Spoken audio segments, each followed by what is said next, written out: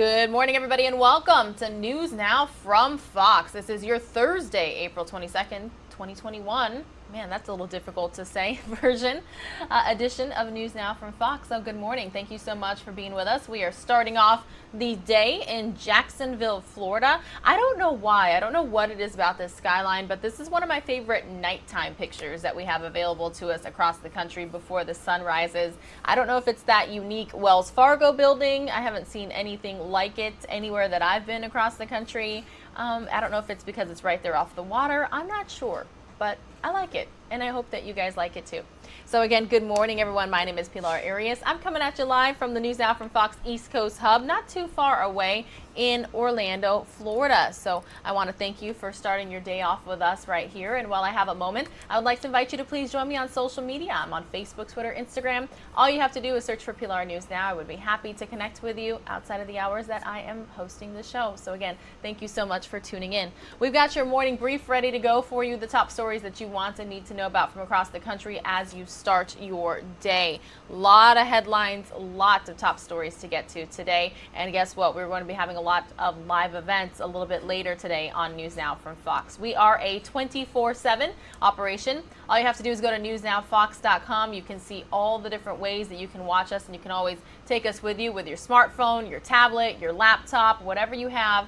You can have us with you. You can even turn us on in Bluetooth in your car and listen to us like radio. All right, everybody, so we are going to head on out to Minnesota for this first top story. Family and friends are preparing to say their final goodbye to Dante Wright during his funeral later today in Minneapolis. But this is only the beginning, as the former Brooklyn Center police officer accused of killing him is preparing for her next day in court. Fox News correspondent Caroline Shively reports from Minneapolis.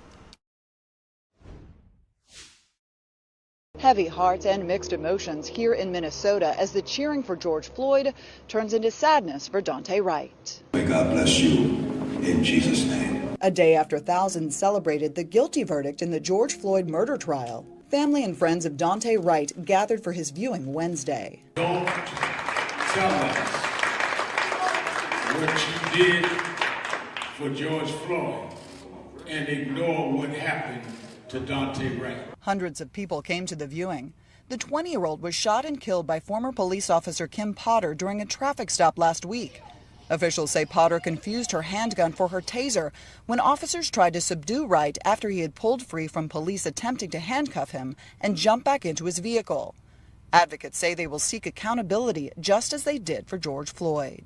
Your conscience tells you it is the right thing to do to stand up for Dante Wright, to speak up for Dante Wright, and to fight for Dante Wright. As the Wright family and the nation prepare to say farewell to Dante during his funeral today, leaders say moving forward, the main focus is getting justice. Don't put Dante on trial. She shot him. He didn't shoot nobody. Former Brooklyn Center police officer Kim Potter has been charged with second-degree manslaughter. In Minneapolis, I'm Caroline Shively, Fox News. Taking a live look now, everybody, at New York City. The Big Apple this morning, absolutely positively gorgeous as the sun is rising. I'm going to head on over to fox5newyork.com. Remember, this show would not be possible without the help of the Fox-owned and operated stations from across the country. Currently 36 degrees out there. They're only expected to reach a high of 50 today, which, considering they were in the low to mid 70s earlier this week, that is quite a change. It's like taking a step back, kind of going back to winter. Again, we are continuing on with your morning brief, the top stories that you want and need to know about. We are heading to Columbus, Ohio next, where authorities are vowing full transparency in the wake of the police killing of 16-year-old Ma'Khia Bryant, the deadly incident prompting protests and strong reactions as it unfolded around the same time former officer Derek Chauvin was convicted in George Floyd's death. Fox News correspondent Garrett Tenney has details, but we have to warn you, this video is disturbing.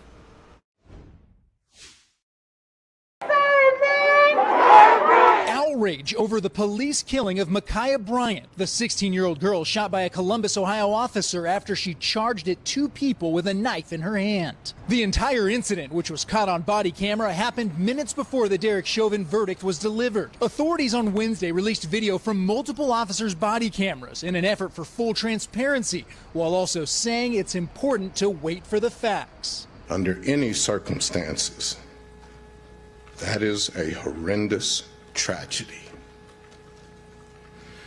But the video shows that there is more to this. And though it's not easy, wait for the facts as determined by an independent investigation. Columbus's mayor agrees facts will determine the outcome. BCI will determine if the officer involved was wrong. And if he was, we will hold him accountable. Police were dispatched to a home Tuesday afternoon following this 911 phone call. Grown girls over here trying to fight us, trying to stop us, trying to put our hands on our grandma. Get here now! The body camera video shows officers arriving to a commotion in the driveway when Bryant started swinging what appears to be a knife at another girl who falls down. Bryant then charges another woman at the scene, putting her against a car and raising her hand with a knife in it. Get down! Get down! Bryant fell to the ground. A black-handled knife similar to a kitchen knife was on the ground near her. She was taken to a local hospital where she was pronounced dead. An independent investigation into the officer's use of deadly force is now underway. In Chicago, I'm Garrett Tenney, Fox News. All right, everyone, we are taking a live look now at Dayton, Ohio.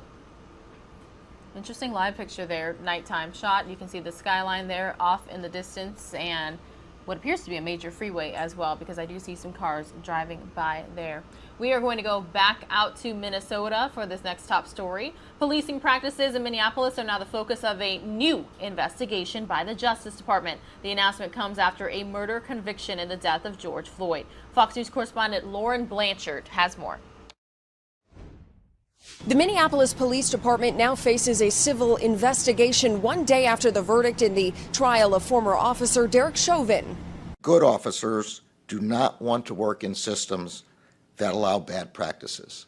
Attorney General Merrick Garland announcing a federal probe into policing practices in Minneapolis Wednesday. The DOJ was already investigating whether the officers involved in George Floyd's death had violated his civil rights. Now it will look at the entire department to see if there is a pattern of unconstitutional or unlawful policing. The investigation I am announcing today will assess whether the Minneapolis Police Department engages in a pattern or practice of using excessive force, including during protests. The investigation will also assess whether the MPD engages in discriminatory conduct. The announcement comes 1 day after former officer Derek Chauvin was convicted of murder and manslaughter in the death of George Floyd. Chauvin was booked into a Minnesota state prison Tuesday where he'll await sentencing. Prosecutors have argued several factors warrant a harsher sentence, including that children were present when the crime was committed and that Chauvin abused his authority as a police officer. Chauvin's attorneys have 60 days to notify the trial court if they plan to appeal Tuesday's conviction. I think they knew what was going to happen in this case. Probably prepared for it. The DOJ says it could bring a lawsuit against the Minneapolis Police Department if it finds a pattern of unconstitutional policing. In Minneapolis, Lauren Blanchard, Fox News. All right, everybody, if there is any story that is going to catch your attention this morning in the morning brief, it's probably going to be this one. President Biden touting his vaccination efforts as the coronavirus vaccination process hits a milestone. Meanwhile, the president is also pushing for workers to get paid time off. He's pushing for workers to get paid time off in order to get the shots. Fox News correspondent David Lee Miller has the latest from New York. President Biden is calling on all businesses to give workers paid time off to receive the COVID vaccine. No working American should lose a single dollar from their paycheck because they chose to fulfill their patriotic duty of getting vaccinated. The president is also asking employers to pay workers who need to take time off because they don't feel well because of the vaccine. To help ease the financial burden, eligible businesses can receive a tax credit. To make sure this policy comes at no cost to small or medium-sized businesses with fewer than 500 employees, the IRS is posting instructions for how employers can get reimbursed. The president also took a victory lap, announcing that a self-imposed milestone has been met. Today, we hit 200 million shots in the 92nd day in office. 200 million shots in 100 days, in under 100 days, actually. It's an incredible achievement for the nation. When asked about vaccine hesitancy, Mr. Biden said the country has not yet hit the point where decreasing demand is the biggest challenge. Earlier this week, former President Trump called on his followers to get vaccinated and criticized the pause in distribution of the Johnson & Johnson vaccine after it was linked to blood clots in 6 women. The FDA today released documents showing serious sanitary violations at a plant in Baltimore that previously ruined millions of doses of the Johnson & Johnson vaccine. The facility, run by Emergent Biosolutions, was shut down and inspected earlier this month. A portion of the 13-page report found, quote, equipment and/or utensils are not cleaned and maintained at appropriate intervals to prevent contamination that would alter the safety, identity, strength, quality, or purity of the drug substance. Here in New York, once the epicenter of the pandemic, the city continues to gradually reopen. Capacity limits at theaters and large venues are being eased.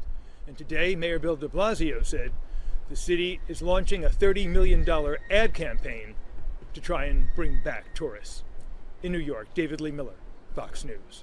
Again, everybody, good morning. You are watching News Now from Fox. My name is Pilar Arias. I'm coming at you live from our East Coast hub right here in Orlando, Florida. As you can see there, the live camera from the Franklin Mountains in El Paso, Texas, the border with the U.S. El Paso and Juarez, they are sister cities, neighboring cities right there. Juarez, Mexico, that is. The reason I took you to the border is for this next top story. Critics on Capitol Hill continue blaming the Biden administration for the ongoing rise in migrant children entering the country. Fox News correspondent Kevin Cork reports on what some states are doing to combat the issue and how Mexico is getting involved. The influx of unaccompanied minors pouring into the United States continues posing concerns and is forcing states along the southern border to tackle the growing crisis themselves. For anybody to tell you that there's not a crisis on the border would be intellectually being dishonest. With close to 300 minors crossing into the country each day, Arizona's governor is declaring the situation at the border an emergency and sending in the National Guard.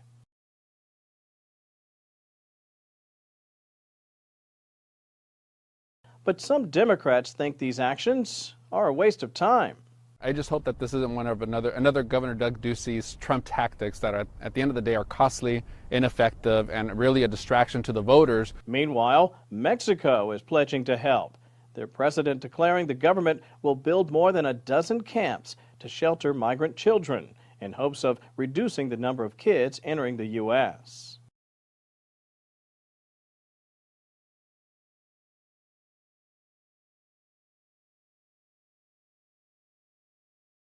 Be on the way as a bipartisan group of senators are now working on a bill that could ultimately help to slow the surge. In Washington, I'm Kevin Cork, Fox News. All right, everybody. There was a couple instances where you couldn't hear who was speaking there in that story. One of them was Arizona Governor Doug Ducey, and the other one appeared to have been an official in Mexico. So I'm going to take you out live now to Detroit, Michigan. Wow, the sun is rising, but the downtown area, all the buildings, the skyscrapers are still lit up. Absolutely, positively gorgeous this morning. There is a reason I took you out there, though. That is because it appears yesterday was a whole different story. A snowy commute contributed to a number of accidents yesterday morning in Metro Detroit. Fox's Robin Murdoch has more, including what Michigan State Police had to say about it.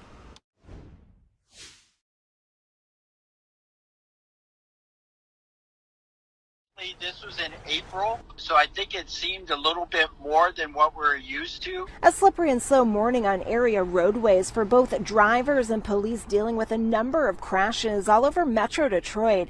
This pileup closed down the ramp near eastbound I-696 and eastbound I-94 in Roseville for hours. It involved more than a dozen cars and a jackknife semi. Some crashed due to the icy conditions. Others were caught up in the backup on the ramp. And this really was a familiar scene on Wednesday morning, especially near ramps, bridges, and overpasses that tend to freeze up first, or near curves in the road that can catch drivers off guard when it's slick out. Police also responded to accidents near 696 and 75 in Oakland County, 696 and Mound near Warren, and a crash involving a pedestrian near the Lodge and Telegraph in Southfield. Michigan State Police say for the most part the crashes were relatively minor, with little or no injuries. The common denominator is always the driver. There's a rumor or a myth that, slick roads cause crashes, and that's not true because roads don't drive cars, people do. Yeah, you always got to be safe on the roads when you're driving in any sort of weather conditions, whether it's heavy rain, sleet, ice, snow, and the like. Just got to pack your patience and be prepared for anything. All right, everybody, we're taking a live look at our Port Canaveral live picture, Port Cam for short. We don't know why it's out of focus, but it's still a beautiful live picture, and it relates to the next top story here in your morning brief. The Space Coast will now see a crewed launch tomorrow morning if weather permits. The crew for the flight is made up of NASA astronauts from the U.S., Europe, and Japan. Fox 35 Orlando's Alina Shirazi tells us more about what their mission will entail. A new team of astronauts get ready to take off. The Crew 2 international team is bringing together astronauts from the U.S., Europe, and Japan, starting a 6-month journey aboard the International Space Station. NASA Crew Dragon lead engineer John Posey says he's been working on the commercial crew program since 2012. He says one of their biggest achievements is flying on a reused capsule and booster rocket. I'm feeling very good about this launch. We've done a lot of work to get ready for it, and we're able to not only utilize our experience on the last couple of missions with the Dragon capsule to prepare, but also being the first reused spaceship since the space shuttle. Some of us have worked on the space shuttle. We're excited to see some of those lessons learned get transferred into the new capsule and get ready to go. This is NASA's second crew rotation. The 4 astronauts will overlap for a few days with the Crew 1 astronauts. Once Crew 2 arrives, they will conduct hundreds of experiments that could eventually help space agencies prepare for distant space missions and even help fight diseases back here on Earth. The International Space Station is a floating laboratory in space that's unlike any environment that certainly exists on the planet. So we have a lot of opportunity at our disposal there to do research in medical fields and in, all sorts of different fields. And our goal as a program is to help facilitate that. And as of now, these 4 astronauts are scheduled to take off at 5:49 a.m. Friday morning. And if Friday doesn't work out, they'll be planned to take off on Monday. For now, at Kennedy Space Center, Alina Shirazi, Fox 35 News. Taking a live look now, everybody, at X-Rad radar, showing you the current weather conditions across the country. Most of you are going to see a 2-minute commercial break. We've got more top stories in your morning brief ready to go for you when you return.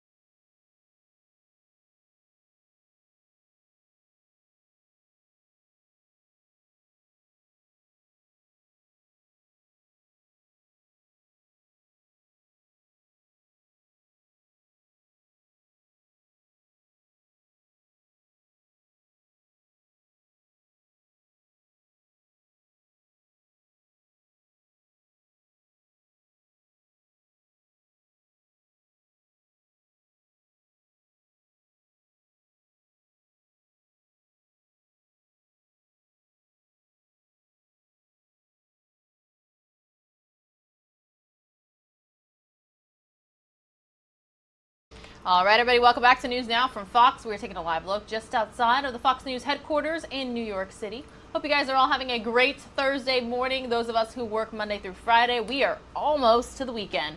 Meanwhile, a boom for new businesses in the midst of the pandemic. Fox Business Network's David Osmond has that and more in this most recent Fox Means Business report. Dreams of starting a business becoming a reality even during the pandemic. New data from the online directory Yelp showing more than 516,000 new companies opened between April 2020 and March of this year. The research also found 28% of these new businesses were started in the first 3 months of this year. Stocks rebounding on Wall Street in a big way. The major markets closing higher Wednesday following 2 straight days of losses. Mortgage applications rebounding as well. The Mortgage Bankers Association says the 8.6% rise last week was the first jump since the end of February. Falling mortgage rates is the big reason why. And more parents are talking about finances with their kids on a regular basis because of the financial impact of the pandemic. According to a new report by T. Rowe Price, 47% of parents are now having money conversation with their kids once a week or more. Fewer than 35% of parents were having these conversations with their kids in the past few years. That's business. I'm David Asman. All right, everybody, and we're taking a live look at the White House in Washington, D.C. It looks like it's a beautiful morning out there for sure. I am going to pull in some video that I'm super excited to bring you. I know that it is not Friday, but I'm still pretty much really excited to bring you this video right now here on News Now from Fox. I need to make sure that we get it all properly framed and ready to go for you before we play it. Because, you know, most people, when they take cell phone video, it's vertical, right? So just want to make it look as best as we can for you. And I know that there is some audio, so we always got to listen in. All right, let's watch.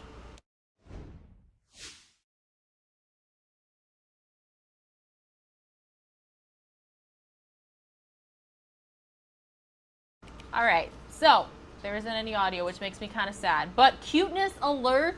Am I right? Take a look at this. A small dog playing in and tasting fresh snow in Buffalo, New York. This was just yesterday as the National Weather Service confirmed a new daily snowfall record for the city.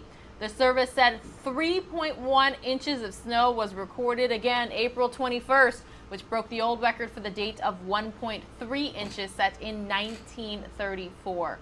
This is video uploaded to Twitter by @Flapazoid showing the small dog playing and jumping around in the snow. According to the source, this was the dog's first experience with snow.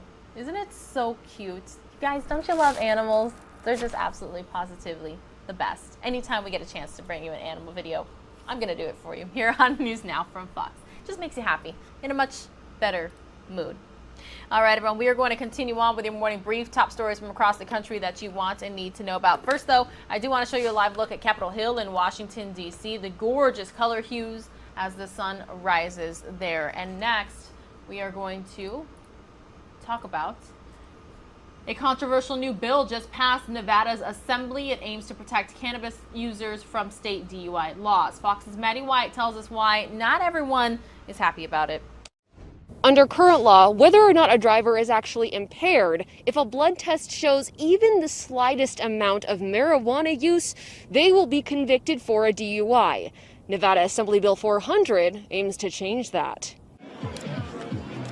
This stuff stays in your system like way longer than alcohol does. Assemblyman Steve Yeager wants to shield marijuana users from getting DUIs when they're not actually impaired. There have been some studies that have shown heavy users still have metabolite in their blood 2 weeks after their last consumption. Right now, prosecutors have enough to convict someone for a DUI if they test positive for any marijuana metabolites. If passed, police would still be allowed to test your blood, but the prosecutor would then have to show a judge the totality of evidence against you. Metro Police say they document every observation, including smells and via body cam video. The assessment starts right at the driver's window. Maybe seem a little slower, we'll have bloodshot eyes, and then there will be that large odor that comes off of them or from the vehicle. There is an eye test for certified officers. There's a walk and turn. There's a standing on 1 foot. The DA Association recently testified against it, arguing, what if the driver already crashed and was injured and those field tests couldn't be collected?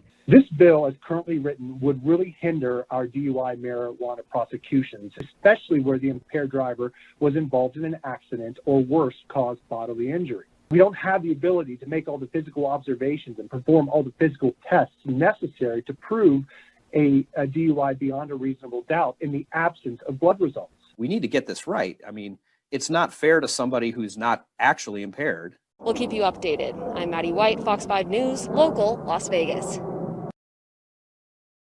All right, everybody, I think we have time for one more story before we have to take a commercial break and then prepare to have a live report with Fox's Doug Luzader. So the latest here on this story, during a routine traffic stop, a deputy right here in Florida took the time to comfort a man who had recently suffered a great loss. Fox's Catherine Hawley spoke with the deputy about the different aspects of serving the community and how they're all equally important. A proactive patrol on Dale Mabry Highway focused on motorcycle safety shows a different meaning to the oath serve and protect. As soon as I got out of my vehicle and I started walking up to the gentleman, I could hear him very emotional. He was already very emotional. It's a side of the job Master Deputy Donald Reiser says happens more than you would think. So my friend got in front of me. That's okay, we'll take your helmet off for a second. Was he on a bike? Where at? It's St. Pete. A couple days ago. Here, take your helmet off so you can breathe, man. In his nearly 16 years on the force, Reiser tells us his focus is always on having empathy for everyone he encounters and really trying to help. It's not just about stopping people, giving people tickets. I mean, you have to be a social worker in this job too. You have to wear many, many different hats and be able to take one off and put the other one on really quickly. And clearly he shouldn't be riding a motorcycle in that state. I'm glad I stopped you if you're emotional like that. When you get a chance to talk to people, you know, that can help you.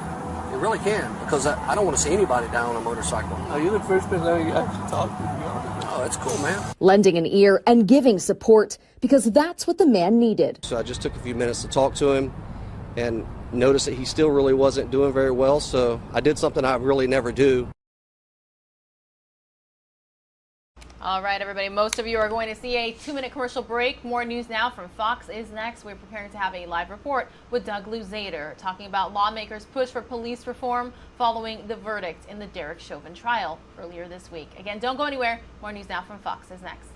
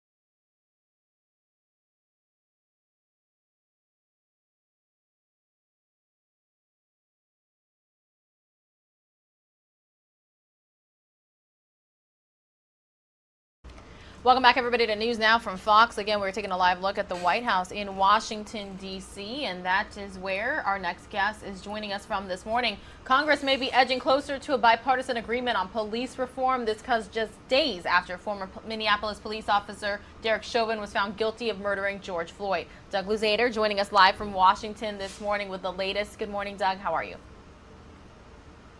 Good morning. So what can you tell us about this bipartisan agreement on police reform?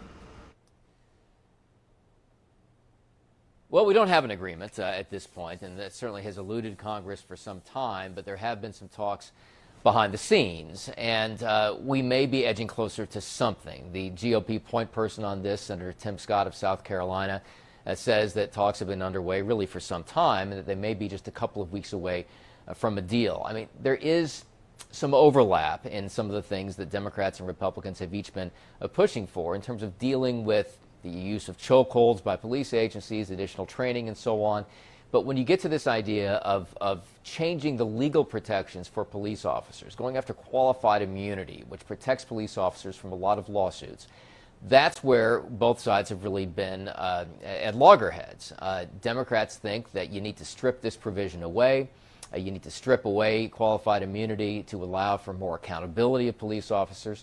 Police agencies, on the other hand, and most Republicans say that this protects police officers from frivolous lawsuits, that they'd be sued at every turn if you didn't have this. So this has been the issue that was really, at the crux of the debate last year when efforts got some momentum and then quickly fell apart. So it's certainly possible that all of this could be for naught and that there is no deal. But everyone is kind of indicating that there's at least a level of optimism here that they will reach some kind of an agreement in coming weeks. And we'll see. I mean, the White House certainly supports it. Now, would they support a deal that didn't include stripping away qualified immunity? We don't know at this point. Doug, we were just showing some video while you were speaking, and that included U.S. Attorney General Merrick Garland, who announced a federal investigation into the practices of the Minneapolis Police Department. What do you think that means? Well, the Justice Department has done this with other police agencies where they go in and kind of do a deep dive, and it generally winds up being a lawsuit with some kind of federal oversight that can last for years afterwards. So this gets to some of the larger issues really behind the trial. The trial itself really didn't involve race. I mean, there are certainly many believe that race was a factor in this and so on, the trial of former police officer Derek Chauvin. But the trial really got to issues of how George Floyd died, what kind of practices that Officer Chauvin used at the time and so on, what kind of techniques he used. It's very technical. The issue of race, though, is something that this investigation from the Justice Department will get into, whether there has been, whether there is evidence of disparate treatment and so on. That's part of this deep dive in the Justice Department, and these things take some time. All right, Fox's Doug Luzader joining us live this morning from Washington. We really appreciate it. Thanks, Pilar. Taking a live look now, everybody, at Capitol Hill in Washington, D.C. Coming up in about an hour 25, so yes, less than an hour and a half, Rain Augustine is going to be talking with Mark Morial, the president and CEO of the National Urban League, about what the guilty verdict in the Derek Chauvin trial means for the future of policing and police reform in America. Again, that interview is going to be right at 8 a.m. Eastern Time, right here on News Now from Fox. You are not going to want to miss it. All right, most of you are going to see another 2-minute commercial break. We will be right back.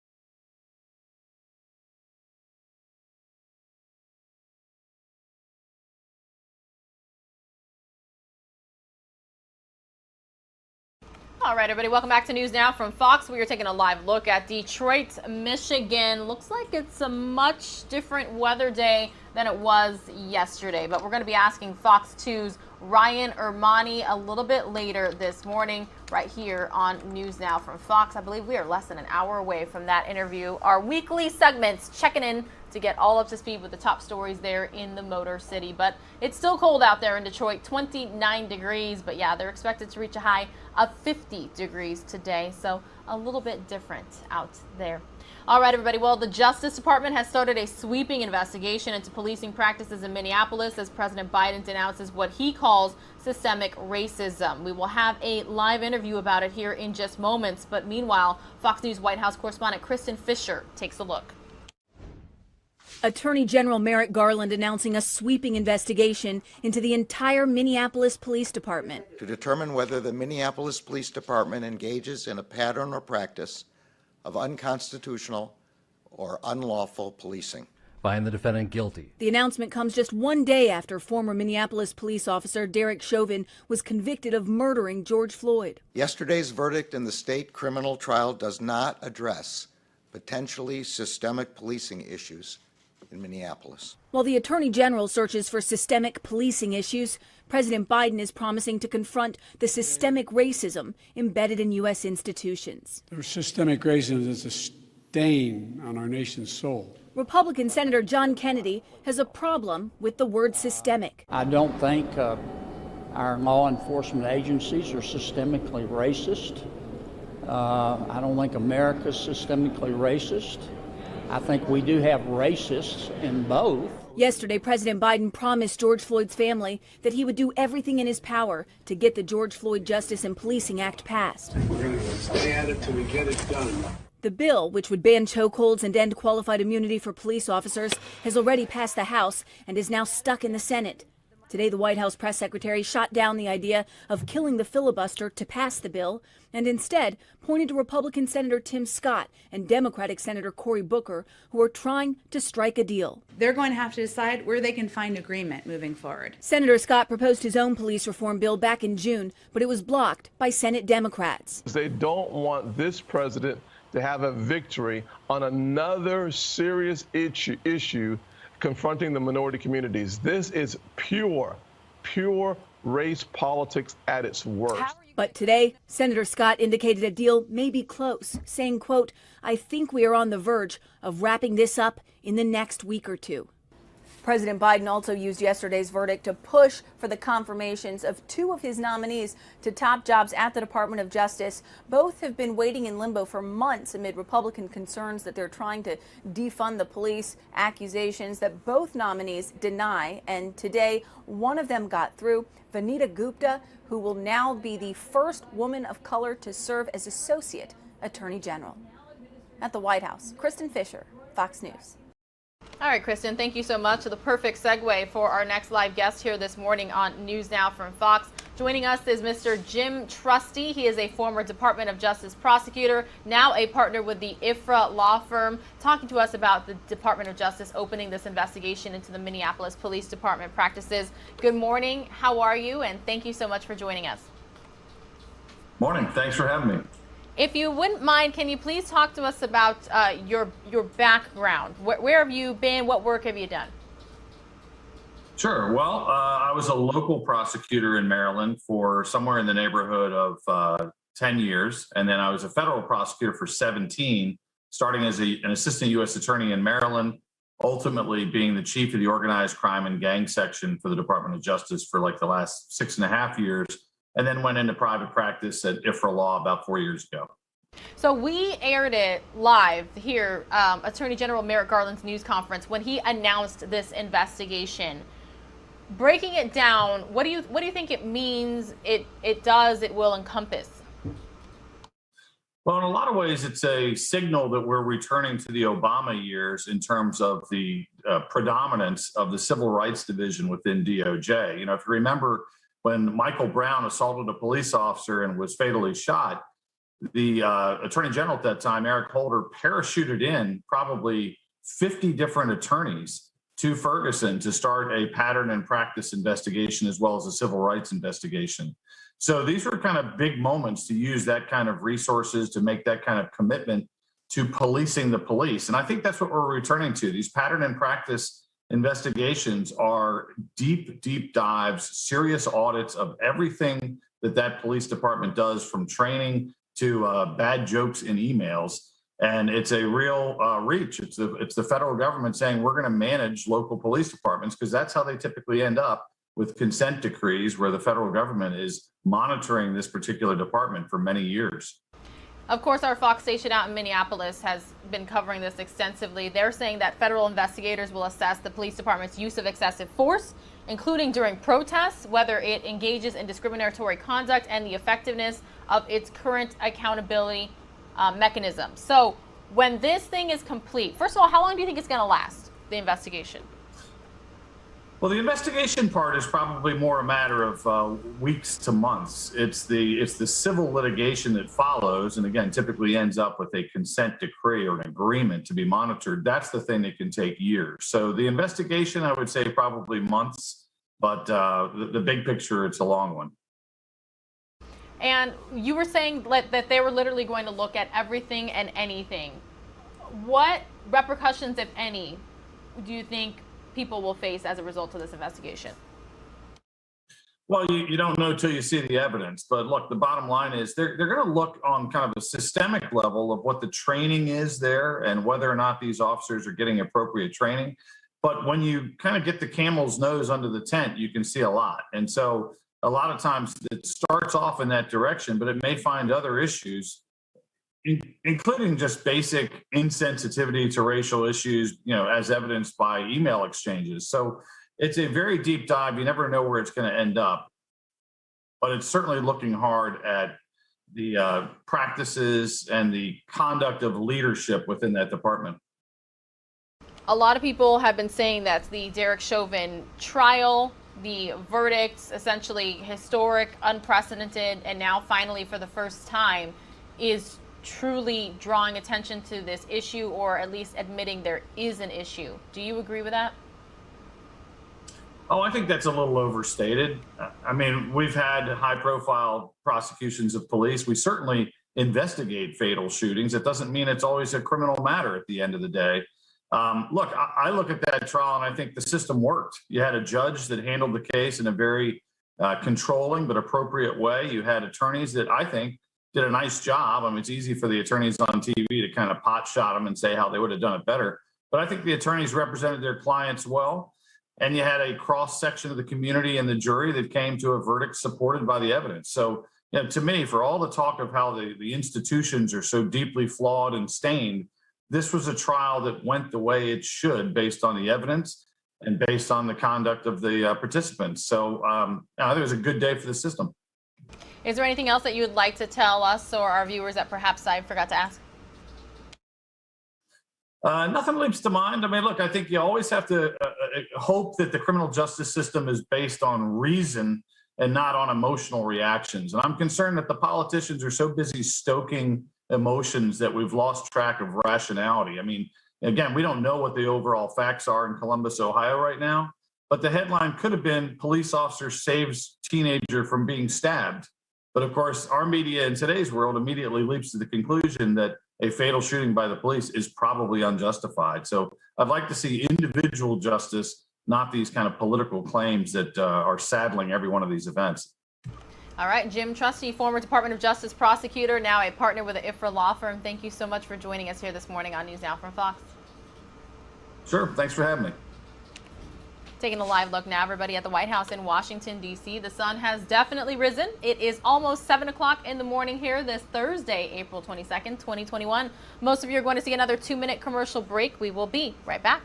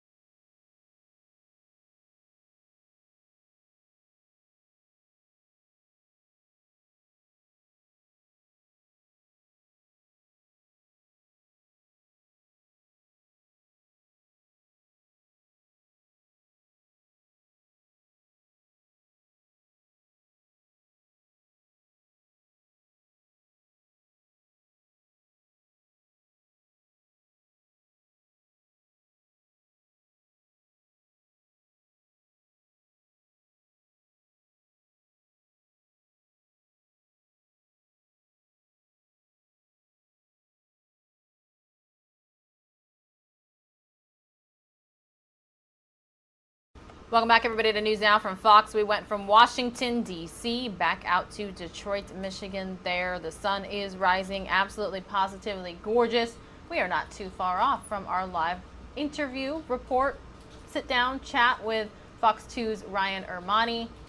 Just chatting about everything that is impacting the Motor City. But now we're going to go back to the News Now from Fox's headquarters in Phoenix, Arizona, where Daytona Everett spoke with Abigail Hall, a research fellow at the Independent Institute about Police Accountability for Criminal Acts. She breaks down statistics pertaining to police killings and why convictions are so rare for law enforcement. I'm going to bring in Abigail Hall Blanco. She is a research fellow for the Independent Institute. Abigail, thank you so much for joining us here on News Now. We appreciate you being here with us. You actually wrote a blog about this, and I want to read just a part of it really quickly. You say the conviction is being called historic. Although we can expect the outcome to be appealed, the fact that Chauvin was tried, much less convicted, is noteworthy. I'm excited about this conversation. So let's just get started. Let's talk about statistics in things like this even happening. Police officers getting convicted and eventually being found guilty. How common is that? So the short answer is that it's not particularly common at all. So those of us who research in issues related to policing face a number of obstacles in conducting that research. When it comes to looking at police-related fatalities, one of the primary challenges is that we actually don't have complete data. There, as of 2021, is no official comprehensive database that looks at police shootings. And so we have to rely on a number of different third parties who do the best that they can, but we recognize that that data is not necessarily as good as we would want it to be. What we do know is that police kill, on average, in the United States, about 1,000 people every year, and that very, very few of those incidents lead to criminal charges for police officers or convictions, even if those cases are brought to trial. Yeah, and I find that so interesting. You know, this is one of the first cases that has really come to the public eye, though, because of all the evidence that was surrounding it. You know, I'm curious, do you think that this case is going to change police being held accountable for their actions, even if there isn't video that has been taken, pretty blatantly obvious video on the scene there?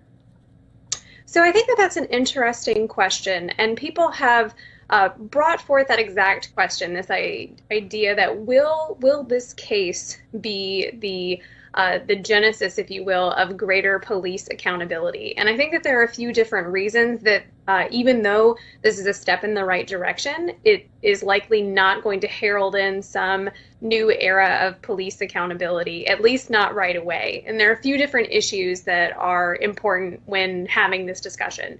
So things like police leeway on the use of force, the implications surrounding police unions, as well as things like perceived imminent threat, and then also, quite importantly, the doctrine of qualified immunity, which is something that has gained a lot of traction in the last few years. And you also wrote a little bit in your blog, your excerpt that you wrote, that typically a lot of these cases that do come forth are talking about self-defense cases where there's a real threat. And so this was an interesting case in that it wasn't necessarily like any of that. How did the statistics reflect in comparison to a self-defense case versus a non-self-defense case where there's no threat? How does that look like as far as statistics go, the numbers?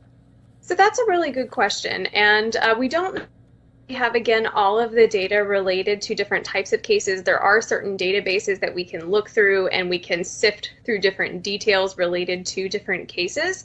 But often what we see is that cases that have like a plausible self-defense component, so you have what's called a perceived imminent threat, where it would appear that most people would agree that a threat was real, those cases frankly aren't brought to trial in the first place. But what we do know is that of the cases that are brought to trial, most of them do result in either an acquittal or when convictions do occur, it's for a lesser charge. So if we look, for instance, I believe it's from 2005 forward, we have about 110 cases of police officers who were charged with either murder or manslaughter related to a police shooting. And most of those resulted in an acquittal. And then about 40 of those, 43 I think, resulted in some kind of a conviction, but it was often for a lesser charge. And you wrote something about qualified immunity. Can you explain that to everyone who's listening in right now, what that means specifically in the case of police officers? So when we talk about qualified immunity, this is a legal doctrine that was created by the U.S. Supreme Court, and it's intended to try to shield government officials from essentially frivolous lawsuits. Because you don't want, or you wouldn't want, a scenario where, say, somebody could sue a police officer for something just silly that occurred in the course of the police officer doing their job. So what qualified immunity effectively does is that it requires that in order for a government official, in this case police officers, to be held legally liable, plaintiffs have to show, so the victims of police violence in this particular context, they have to show that a clearly established constitutional or statutory right was violated, and they have to find a case with functionally equivalent facts. So they basically have to find a case that looks almost exactly like the one that they're attempting to bring to court. This sets a remarkably high bar for people who want to try to seek damages or other types of accountability for police officers. It creates a really, really high bar to the point where people, both sides of the political aisle, Democrats, Republicans, have called pretty loudly for reform or even abolition of qualified immunity in some cases. So you see Supreme Court justices, again, who would be considered politically misaligned. So you see Justice Sotomayor, you see Clarence Thomas, and others calling for changes to this particular legal doctrine. Did we see any of that in this case, this Derek Chauvin trial, qualified immunity? Was that brought up? So when we look at qualified immunity, this is oftentimes invoked in a variety of different police cases. And so certainly when you are looking at cases like the Chauvin trial, when you are looking at any cases typically involving police misconduct, it is something that is frequently discussed, whether it's ultimately employed or not employed. What do you see as the future for keeping police accountable across the country here? Just in the past week, the past couple of days, we have seen more situations, more shootings, and kind of circling back to our other conversation, how technology has really changed the game as far as evidence goes. I'm curious what you see as the future. I think that there are a number of different potential avenues that we might see moving forward. I do think that addressing qualified immunity could be a very potentially important way that we might start to see more police accountability. I think revisiting what is put into union contracts, for instance, for police officers. So we see things like misconduct being expunged from records of former police officers as part of union negotiated contracts. You also see that police officers can do things like exchange in their sick days in some cases when they are suspended. And so I think that looking at those types of issues is one path forward, and the Fraternal Order of Police has said that they are open to making those various types of reforms and that they don't want to protect bad police officers from bad behavior. But related to my own research more specifically, I think looking at and starting to address some of the core issues for why it is that we see police behaving so aggressively within the United States. So talking about things like the integration of military hardware, military tactics, and so on into domestic policing, where this was not the case, say, in the 1960s or even the 1970s. Yeah, it's so interesting to see generationally how things have changed. And even just in the past year, 2020, 2021, things are really being brought specifically to the public eye as well. So we appreciate you breaking it all down for us. Anything else to be noting with all of this going on across the country? I would say that just this pattern that we are seeing, even though it is, and as you mentioned, social media and technology has put this issue really front and center. But one of the things that I would point out is that this is a trend that has been going on for quite a while. So you look at 2015 to 2019, 2020, it's about still 1,000 people every year who are killed by police. And even if you think of those killings as being justified, and in some cases, whether they're tried or not, it appears that those incidents might be justified. But I think we can have a serious conversation as to why those numbers are what they are, and then what might be some ways that we can reduce those numbers. Because I think that when you talk to police, they don't like those statistics either. And so regardless of how we ultimately feel about policing in this country, we can all agree that we would like for those numbers to be lower than what they are. And that's such a great point. There's two sides to this narrative. There's obviously the police side, and we keep hearing, you know, there's some bad apples out there, but a lot of them are good. So there's a lot of police unions that are frustrated right now with the way that they are being painted, because they say that they want to be out there and helping the community, patrolling the community in the right way. So I appreciate you bringing that up. We want to bring up both sides of this conversation. Absolutely. All right, Abigail Blanco, thank you so much for joining us here on News Now from Fox. Hopefully we get to speak to you again. Anytime. Thank you for having me.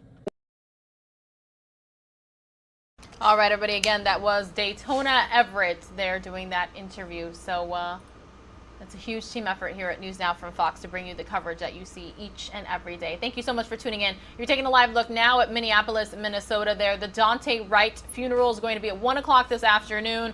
We will likely have it for you live, raw, unfiltered here on News Now from Fox. That's 1 p.m. Eastern. And we're about 13 minutes away from a live interview with Fox's Matt Finn talking about just that. But I know it's been an hour since the show has started already, and I'm barely ending the morning brief, the top stories that you want and need to know about from across the country. And you know me, I always try to end on a lighter, happier note, and I've already seen the majority of this story, so I'm excited to bring it to you here. A car race in Utah earlier this week was all about power, electric power, using cars built and driven by students. Fox's Spencer Joseph has the story. It's a battle of wit and machinery. Trying to go fast and not hitting anybody. The Mountain West Grand Prix, put on by the USU Stars Gear Up program, is a unique race. It's kind of nerve-wracking, not gonna lie, because there's all of these kids and all of these cars. All of them built and raced by elementary, middle, and high school students to teach kids about engineering, math, and science. You get a sense of accomplishment when you can see it out there. This is Delta High School, and they're competing against more than a dozen other teams. And then there's the Formula 24 cars themselves. Many people are familiar with the most famous words in motorsports: drivers, start your engines. Well, for these cars behind me, they're actually running. They're silent. That's because they're all electric. We're running on a tiny 9-volt battery, so as soon as that battery is dead, we're done. You have to think about it and think, well, am I going too fast? Am I going too slow? But to get here also takes teamwork. Cottonwood High School knows that well. Our team consists of like 97% immigrants and refugees coming from underdeveloped countries. We use our different ideas and connect them together so we can actually get somewhere in the competitions. All watched on from their teacher, Mr. Perez. I would like to be there helping them, but looking at them fixing the problem, understanding that, and growing because of that, it is priceless. After practice, it was time to get out on track. We're going to win.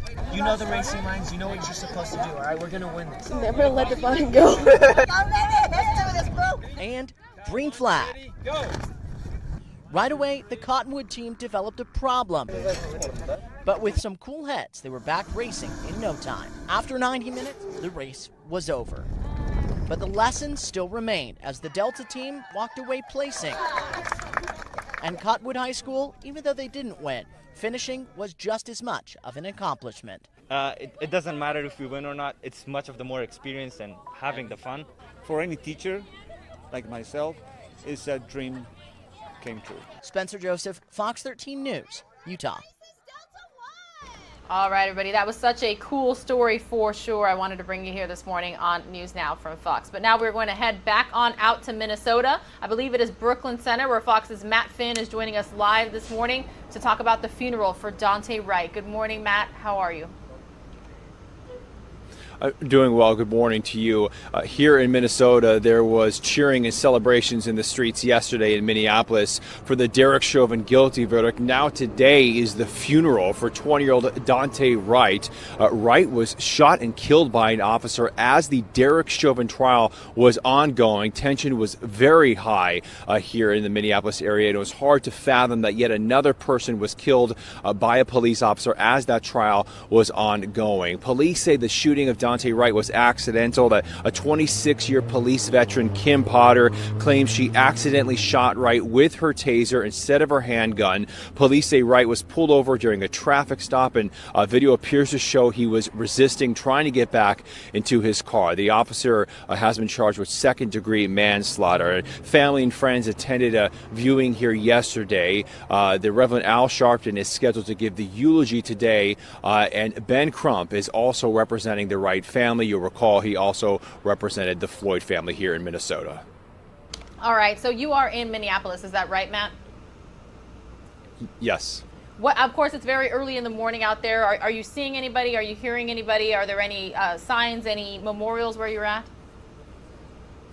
No, unusually cold. It has been for the past day or two. Nobody in sight. But this is a more quiet area. We were in George Floyd Square yesterday all day, and there was lots of foot traffic, families, people of all ages and backgrounds showing their respects to that area, which is considered sacred. And then there were also celebrations across Minneapolis yesterday and the day before, some of them very celebratory for the Derek Chauvin guilty verdict. All right, definitely a lot of information about the funeral today. Again, it's going to be at 1 Eastern, noon local time, and we will have it for everybody right here on News Now from Fox. So thank you very much, Matt. Sure. Take another live look, everybody, of Minneapolis, Minnesota from above. We have just passed the 7 o'clock hour here. More News Now from Fox is 2 minutes away.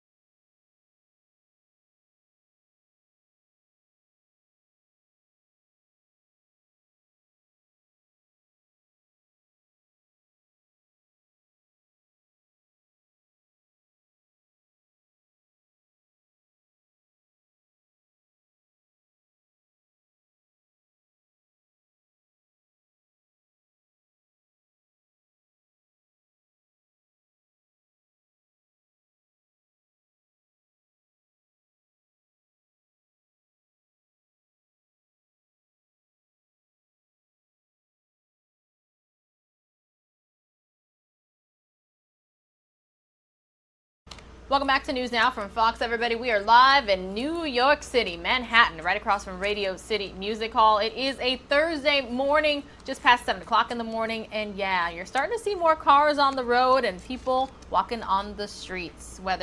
Actually, there's not a whole lot of taxis. I don't think I see a taxi at all in this live picture. But yeah, a lot of vehicles, cars, trucks on the roads, work trucks as well. Coming up next, a segment from Fox 5 New York. They are talking about Laurie Stokes speaks with criminal attorney Julie Rendelman about the Chauvin verdict and what sentencing might look like.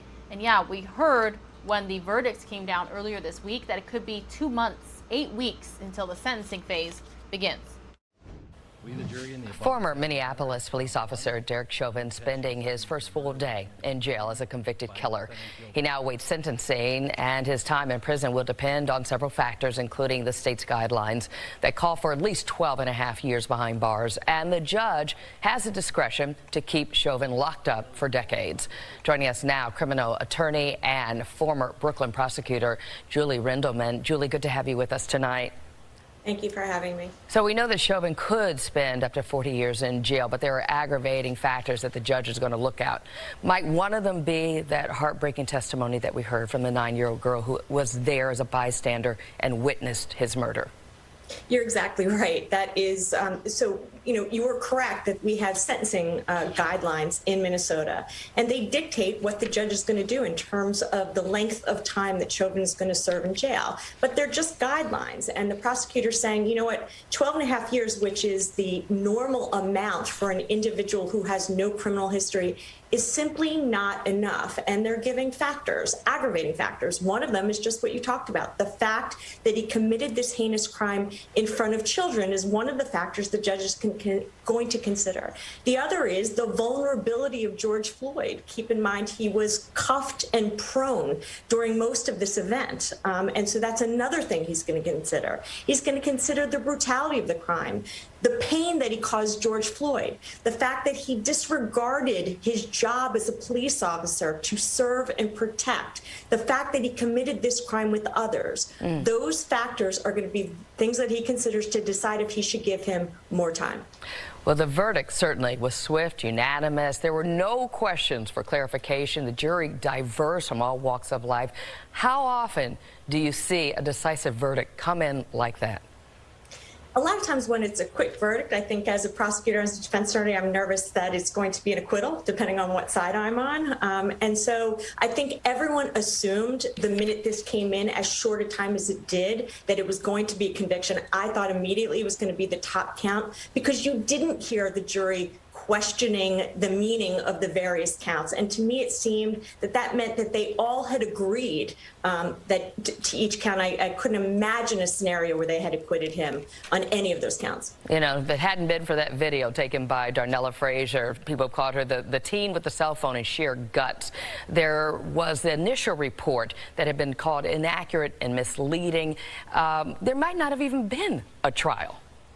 It's interesting, I heard someone say the other day, justice will be served when a police officer is held accountable and there is no video. And I take that to heart because, yes, if not for this video, Derek Chauvin would never be in the position he is in. But it's incredibly important, whether there's video or not, for people to come forward and for people to be heard. And we know, obviously, there needs to be police reform. There's fantastic police officers out there that deserve to be protected and do protect. But then there's others that destroy the name, and that's what we're talking about when we talk about police reform. Just quickly, the other 3 officers charged with aiding and abetting, they'll be tried together in August. Will yesterday's verdicts impact the decisions for those gentlemen? I've been talking nonstop about what they must be feeling, waiting for the verdict, watching the case as it goes on. Now, I believe the cases against the 3 of them are not as strong as they are against Chauvin, particularly against Thao, who never touched George Floyd at any point. But nevertheless, I think there's going to be discussions. I would expect some discussions about potential pleas, and I'd be surprised if at least some discussion doesn't happen. All right, Julie Rendelman joining us tonight. Good to have you on. Thank you so much for having me. Coming up, we'll be joined. All right, everyone. turned on my microphone and then I didn't hear myself talking. Again, thank you so much for watching News Now from Fox. I want to show you how quickly we can go from live picture to live picture and essentially city to city. So this is New York. We've got Washington, D.C., the White House. We've got Washington, D.C., Capitol Hill. Then we've got Minneapolis, Minnesota. And guess what, everyone? We also have XRAD radar taking a live look at current weather conditions across the country.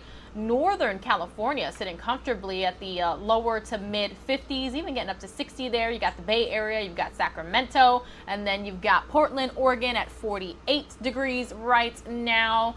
Houston sitting at 52. My hometown, Phoenix, Arizona, in the mid 60s. Beautiful. Out here in Miami, 70 degrees, and then the Midwest, parts of the Northeast, very cold.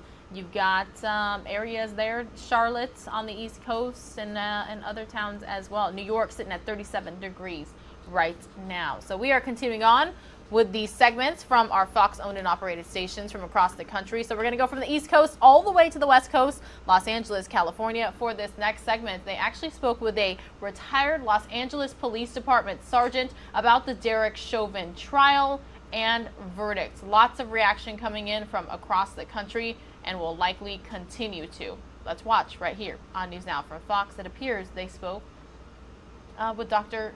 Oh wait, no, this is the LAPD sergeant one. Let's listen in. So a day after the guilty verdicts in Derek Chauvin's trial, the Justice Department is now announcing its own investigation. Brooke Thomas has the latest for us from the live desk. What are we learning? This morning, Attorney General Merrick Garland has announced a Department of Justice investigation into the Minneapolis Police Department. I strongly believe that good officers do not want to work in systems that allow bad practices. The Justice Department is already investigating whether Derek Chauvin and the other 3 officers violated George Floyd's civil rights. But this is a sweeping investigation into the overall department's policing practices. The DOJ will determine whether the department engages in discriminatory practices, as well as look into the MPD's use of force practices and their handling of misconduct allegations. And Michaela, this could result in major changes when it comes to policing in the city of Minneapolis. Yeah, certainly. Thank you so much for that update. We've had less than 24 hours to absorb the verdict and what actually happened in that Minneapolis courtroom. Chauvin, as we said, now stands convicted of murder. His sentencing is set for some 8 weeks from now. But what does that verdict mean for the future of policing? Was this an inflection point that will really spur substantive change? Our viewers know we have turned to retired LAPD Sergeant Cheryl Dorsey to give us her perspective throughout the years and throughout this trial as she joins us now. And Cheryl, you and I have worked together many years, and it's really nice to see a friend again and talk to you about this. I've been asking people that we've been speaking with this morning to take me back to the moment that you heard those verdicts. How did you react? I was pleasantly surprised because I really expected, with all the subterfuge and distraction that the DA was throwing at the jury, that he would find one person who was like-minded. And so now we have guilty on all 3 charges. We knew that Derek Chauvin was who he was. He showed us. We're aware now that there's 22 personnel complaints, and only once has he ever been disciplined. And so they've got some explaining to do over there on that police department. And more importantly, Michaela, the district attorney, in my opinion, has to look at every case that he's touched over his 19-year career. They're all tainted now. How many other Black men, women, and maybe even children has he harmed? Has he incarcerated? When a cop puts hands on you like he did Mr. Floyd, you're going to go to jail, even though it may be a DA reject later.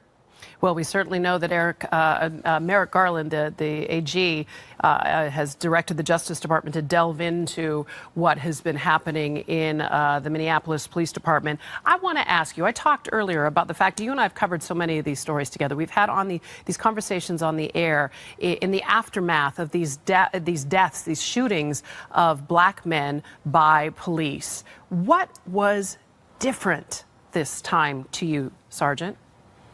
What was different this time is that we had command staff, we had on-scene supervisors testifying truthfully under oath, as they were required, mandated to do, about the use of force, the unnecessariness, unreasonableness of that force, contrary to their training. And it doesn't get any higher than the police chief, but we heard from the police chief, a commander, a lieutenant, and the field sergeant all spoke to, this is not how we teach and train our officers. This was something that he improvised, and we know that he's used before because we heard that in 2015, there were at least 6 other people that he treated very similar.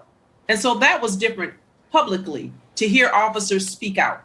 You are a public face of law enforcement. You have been speaking for so many years on the air about these things, but you've done so much time on the streets in uniform yourself. You were trained the same way other police officers were trained. So you bring a different perspective to this. You bring a different perspective to that video. We're not going to show it. We've seen it too many times already. The over 9 minutes, his knee on George Floyd's neck. What came up in you when you saw that? Well, I was bothered by it, you know, as a Black woman first. I was certainly outraged as a supervisor because I know that this is not how we train our officers. And I knew that Derek Chauvin was minimizing and mitigating the behavior. We heard on his body cam how he lied to the sergeant. And he says, yeah, the guy was out of control. He was acting crazy. We had to lay him down on the ground. He neglected to say, oh, and by the way, I sat on him for 8 or 9 minutes. And so all of it was very problematic. And listen, every department has at least one Derek Chauvin. We know that they're there, and we've seen police chiefs, supervisors, captains, and the like look the other way. And so I'm happy that DOJ is looking into this, and I hope that police chiefs will create safe zones where officers can report bad doers and avoid civil liability. So, you know, we heard from family members and people on the ground there in Minneapolis that, you know, this wasn't so much justice, because justice would be George Floyd walking the streets of Minneapolis, loving his family and alive and well. This is what accountability looks like. To you, further to this accountability, what more needs to happen? We know that this is likely a turning point, but what more still needs to be done, Sergeant Dorsey, as far as you're concerned? We need to take a look at qualified immunity. It needs to be dismantled. Certainly, officers need to be decertified when they violate policy and or law so that they don't get the gift of resignation, as in the case of Dante Wright, and then move on to another department, as in the case of Betty Shelby, who shot and killed Terrence Crutcher. And so officers need to be decertified so that they can't live to offend again. And if you can't get rid of an officer, because we know the officer who shot Jacob Blake in the back 7 times just was reinstated, take him out of patrol, put him on the desk, give him a box of flares, let him pass out equipment so that he can't hurt another person out in the field. Retired Sergeant Cheryl Dorsey, I'm so glad to have you with us. Good to see you, my friend. You stay well, and we'll lean on you again, okay? Hopefully. Thank you so not much. necessarily on a case just like this. And by the way, here's her book, Black and Blue: The Creation of a Social Advocate. Congratulations on the book, Sergeant Dorsey. Good to see that you have been thriving in your retirement. Lots of work for you still to do. Most of you are going to see a 2-minute commercial break. More News Now from Fox is next.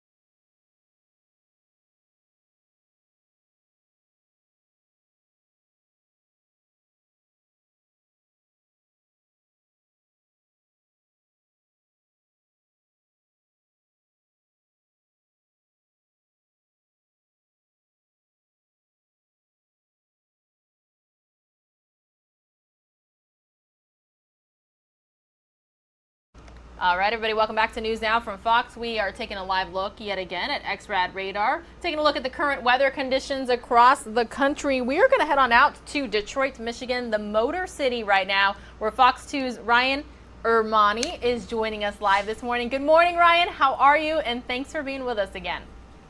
Pilar, I love being with you, and I'll tell you this much. You mentioned the weather. We got about 3 to 5 inches of snow, depending upon where you were in our viewing area in the Metro Detroit area yesterday. I am so done with snow. Thankfully, it's out of here this morning, but my goodness, that's the last thing you want to see in April, coming off that long winter, I'm telling you.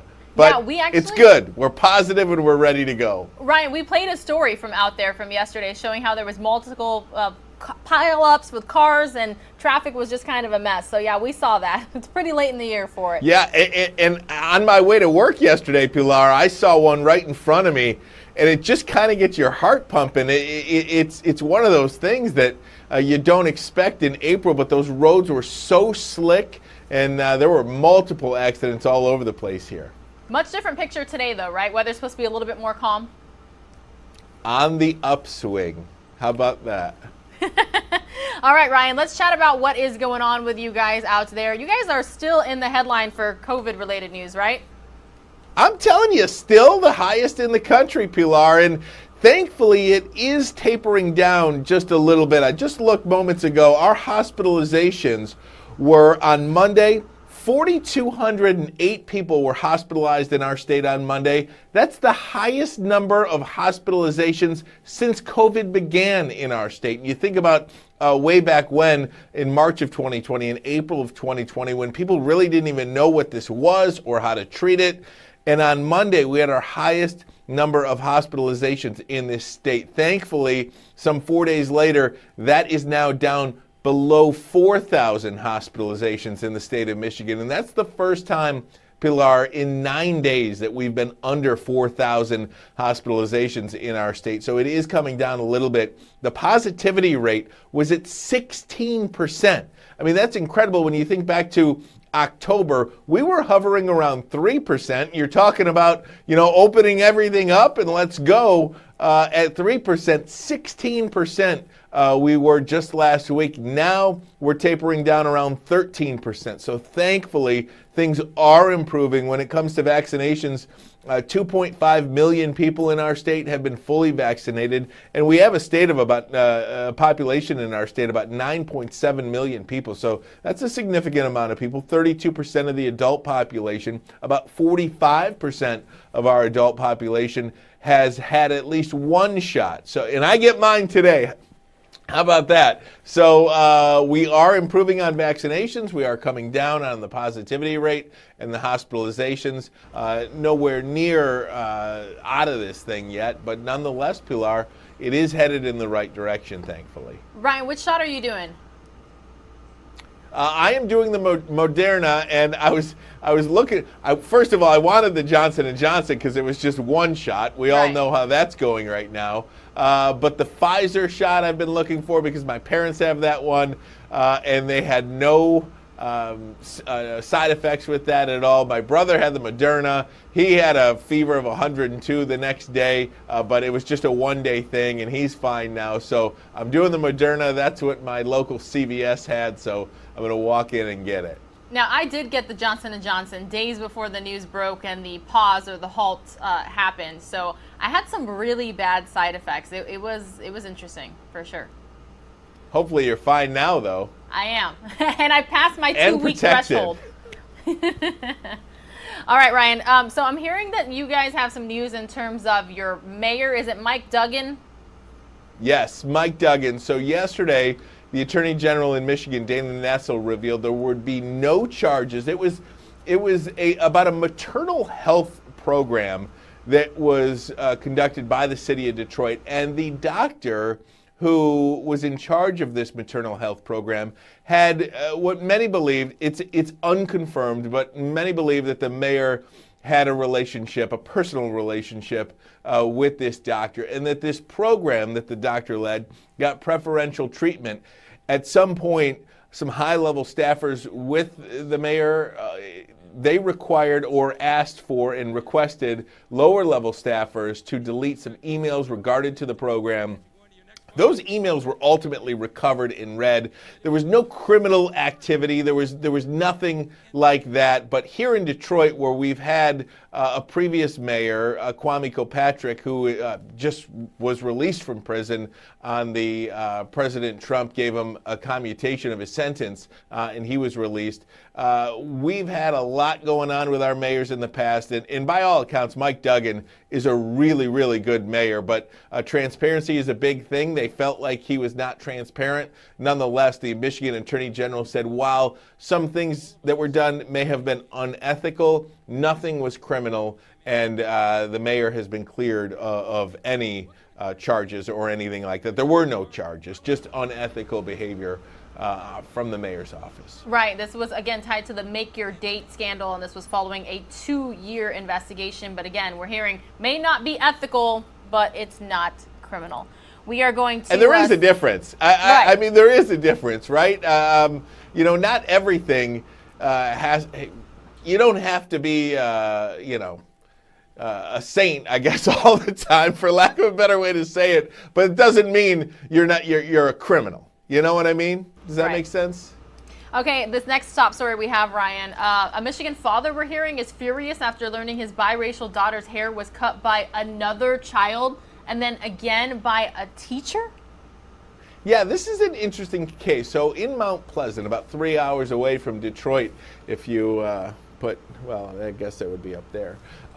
That's what we do to say where you're from in Michigan, because you just put your paw up. But yeah, so this elementary school student, she is on the bus. She's a biracial student. In what Mount Pleasant is 96% white, and the father doesn't know if if race has anything to do in this case or not, but you do raise questions. So this little girl is going to school on a bus, and another student cuts her hair. Well, she was hysterical, crying. The father calls the school, lets him know, and she goes to a salon to get it fixed, get it evened out, and then is still crying. A teacher, a library teacher, 2 days later, then cuts her hair as well. And the father's like, what is going on here? She calls the school, or he calls the school. The school says there's not really anything we can do with this teacher other than put a report in her file. Well, the father says that's not good enough for me. So he calls the police, files a police report, and it took some time for the police to even call him back. So he is looking for ways. He pulled his daughter out of school. He is looking for ways. He got an apology, but he said this is unacceptable behavior. You cannot just have teachers cut kids' hair without getting any permission from the parents, without getting any permission from the school. So there's a lot more to this story, I believe, than we know right now, but it happened, and there's a lot of people angry about it. Yeah, I can imagine, for sure. And you're talking about 2 haircuts that just weren't authorized, so I understand that. That's right. Ryan, anything else going out there that you want to chat about while we have a chance, or? Well, I feel like, you know, ever since last week, since the news broke somehow that you were engaged, Pilar, I feel like a lot of well wishes online have happened, and I just wanted to make sure you are still engaged this week. I am. Okay. He took That's your great. advice. He says yes a lot.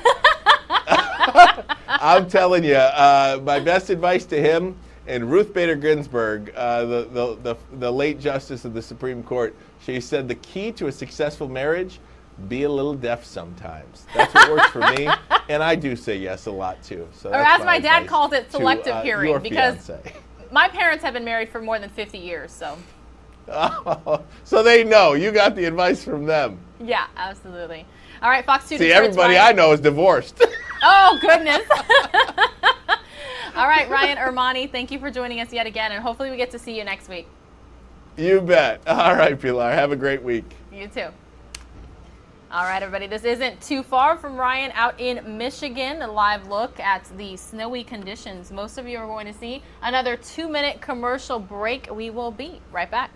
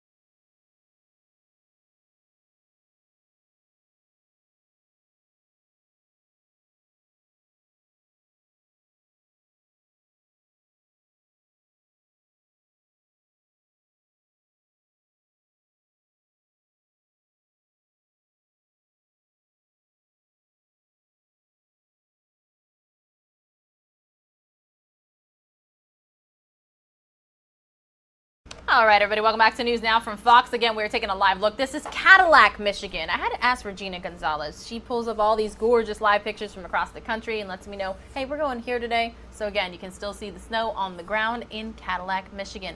I'm going to bring you back out here to Florida, a segment from Fox 13 Tampa. They're talking about whether people could get a vaccine tax credit. You heard President Joe Biden saying he wants people to get paid time off to get vaccinated and even possibly to get paid time off when they are dealing with any sort of reactions to the vaccines. Well, now we're talking about vaccines and taxes. Again, this is Fox 13 Tampa. President Biden is celebrating another vaccine milestone, announcing today that the nation has reached its goal of administering 200 million shots during his first 100 days in office. And now we enter a new phase in the federal vaccination effort. By Monday, President Biden wants every state to begin offering vaccines to people as young as 16. The first 3 months of our vaccination program focused on targeting vaccines to specific high-risk groups. Now our objective is to reach everyone over the age of 16 in America. Wherever you live, whatever your circumstances, if you are 16 or older, you are now eligible for a free COVID vaccine shot. President Biden says we have enough supply to achieve that goal. More than half of all adults in the U.S. have already had at least one shot. And to help spur more vaccinations, the president is urging companies to give their workers paid time off to get vaccinated. And he announced new tax credits to cover the cost of that. Our political editor, Craig Patrick, here to take a look at that. So how would it work exactly, Craig? Well, this is something affecting small and mid-sized companies across the nation, nonprofit organizations as well. They can, at this point, offer additional paid time off to their employees so that employees can take care of getting vaccinated for themselves. And then those companies and organizations can then offset their cost of doing that by claiming these new and immediate federal tax credit. That means these companies, therefore, can offer these additional hours or days off at no cost to those companies. This is it's a provision of the American Rescue Plan, and President Biden just spelled out the details. One concern I've heard from so many Americans is that they can't afford to take the time off to get vaccinated or lose a day's work because they are feeling slightly under the weather after their shot.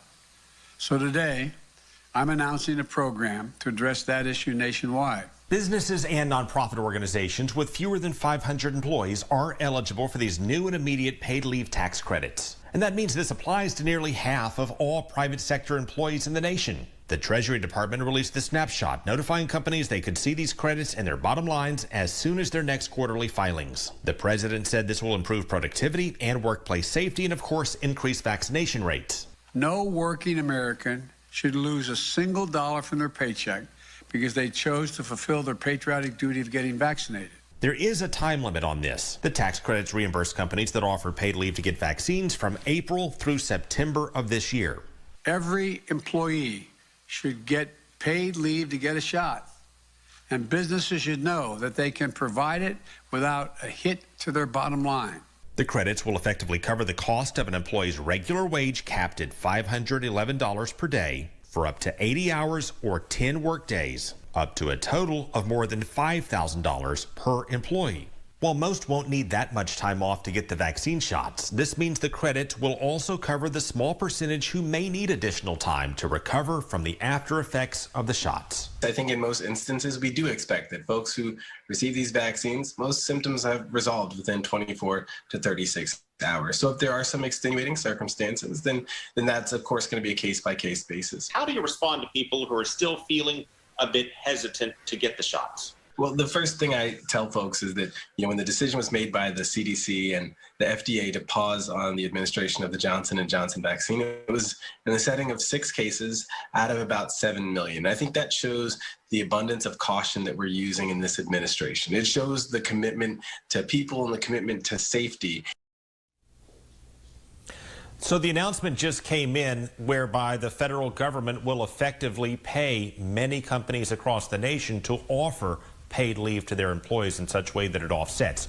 That's one provision. There will be others as well in the American Rescue Plan that also will provide tax credits for companies to some extent to offset cost of offering paid time off for employees who have to quarantine, if so ordered by a government or by a doctor, or who need medical visits that are related to COVID-19, or who are showing symptoms and need testing for COVID-19. Those are examples of more tax credits to come. And at this point, if you're a company wondering your eligibility and how to file and claim these, the IRS, irs.gov, is spelling out the details on what you need to do and what you need to know as we speak.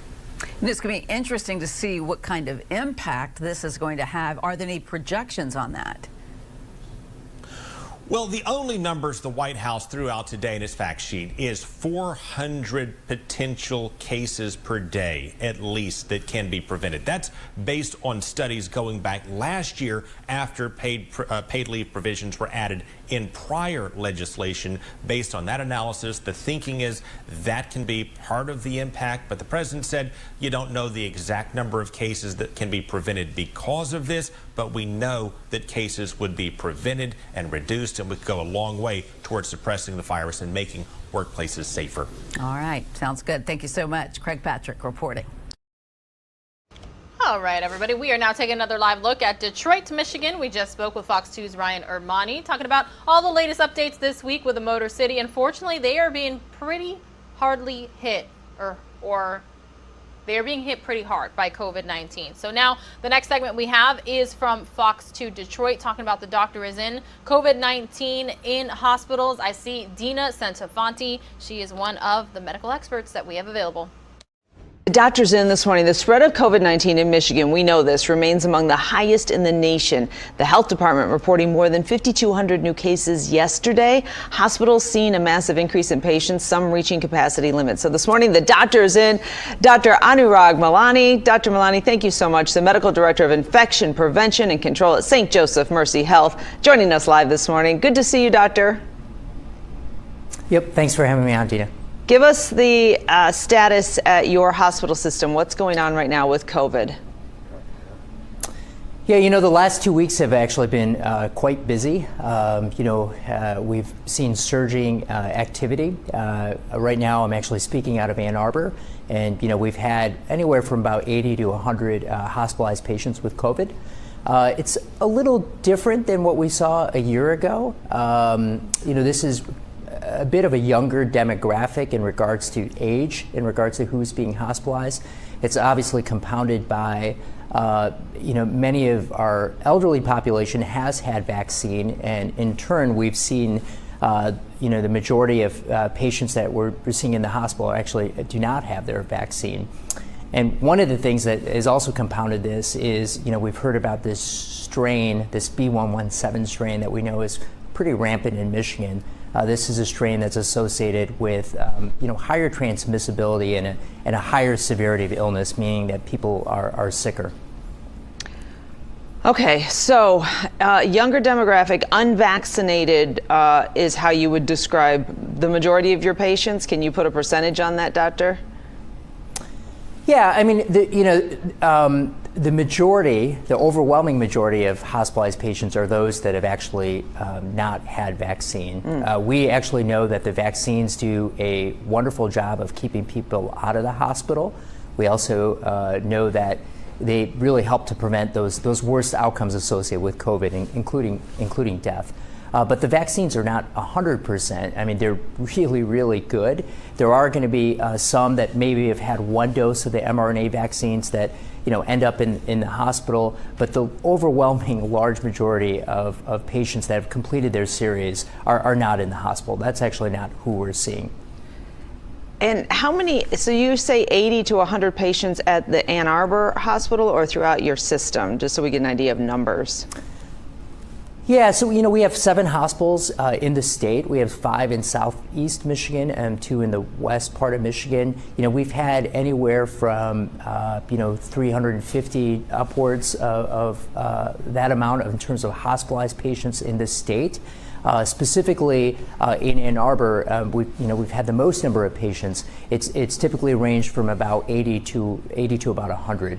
I think one other thing that's different than about a year ago is, in general, patients are staying in the hospital not quite as long. Again, probably because it's a younger demographic overall. We also have better treatments available. In general, hospitalized patients are leaving the hospital a bit quicker as well. Let's talk about that, Doctor. So we have improved, the medical community has really improved how they treat COVID patients. How are you handling these patients? What's been the typical protocol, and what sends these patients to the hospital? Is it just difficulty breathing and an overall really bad, feeling very ill? Yeah, I mean, again, we've been at this for well over a year, and so there's a lot of we understand a lot of things about COVID. We know how COVID is transmitted. We know, what the phases of illness are. We know what therapies work, which is not something we readily knew a year ago. I think what sends people to the hospital often is, difficulty breathing, shortness of breath, overall failure to thrive. What we do in the hospital, so one is we try to keep people out of the hospital, right? And so that's why we really try to promote and give people vaccines. We know about masks and why masks work, and we know about distancing. So we try to do all those things. In certain high-risk patients, if we can sort of get them in that window of time with their, depending on when their symptoms start, we can give them a product called a monoclonal antibody. So this is kind of an antibody to the spike protein of COVID. And in many patients, this actually helps prevent them from coming into the hospital. If you remember way back last summer when President Trump developed COVID, that was actually something that he received. And I think through our health system and throughout the state, there's really been a lot of use of those types of medications to try to keep people out of the hospital. Once they come to the hospital, it kind of depends. It depends why they're coming to the hospital. I think the most common reason why people come to the hospital is difficulty breathing, and in many of those cases, their oxygen saturations are at a point where they require oxygen, and we often give them an antiviral medication called remdesivir.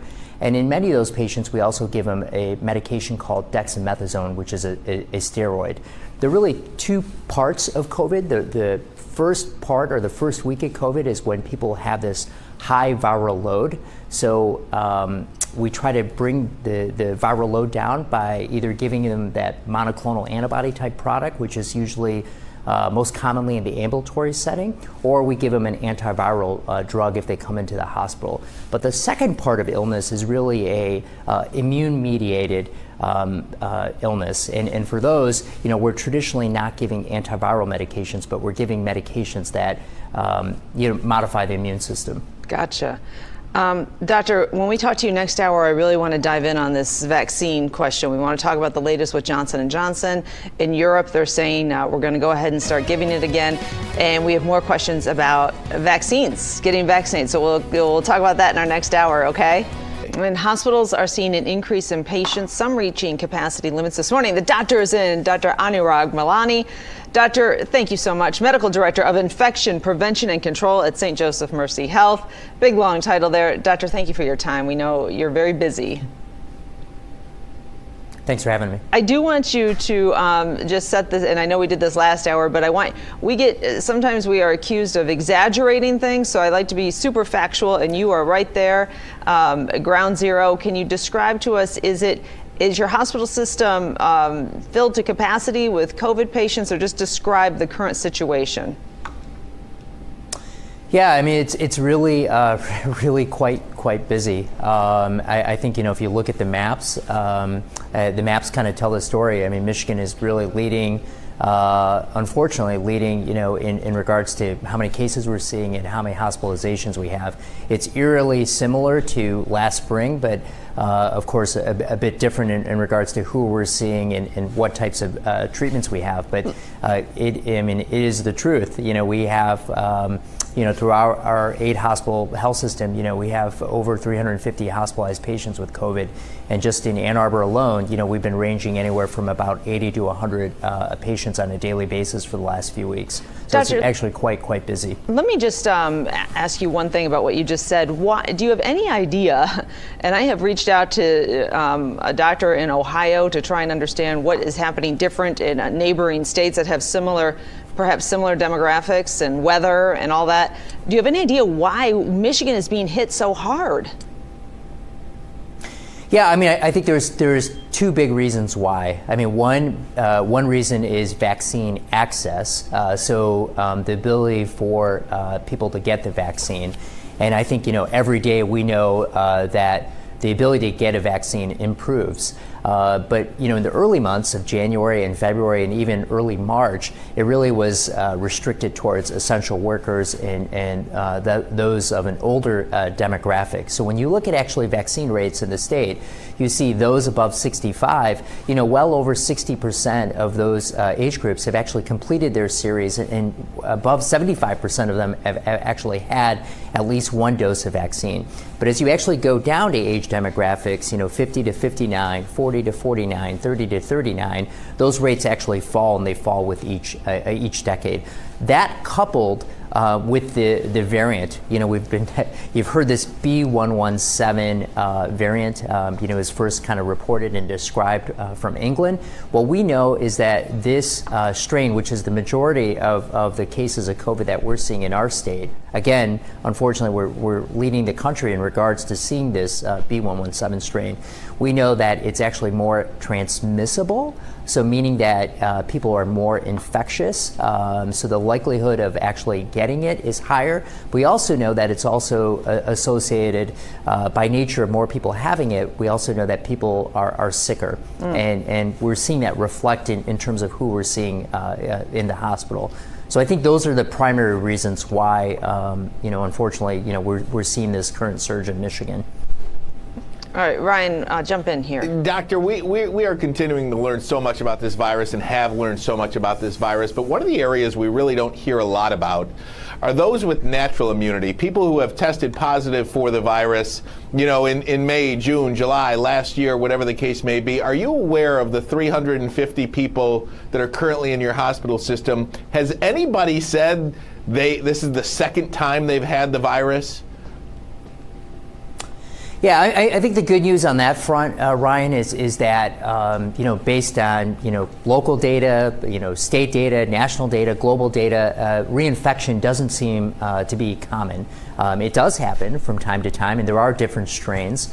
So the good news is that doesn't seem to be a common event. The thing that we don't know, and we don't know because we've only been dealing with COVID for a year, is how long does immunity last? So if you've had COVID before, how long does it take for your immune system to wane, and do you have sort of durable immunity? Well, we do know with vaccines, and if you look at all the guidance around vaccines, we recommend getting the COVID vaccine even if you've had COVID. We can talk about when exactly that would be best, but we definitely recommend getting the vaccine because we know Doctor, that vaccines... That was my natural follow-up. Yeah, when would it be best? Because Ryan is asking himself that question, right? And if you look at our state, Doc, in the last two and a half weeks, 120,000 people have tested positive. What about those people? When should they get, the COVID-19 vaccine? Yeah, so if you are going through COVID and you're soon been infected, there's a period of time, usually between 10 and 20 days, that we ask people to isolate and sort of quarantine. The reason we do that is because we have a sense for how long they're infectious, and it really depends on whether you have mild symptoms or moderate symptoms, or you actually end up in the hospital and become critically ill. But for most people, that ranges anywhere from between 10 and 120 days. I think, in the short term, you're going to have some immunity. There isn't really a guidance that say, hey, consider waiting 90 days or consider waiting 180 days. I think we would say is get your vaccine when you can get your vaccine, but make sure you're out of that window. That being said, is that there is going to be some immunity for some time, but it varies from one person to another. I think there is also, some questions about whether are we going to require boosters and what does that look like. I think, the likelihood of how things move ahead is we need to. The overwhelming important thing is we try to get the level of virus in the community as low as possible, because the more virus there is, the more the ability for the virus to change and for different strains to come. We know that the vaccines that we have currently, they're really, really good and effective at what we're seeing now. If we continue to see a lot of virus and strains sort of change over time, the likelihood of boosters and getting repeat vaccinations, that's probably going to happen. And the other thing that influences that is how long are we immune for? So right now we're looking at kind of 6-month data from people that have had their vaccines. And the good news there is that the immunity at 6 months actually looks pretty good. It looks quite durable. All right, doctor, good stuff. So get the vaccine, even if you've had COVID, get it. The takeaway message is, Ryan, get the vaccine when you get out of that window 10 to 20 days after testing positive. Oh, after the 10 to 20 days. I thought you were saying out of the window of 90 to 180 days. Yeah, so Ryan, I think, in general, you want to make sure, one, is that you're not posing a risk to anyone, coming to a vaccine clinic or a mass, vaccine site. So you want to definitely be acutely out of that window. There is not any sort of formal guidance saying that, hey, you need to wait for 90 days or you need to wait for this amount of time. I think the best, the recommendation would be is try to get the vaccine as soon as you can. Let's make sure you're out of that window. Now, we do see people that actually receive, one dose and unfortunately maybe incubating, COVID, and they have COVID soon after, or they develop COVID after one dose. We know that for the vaccine series, at least the 2-dose series to be effective, you need to get both doses. And usually in those patients, we recommend getting the second dose. The doctor's in this morning. The spread of COVID-19 in Michigan. With News Now from Fox, we'll return right after this commercial break.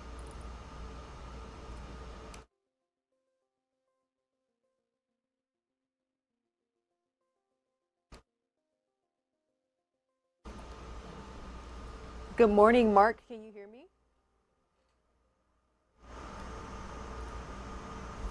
Hello, mic check. Yes, good morning. We got you. The shot looks good. Let's say, let me get you framed up just a little bit more. Okay, that's perfect. Thank you so much for joining us. And I have to tell you, I'm a New Orleans native also. Yes. Do you know any Augustines? Has the Biden thing started? Well, I moved to Houston after the hurricane, but my family is they live in the East right now. You may know some Augustines. Yeah, I have a pretty big family. Hey, that's my uncle.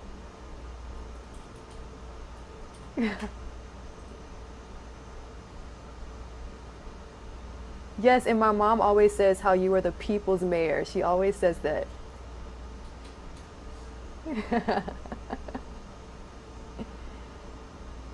No, we're actually in Orlando, Florida.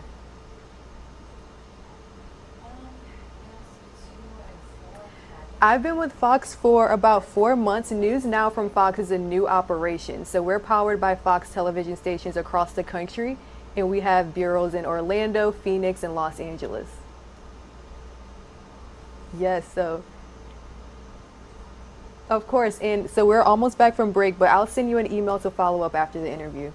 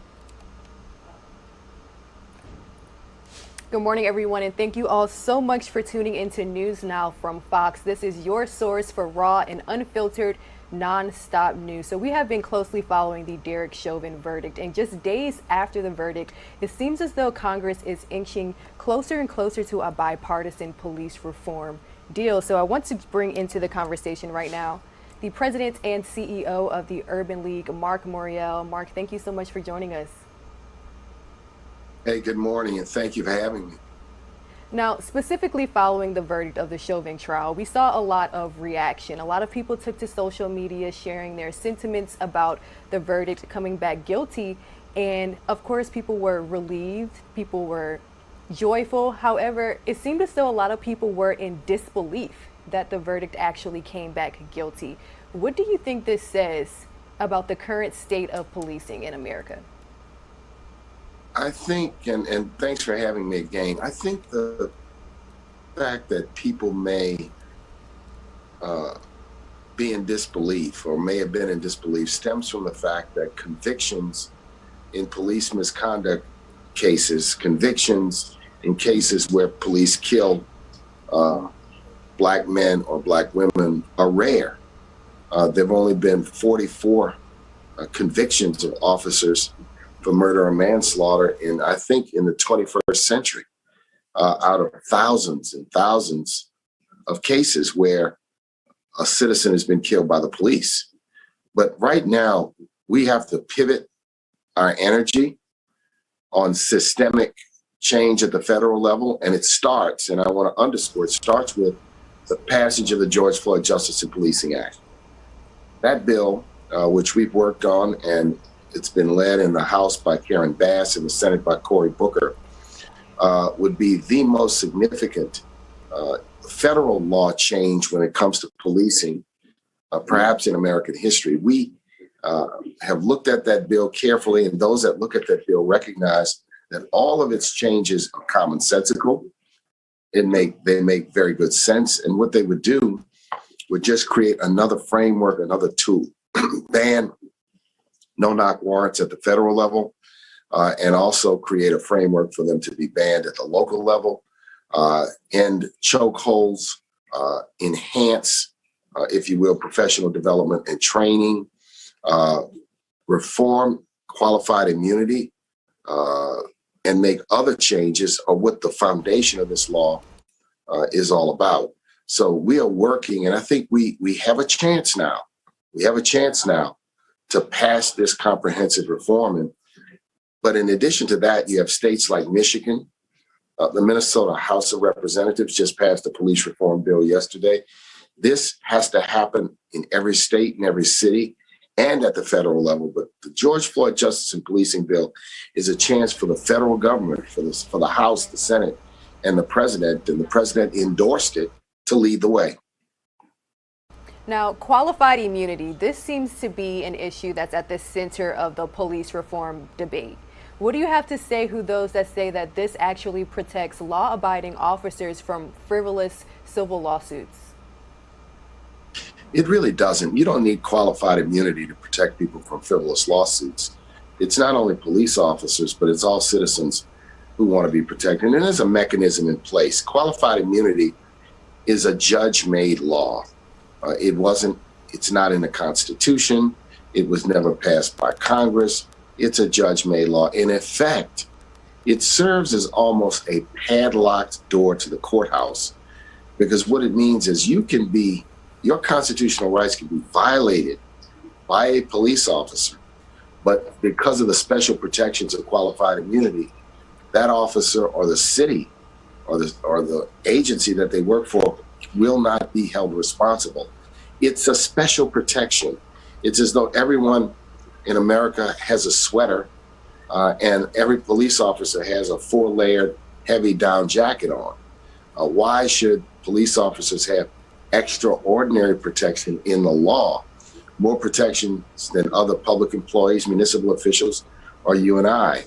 It's important, I think, for there to be an understanding of the principle that police officers and should be held accountable, and they should be held to a strong standard to protect and to serve and to respect and to follow the Constitution. So those that suggest that qualified immunity is necessary to protect against frivolous lawsuits are really missing and distorting the issue. The time has come for us to ensure that people and communities who are wronged by policing. George Floyd bill is not an anti-police bill. What it is a pro, if you will, positive policing bill. It's against bad policing, unconstitutional policing, and it wants to create an opportunity for people to hold bad police officers accountable. Now, during your time as mayor in New Orleans, you actually oversaw police reform in the city. Maybe can you walk us through what you learned during that time? What was the police department like when you started the police reform initiatives? What are some steps you took to rebuild it, and what were the end results? Well, the New Orleans Police Department, when I became mayor in 1994, was broken. It led the nation in the number of civil rights complaints. New Orleans led the nation in the number of murders on a per capita basis. We literally had to tear the department down and rebuild it from the bottom up. It started with hiring a really talented police chief by the name of Richard Pennington. It started with developing a comprehensive plan to change the way we hire, change the way we compensate, change the way we train, and move to a philosophy of community-oriented policing, and to put a strong mechanism in place, the Public Integrity Division, to investigate complaints of wrongdoing. And if officers were responsible, we fired them. We fired them and we referred them ourselves to the FBI and the United States Attorney. That effort was successful. And when I left office, New Orleans had a nationally accredited police department. We had brought down the murder rate by some 60%. But I want to add this because this is missed. In that work, and this is a discussion of now, we did something else that I think it cannot be missed. We invested in youth services. We invested in mental health services. We invested in domestic violence interventions. It was not policing alone, it was policing plus a range of other things. And the discussion today about what else we need to do is so important. You can't heal communities with policing. Safety requires effective policing. Over-policing does not make communities stronger or better. There's got to be a balance with other investments in education and youth services, in mental health interventions, in stronger infrastructure. All of these things are necessary in urban communities, big and small, in 21st century America. Now, when you talk about reallocating funds towards community-based initiatives, whenever we talk about police reform, a lot of phrases get thrown out there like defund the police, but I've actually heard you say more than once that this is a time to really reimagine police reform and policing as more of a public safety initiative. Can you elaborate on that? You're so right. The key word is reimagination, and it is not to get trapped in a debate of terminology and words. I mean, I can tell you unequivocally, in New Orleans, initially, we took money from the police department's budget and deployed it for summer jobs and youth services. When our reform program was put in place, we actually increased funding directed at better pay. We increased funding directed at better equipment, new cars, new bulletproof vests, and things that we need to professionalize the department. So it goes without saying that whether you remove the money from the police department or not, the issue is where are our priorities in communities? So public safety emanates not simply from policing. While I think effective policing, constitutional policing that focuses on violent crime is essential, public safety emanates from healthy communities, which is why investments in jobs, in quality housing, in youth services, I'm a big proponent of summer jobs, summer camps, cultural activities for children. When you do that for young people, when you invest in community, That is the formula for safer, healthier communities. Not policing alone, but I'm not in favor of elimination of policing. I'm in favor of effective policing, constitutional policing, community-oriented policing in the 21st century. And so because of my experience in this area, working both as an activist and a mayor, I've seen this challenge from multiple sides and multiple angles. And I do believe that it is at the local level with mayors and city council members with strong support from the national government, from the federal government, that we can make progress on this. But what we don't want to do is just get into a war of words, get into a false debate, but understand that fundamentally, this is an act of fixing, reimagining, re-envisioning public safety, protecting and serving people, while at the same time investing in what communities need to be strong and healthy. And that shift, that change, that rebalancing is what it's going to take to bring about meaningful change.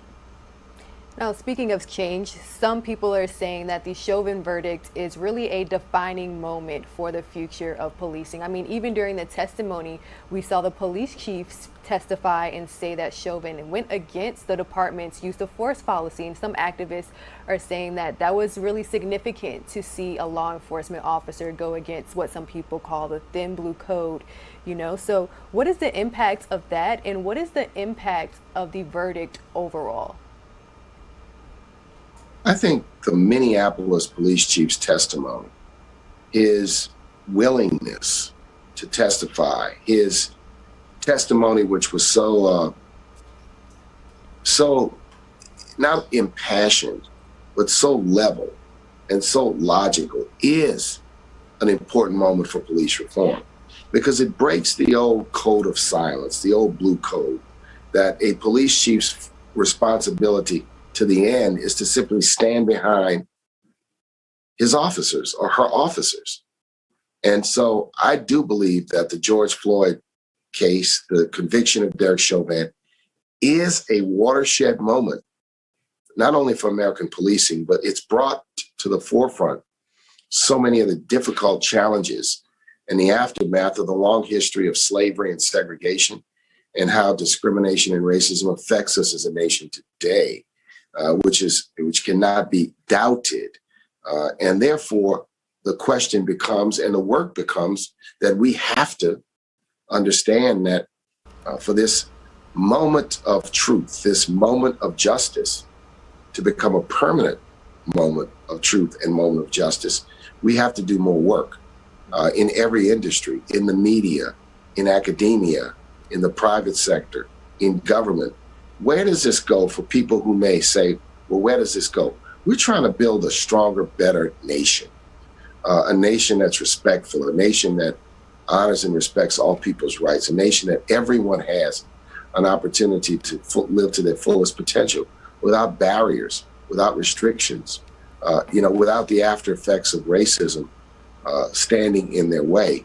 So this is a call to action. And George Floyd, for the family of George Floyd, nothing will ever bring him back. Nothing will ever bring him back. But this is just a moment of some closure, that the person that took his life is going to be held accountable. He's now convicted. We await the sentencing. I am hopeful that the judge is going to follow the recommendations of the prosecutors and do an upward departure from the guidelines, so that Derek Chauvin has to think every day about the heinous act he committed. And I want to play this moment out for you. This is the picture of when the verdict was read. It looks like you're giving your condolences to the Floyd family, as well as hugging and taking in the moment with Reverend Al Sharpton. And you all are emotional. What made you all emotional right now? You know, it was, I tell you, it was, there were tears in that room. It was spontaneous. I mean, and it was, I shed a tear, Reverend Sharpton shed it, people, the family shed a tear. It was a sense of relief, because even though this case and its evidence were overwhelming, we still wondered, we still had doubt that there would be a conviction in this case, because convictions have been so far and few in these kinds of cases. So far and few. So we sat there saying, we pray, we hope that there's going to be a conviction, that justice will be done in this case. And when this jury, after just 9 hours, came back and with a unanimous verdict on all 3 charges, I think the sense of relief, they were not tears of joy, they were tears of pain. The pain that this incident has caused, the recognition that we witnessed in 21st century America, a man crucified, tortured, and killed in front of our very eyes on the streets of an American city. The sense of joy that a young woman by the name of Darnella Frazier, a teenager, had the wherewithal and the audacity to tape the incident. The sense that when people saw this happen a year ago, their reactions were spontaneous. It erupted in the streets of big cities, small towns, suburban communities. People took to the streets and said enough is enough, and they sent a message to their government: hold this killer accountable. They sent a message to institutions and said, we must confront American racism and its after effects, and recognize that while we've made great progress, there is a tremendous amount more work yet to be done. A tremendous amount of work. So as this continues to be an ongoing conversation and as it really gains legislative momentum, right, what is your message to lawmakers? My message to lawmakers is to seize the time, understand the moment, hear the call and the cry of the people. The call and the cry of the people is overwhelming. Are there dissenters? There will always be dissenters, no matter what the proposal is, no matter how good it is. Nonetheless, legislators should recognize that this is a call and a cry for justice. And I think for the members of the United States Senate, they've got to ask themselves on this George Floyd Justice and Policing Act, is this going to be a moment like 1922, when the Senate stood in the way of the passage of an anti-lynching law that had been passed by the House way back in 1922? Will it be that kind of moment? And that's a moment of disgrace for the institution of the United States Senate. Or will this be a moment like 1964 and 65, when many senators, in voting to break the filibuster and passing the 64 and 65 Civil Rights Act, departed from a long, long history of blocking civil rights legislation, justice legislation, through the use of the filibuster? So there's really a question for the members of the United States Senate. And I know there are members of the Senate who are strongly in support of the George Floyd Justice and Policing Act. But what we need to see is a historic coming together across the aisle. And there are good discussions that are taking place, but talk must yield a result and must yield action. So I want legislators to look at that video. If you're in doubt, just watch that video and watch it again and again and again. Mark Muriel, President and CEO of the National Urban League, thank you so much for joining us on News Now from Fox. Thank you for having me, and good luck to you. Thank you. All right now, some of our viewers will see a quick 2-minute commercial break.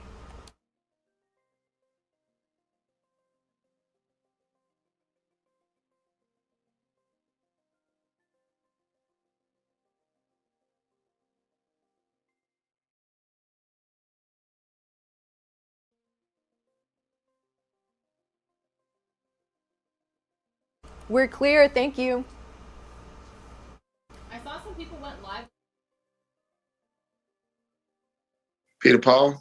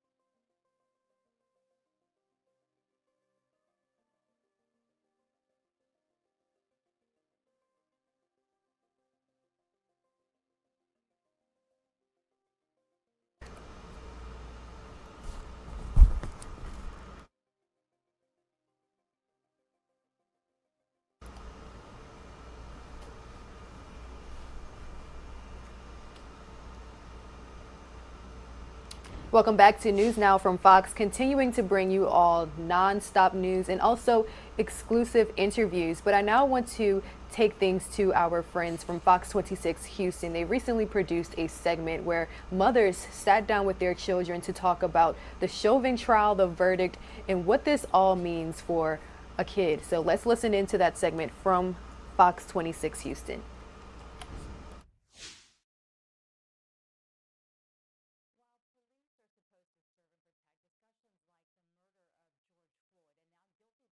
Ex-Officer Derek Chauvin can be really tough to have with your children, and that's why Chelsea Edwards is walking us through that this morning. She is joined by a panel of moms to learn and help us learn about how we can have that conversation. Chelsea. Hey, good morning. It's a tough conversation to have. That's why we brought on this beautiful panel of Black mothers. Let me introduce first Professor Najee Rutledge. She's a mother and a professor at South Texas College of Law. We've got Dr. Rockwell Brown Burton. She's the interim dean of the School of Communications at Texas Southern University, also a mother, and Dr. Letitia Plummer, Houston City Council member at large, position 4. So first, I just want to say that this has been an emotional time for all of us watching all that's happened over the past year.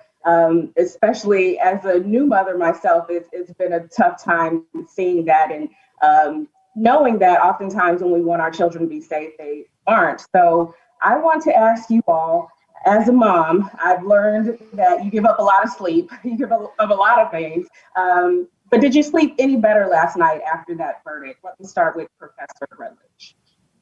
I did sleep better, but interestingly, my daughter didn't. I have a wonderful 11-year-old daughter, and I think she understands, as I do, that this was a really important symbolic verdict, but it's not the end. And so I slept better knowing that we finally got an important win, but the issue of police brutality has gone so beyond George Floyd that it's just the beginning. Dr. Burton? I will echo those sentiments. I have a 6-year-old, and I won't necessarily, we talk about sleep. It's relative, but I will say that I felt a sense of peace. And I know that once I started getting messages that the verdict is in, I, turn on your TV, I just felt anxious.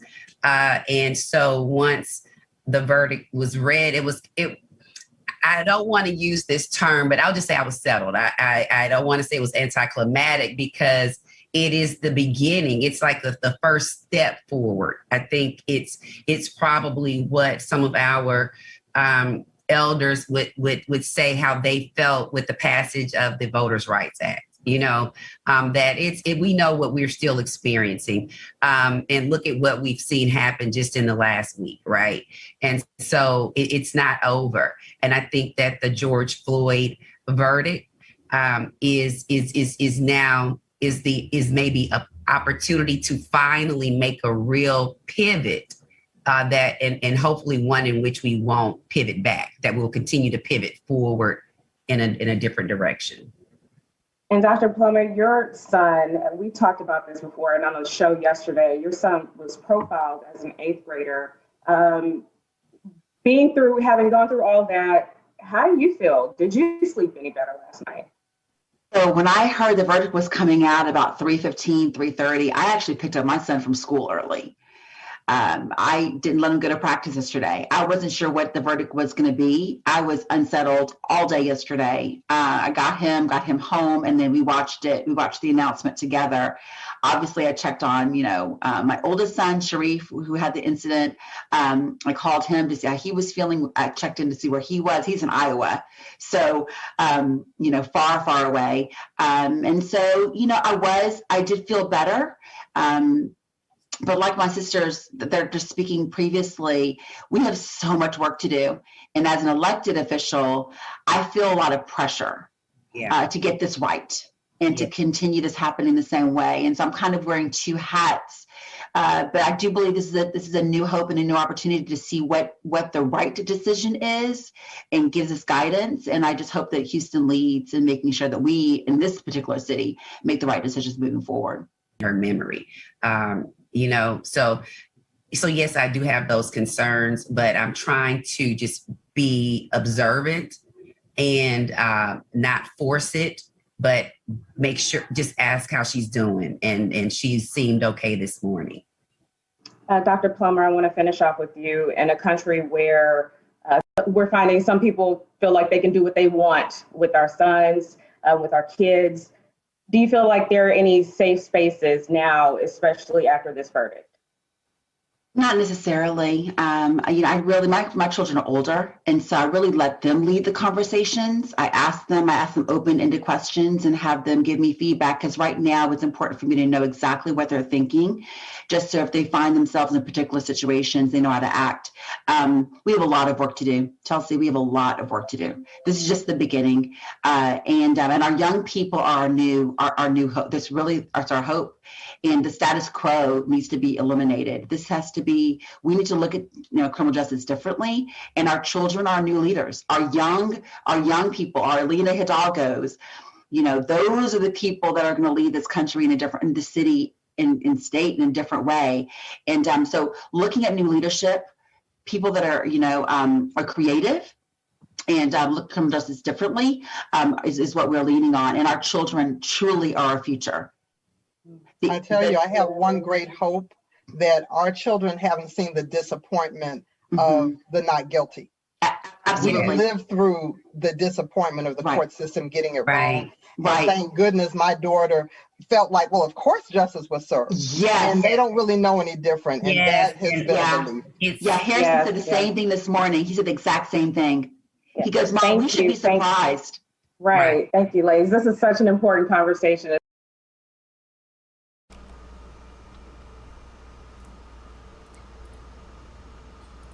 You're watching News Now from Fox, taking a live look over the city of Minneapolis. Right now, I would like to bring in Kelly O'Connell with Fox 9.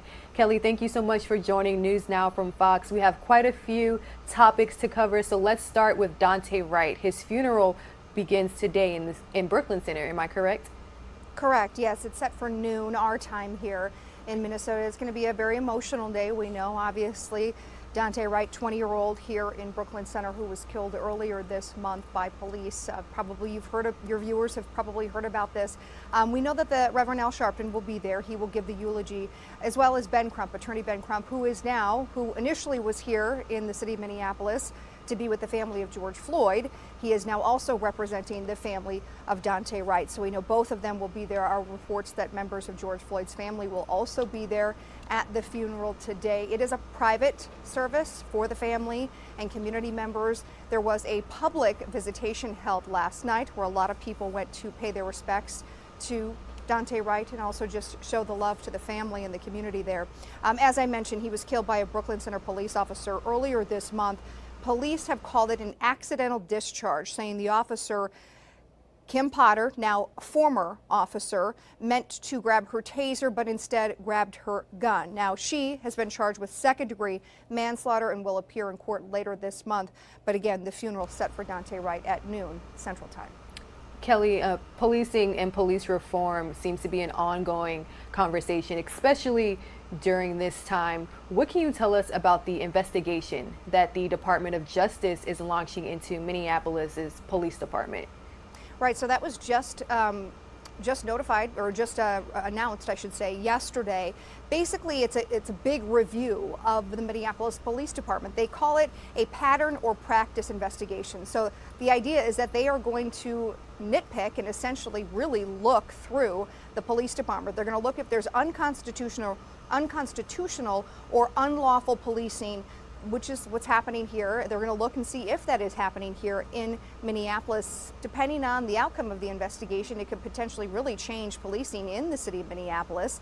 The police chief says he is welcoming the investigation and will fully cooperate with the federal government. Now, anything from, police stops, what will that look like? The use of force, also training and discipline. They are essentially going to look at everything and then have an overview of what is working, what is not working, is it lawful, is it unconstitutional. We know, of course, that this happened right after the guilty verdict in the Derek Chauvin trial. We understand the Justice Department probably had been looking at this and was going to do this even since last summer, but they waited to announce the investigation until after the trial completed because they didn't want to interfere with the trial and potential outcome of the trial. And speaking of the trial, what's next? We got the guilty verdict for Derek Chauvin. What about the other 3 officers who are involved? Well, as for Chauvin, first let's talk about what's happening now. He is, of course, now in prison. He's in our state's maximum security prison. That's about 30 miles or so outside of the downtown core of Minneapolis. He's going to stay there until sentencing. We know that he is in isolation right now. They say that's for his safety. He will be there until sentencing, which is set for June. We fully expect his defense department or his defense team to file an appeal. That has not happened at this point. Ultimately, it will be up to the judge that people watched, Judge Peter Cahill. He will decide the sentencing length. How long will Chauvin stay behind bars? So we will wait and see that. Of course, that's for June. You mentioned the 3 other officers. Along with Derek Chauvin, there were 3 other former, now Minneapolis police officers who were there on the scene that day that George Floyd was murdered. Now, they are right now out on bail as they await their trial. They will be tried together. That is set for August. Of course, Tu Tao, Thomas Lane, J. Alexander Kane. You may have not heard their names as much as you have Derek Chauvin. Those are the 3 officers. They are charged with aiding and abetting in the murder. It will be very interesting to see what happens now after the guilty verdict in the Chauvin trial. Does anything change now until their trial set for August? We just have to wait and see. Fox 9's Kelly O'Connell, thank you so much for joining us. Thank you. Staying on this topic, I do want to play for you all a few remarks from Minnesota's police department when it comes to Operation Safety Net. Two things we need to cover right off of the bat. Right now, we are under a judicial bench order to not discuss the trial that concluded yesterday. That trial is in direct correlation to another trial coming up in August. We are prohibited from talking about the Chauvin trial. Secondly, the Department of Justice announced today that they would be coming in and conducting an investigation. We did put out a statement on that by Chief Arredondo. We are appreciative and looking forward to having them come in to conduct this. However, this is an investigation. Chief Arredondo will be unable to speak to anything other than what he stated in his press release. So if he gets asked questions about that, again, please understand, it is an independent investigation, and we're unable to discuss that. They will be out momentarily.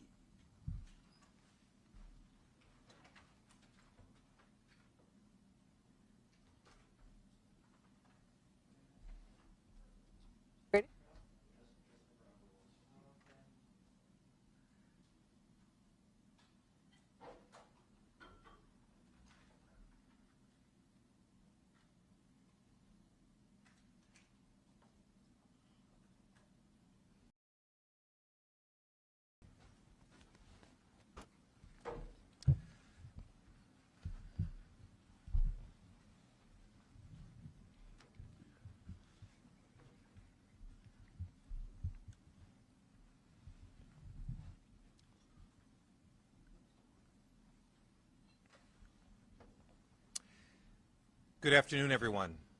Chief Madera Arredondo of the Minneapolis Police Department. On behalf of our Operation Safety Net executive team, we are happy to come before you again, our media, but also, of course, getting word out to our communities regarding an update on our Operation Safety Net public safety. So for the last several weeks, we have talked about Operation Safety Net and our 4 phases. We knew that Phase 3 would come at the time of a jury verdict. And that's when our communities would see more of the robust presence, our citizen soldiers, our deputies, our troopers, Minneapolis police officers, and our other partners, Metro Transit Police as well. So I want to say that Operation Safety Net was built on those two pillars of First Amendment, protection of free speech and peaceful assembly, as well as protection of life and property. And we cannot thank, as Operation Safety Net executive team, we cannot thank enough our communities for stepping up. The gatherings and the assemblies have been peaceful. People have come together just in that moment of space to lean on each other, to support one another, and to really show when our communities get together, really that Minnesota spirit of just strong relationships and support of one another. And so we want to say thank you again. We also want to thank you, the media. You have played such an important role of capturing this moment, of getting information out to our communities across the region, and quite frankly across the world. And so we want to thank you for that. We believe that you have also helped to contribute to the peace and safety that Operation Safety Net was built upon. So we want to say thank you very much for that.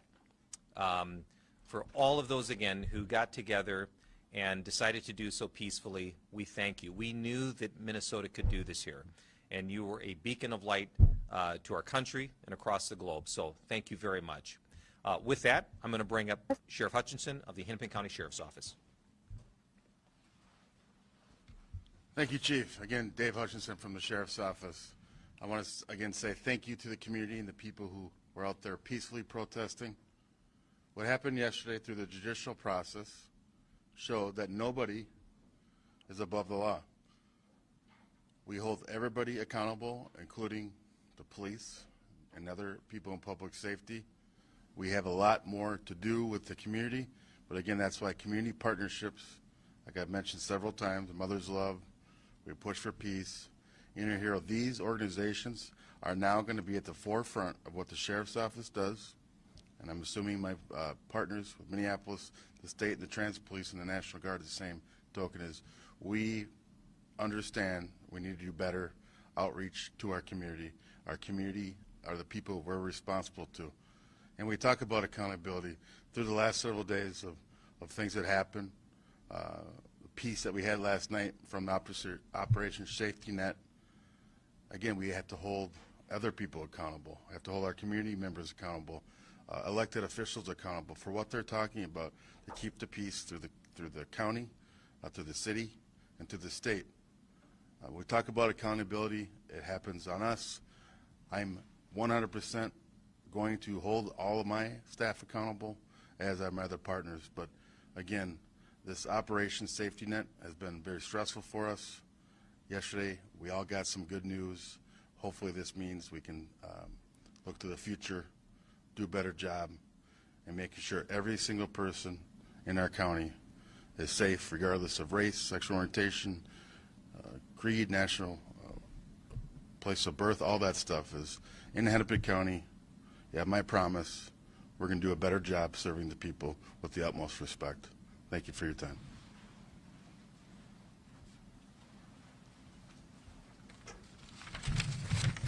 Booker Hodges, Assistant Commissioner for the Minnesota Department of Public Safety. Operation Safety Net got started when our local partners had asked the state of Minnesota for assistance. And when we are asked for assistance, the state of Minnesota, the Department of Public Safety, we're going to come stand shoulder to shoulder with our local partners. I stand before you today in a fortunate posture that the goals of Operation Safety Net were met, which were to make sure that we didn't have massive property destruction and chaos in our streets. And we have to thank for that the citizens of our great state and those who came here to express their First Amendment rights. We are grateful that here in Minnesota, we demonstrated that when we have peaceful protests, when people express themselves, what that looks like in our streets. And again, I'm really grateful for everything that everyone has done in that regard. I would also like to thank Colonel Langer and his troops with the Minnesota State Patrol, our BCA agents with the Bureau of Criminal Apprehension, and General Menke and his folks, and also all of the police officers and deputies who spent time away from their families and were out here protecting our citizens. I was born and raised here in Minnesota, specifically in Minneapolis. Our community has gone through a lot of trauma, to say the least. And I just pray to God that we can finally, as a community, start to begin to heal. It's vital that all of us begin to heal. And I'm going to speak specifically to Minnesotans here. Hopefully this event and everything around it will get us in Minnesota to have our actual quality of life meet that of our aspirational quality of life here in the great state of Minnesota and throughout the country. Again, thank you for everyone who peacefully protested, and hopefully we can begin to move forward after this event. And next I'll bring up Colonel Langer with the State Patrol. Thanks, Assistant Commissioner. Just a few remarks, not to be duplicative. So I echo the sentiment of my peers and certainly the community members for their support and their thanks for what we've endured together. I stand before you tired, like a lot of people, after enduring a lot of stress that I think everyone in Minnesota and across the country has recognized in one way, shape, or form. At the same time, awfully proud of how a lot of stuff went and how things happened this week. Although I would say as an organization, my personal philosophy and that of the State Patrol is that we are reflective and we are a learning organization, and every time we go through a critical incident, we learn and we adjust and we make commitments to improve. And that certainly will be in our future as an organization as we learn from what we've collectively been through. Right now, we're moving into phase 4, so from a State Patrol perspective, we are actively demobilizing in a strategic way, both around the state capitol with forces and partnership with the National Guard and those troopers that came from out of state. Our employees, our members are ready to go home. They're eager to go home. Some of them are home, and many have hours to go before they get home. And at the same time that we are strategically demobilizing, we certainly have resources available as we always do, and for sure through the weekend and into the foreseeable future to make sure that we're ready in the event that something comes up, and at the same time very hopeful that the last few nights, and especially last night, are indicative of the future for Minnesota. Thank you. And I'll invite General Menke to the podium. Thanks, Colonel Langer. And likewise, we are very grateful that it was a peaceful night last night. Frankly, past few days have been peaceful. We have started transitioning to phase 4, and we are going to be rapidly maneuvering our soldiers and airmen out of the Twin Cities metro area back to their communities, back to their families, and back to their employers. You'll see less of a visible presence of our forces tonight, and we'll continue to ramp down over the next few days and hopefully have all of our soldiers and airmen off this mission very shortly, because frankly the need of the local law enforcement is no longer there. I'd like to thank the families and the employers of our citizen soldiers and airmen for their support during these past couple weeks and for their continued support as we move forward. Thank you.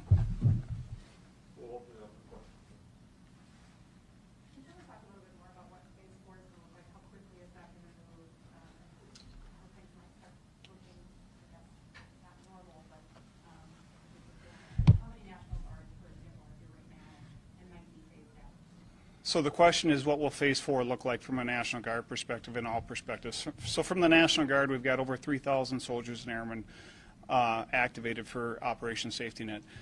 We are already starting to move people off of property protection details in conjunction with our partnership with the local law enforcement, and we're preparing those soldiers and airmen to leave the Twin Cities metro area and head back to their locations. Obviously, we want to give them some rest before we put them on the road and get them out of here.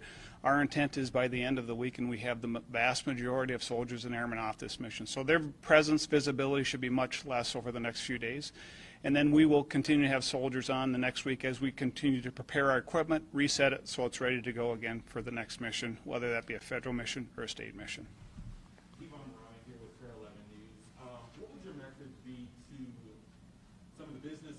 property owners that are out there right now that are boarded up and still in protection mode, what would your message be to them? Is it safe to breathe a sigh of relief, let your guard down? What's next for them?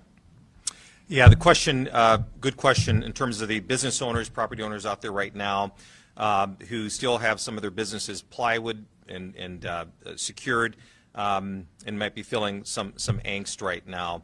I can tell you that we still will be there for them. We'll still be there to protect them. We will still be there to respond to their calls. And I should also just say that during all of Operation Safety Net, the reason why it has been so successful with all of our partners here, for Minneapolis Police Department, we've still been able to continue our normal 911 call operation. So that never ceased. And so we will still continue to do that.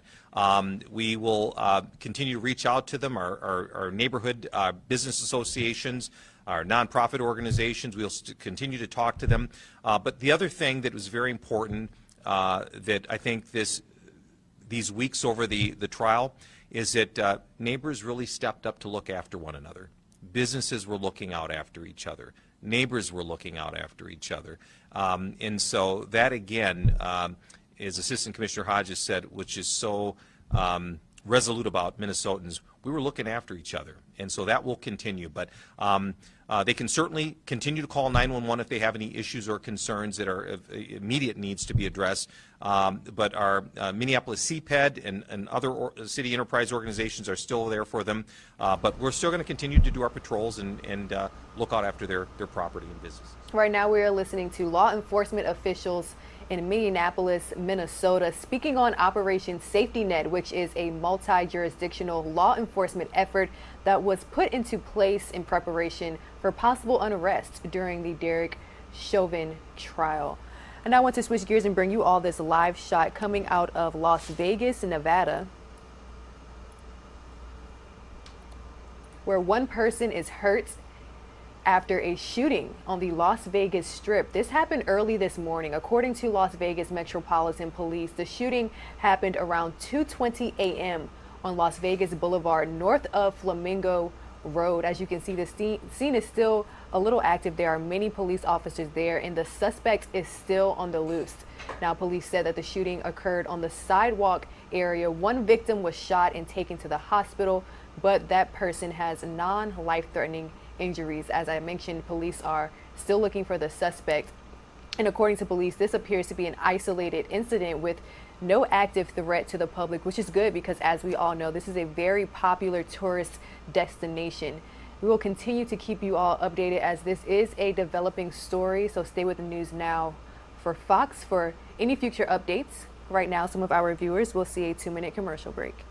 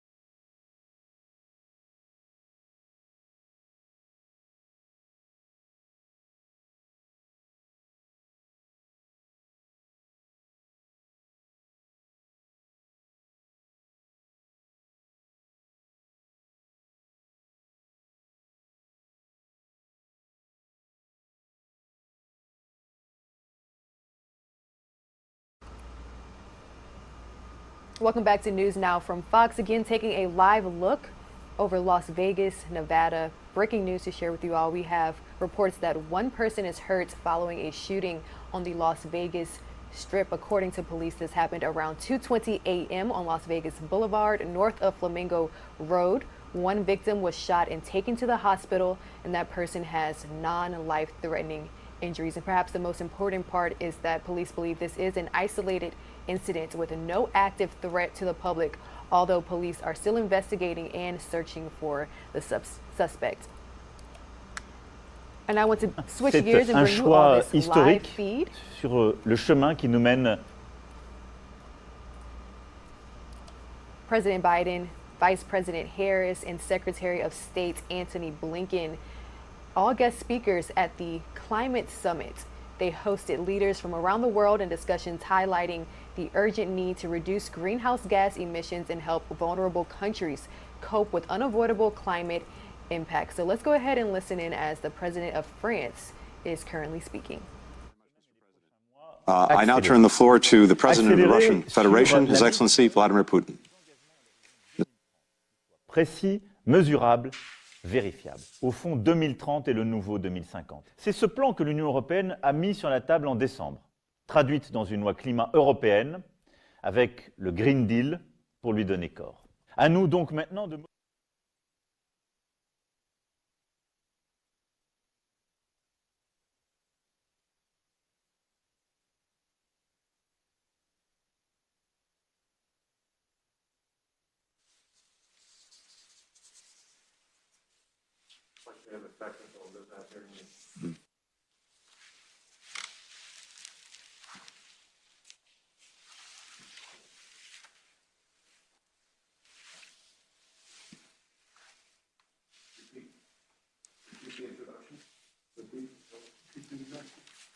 The floor is now to the President of the Russian Federation, Mr. Vladimir Putin. Mr. President.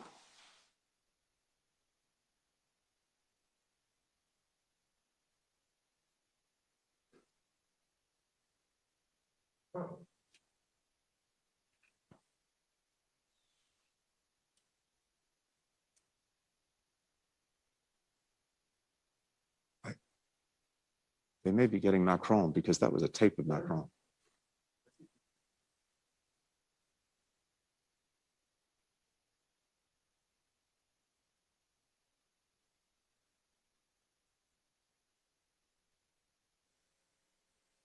Mr. President, colleagues, ladies, gentlemen, our discussion today demonstrates how deeply we all share the concern with regard to global climate change, and how much we're all interested in redoubling the international effort to address this issue. Whether this effort proves successful will largely determine the future of our planet, the development prospects of each country, as well as the well-being and quality of life of our citizens.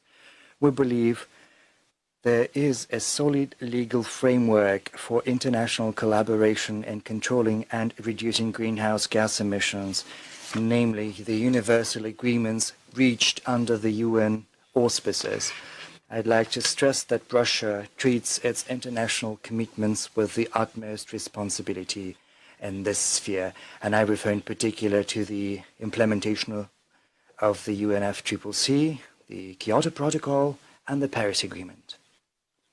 We take active effort in Russia to build modern legislation that allows both controlling carbon emissions and creating incentives for their reduction.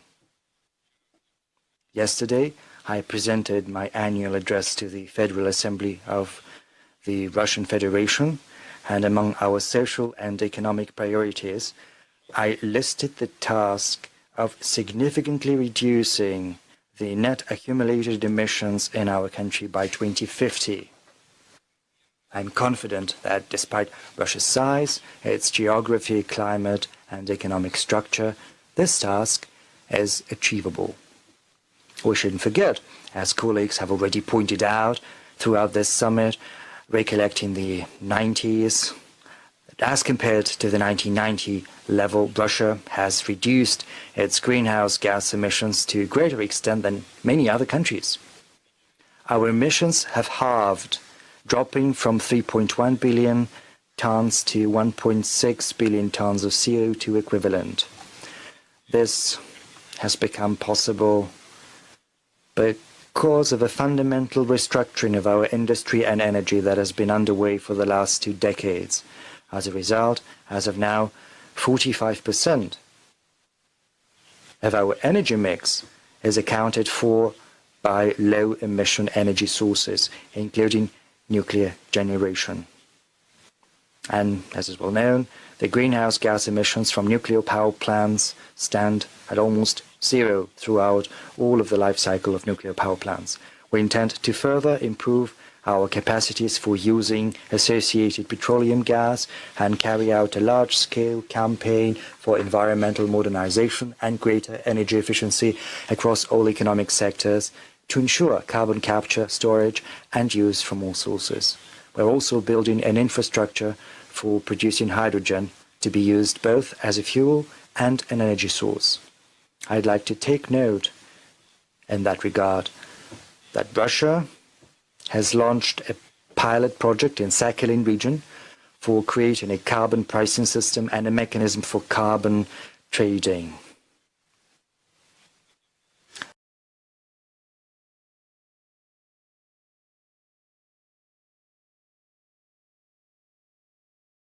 No secret that the conditions that facilitated global warming and associated problems go way back. But what kind of comprehensive solutions to these issues can we see today? First, carbon dioxide can stay in the atmosphere for hundreds of years. So it's not enough to tackle the issue of new emissions. It is also important to take up the task of absorbing the CO2 that has accumulated in the atmosphere. Let me say that without exaggeration, Russia makes a gigantic contribution to absorbing global emissions, both ours and from elsewhere, owing to the great absorption capacities of our ecosystems that are estimated at around 2.5 billion tons of CO2 equivalent per annum. Second, we need to take into account each and every factor contributing to global warming. To cite an example, methane accounts for 20% of all anthropogenic emissions, and the greenhouse effect of a single ton of methane is 25 to 28 times stronger than that of a ton of CO2. So, supposing we can halve methane emissions in the next 3 decades, experts project global temperatures to decrease by 2050 by 0.18 degrees centigrade, which incidentally makes up to 45% of the difference between the current temperatures and the objectives under the Paris Agreement. In this regard, it would be imperative to foster a broad and efficient international cooperation in calculating and monitoring all harmful emissions into the atmosphere. We invite all those interested countries to join collaborative scientific research, to jointly invest in climate projects that can make a difference in real life, and to actively pursue new low-carbon technologies for mitigation and adaptation. Third, I am convinced that the fight for preserving our climate should certainly unite the efforts of the international community as a whole. Russia is willing to propose a whole range of joint projects and to consider potential benefits even for foreign companies that would like to invest in clean technologies, including in our countries. And lastly, global development should not only be green, it should also be sustainable in every sense of the word. And this applies to all countries without exception. Accordingly, this development should go hand in hand with progress on such important tracks as fighting poverty and bridging development gaps between countries. In conclusion, I would like to reiterate that Russia is genuinely interested in galvanizing international cooperation so as to look further for effective solutions to climate change as well as to all other vital global challenges. Essentially, it's the end goal of our today's video summit too. Thank you for your attention. Thank you very much, Mr. President. We had some technical difficulties, so we want to return the floor to the President of France, Emmanuel Macron. Mesdames et messieurs les chefs d'État et de gouvernement, Monsieur le Président des États-Unis, cher Joe Biden, merci avant toute chose de nous avoir réunis aujourd'hui. Je veux saluer l'annonce de la contribution américaine. C'est un choix historique sur le chemin qui nous mène vers Glasgow. Je veux saisir cette occasion pour saluer aussi votre décision de rejoindre l'amendement de Kigali pour la réduction des gaz HFC. Il y a quelques jours, avec Madame la chancelière Merkel, nous nous sommes entretenus avec le président Xi Jinping qui s'est engagé aussi en ce sens. Il conviendra aussi que tous ensemble, nous engagions le combat pour réduire les émissions de méthane. So methane emissions. We are making progress. There is only one goal for the coming weeks and months: to move more quickly. We need to move more quickly to implement the commitments for 2030. A plan of action that is clear, measurable, and verifiable. Basically, 2030 is the new 2050. It is this plan that the European Union put forward in December with its European Green Deal.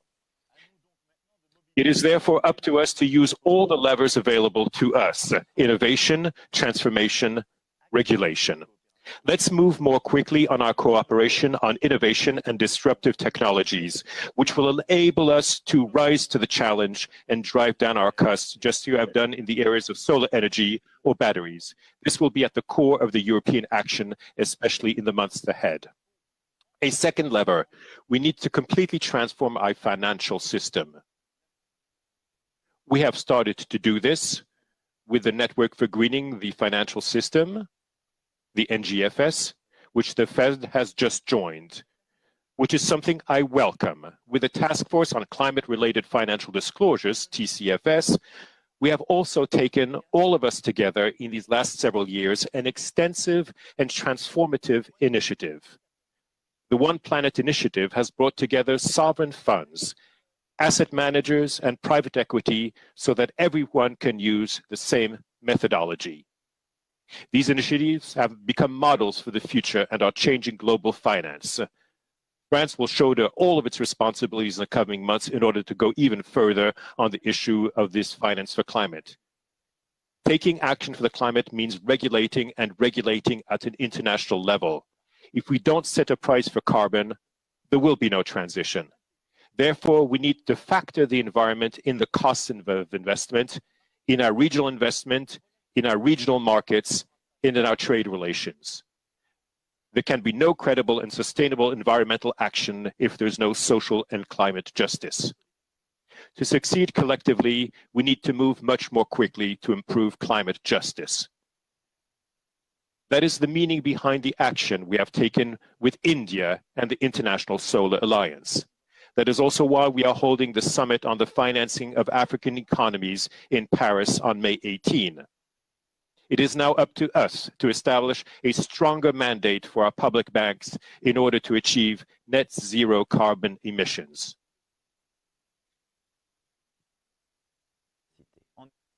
Le combat est le même, c'est un combat pour la planète. Is the same. The Green Wall Accelerator shows that Africa can contribute to tackling the causes and effects of climate change, while boosting food security and job opportunities for its young people.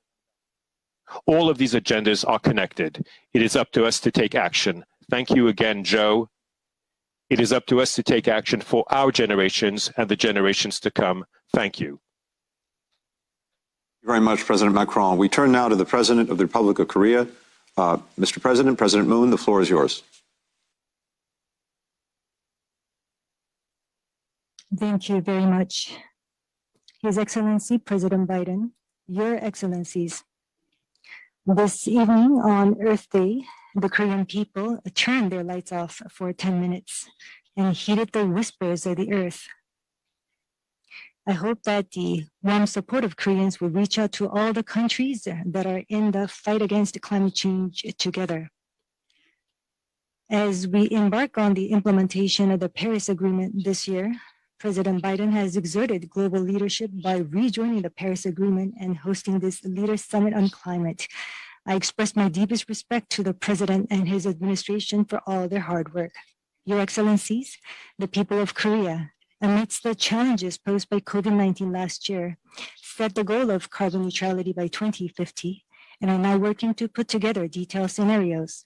Today, on behalf of the Korean people, I am deeply pleased to make two pledges for achieving carbon neutrality.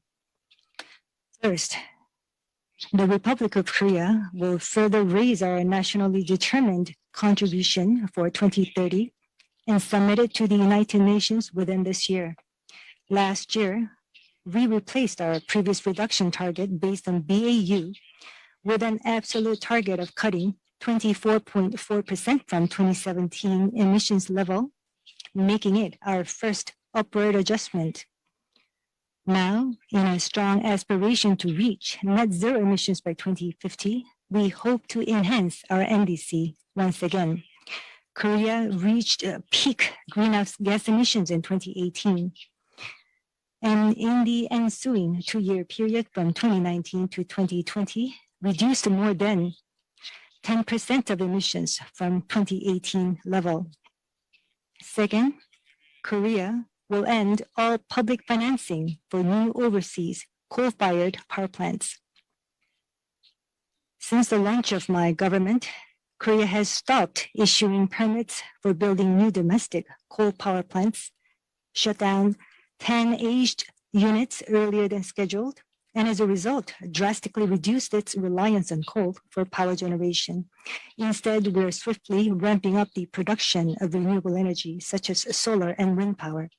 To become carbon neutral, it is imperative for the world to scale down coal-fired power plants.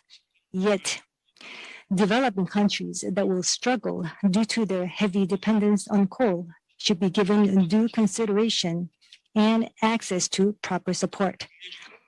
On the domestic front as well, we need countermeasures for addressing the negative impacts to related industries, businesses, and jobs, among others.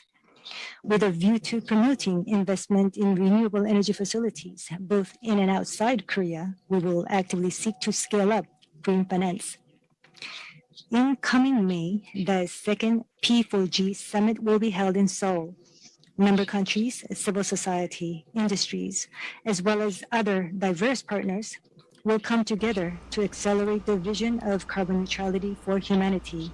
As we are taking a live look as President Biden hosts world leaders for the Global Climate Summit. And when you think about climate, of course, you think about Earth Day. Today is Earth Day, and joining the conversation now is Liz Hoy, NASA's senior support scientist. Now, when you think about NASA, you may think of rockets launching to other planets, humans walking on the moon. I mean, all really cool stuff. But in upcoming missions, NASA is going to focus on studying changes that are happening on the Earth, like rising sea levels and hurricanes. So here to celebrate Earth Day with us, Liz, thank you so much for joining us and welcome to News Now.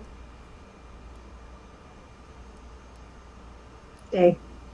So Liz, let's jump right into it. A lot of times space exploration is the first thing we think of whenever you mention NASA, right? So what exactly is NASA's connection to Earth Day? Yeah, I mean, growing up, I always associated NASA with going into space. But of course, NASA's also looking back at the Earth. So we have over 20 Earth-observing satellites that are really up there looking back at Earth, trying to look at how the Earth is changing, looking at land, ocean, atmosphere, plants, how they all work together, and then how we as humans are interacting with the Earth around us. This is all really exciting and fun stuff. It's kind of interesting to take the science and put it into something practical. We have all heard of Earth Day, right? So NASA just launched, or is planning to launch, another crew to ISS. Tell us the details about this mission. Sure. ISS is just such a great platform to study even the Earth. So while up there, we have a lot of sensors that are there. We look at the height of trees here on Earth.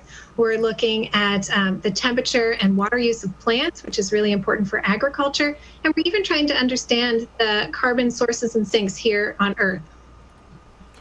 Climate change. We were just showing live pictures from the World climate summit where world leaders are talking about climate change as it relates to the current time that we're in right now. And it's one of the major issues of our generation. So what has studying Earth from space, what has that vantage point taught us about climate change? Yeah, that's a great question. You know, being able to have an eye in the sky and a bird's eye view, you can really look at the whole globe and see how the whole system is working together. And now that we've had satellites up orbiting for many years, we have this long-term record, and we can see what's happening with the atmosphere. We can see what's happening with plants, with vegetation, with changing fire dynamics. So we're able to really put it all together to understand how all these pieces interact. So I'm a native of the southern part of the United States, New Orleans, and I'm joining you from Orlando, Florida, both areas that have been impacted by hurricanes. What can studying climate change from space teach us about the future of these tropical storms, really? Yeah, you know, we had 30 named storms last year, which was just incredible. And 10 of those storms intensified quickly. And that's what we're going to see with climate change, is we're going to see storms that are maybe able to become more intense faster, and also storms that might end up just sitting somewhere and dumping a lot of rain onto one area. And so that's what we see with climate change. We see more variability, but in general, we see more intense storms, and these storms that can really just really impact people a lot more. So bringing it back home to it being Earth Day, where can people learn more about some of NASA's planned activities for today? Yeah, there are some really fun activities, some that are great with kids that I'm doing with my kids. So you can go to nasa.gov/Earth Day to learn more and download some of those activities. Liz Hoy, NASA's senior specialist, science specialist, thank you so much for taking the time to speak with us this Earth Day. Thank you so much for having me.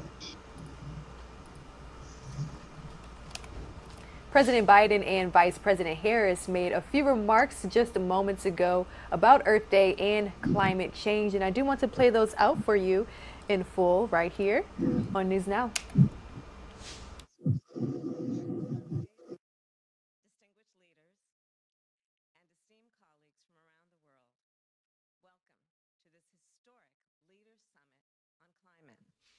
I want to thank you for being here and for your leadership. I have spoken with a number of you about the climate crisis.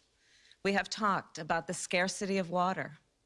We have talked about the need to build resilience.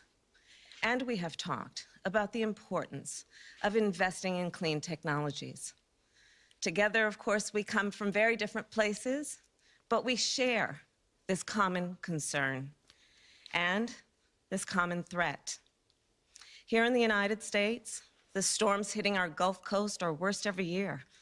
The wildfires in my home state of California have grown in intensity. And of course, no nation or region is immune. Whether it is Western Europe, where heat waves have made it very difficult to stay indoors while risking a health risk, or the Pacific Islands, where rising sea levels threaten to encroach on the land and homes of lifelong residents. Or in Central America, where last year, 2 major hurricanes devastated entire communities. As a global community, it is imperative that we act quickly and together to confront this crisis. And this will require innovation and collaboration around the world. It will require the use of renewable energy and new technologies. And it will give each of our nations the opportunity to build healthier communities and stronger economies. Here, we believe tackling climate change, improving communities, and creating jobs can occur simultaneously.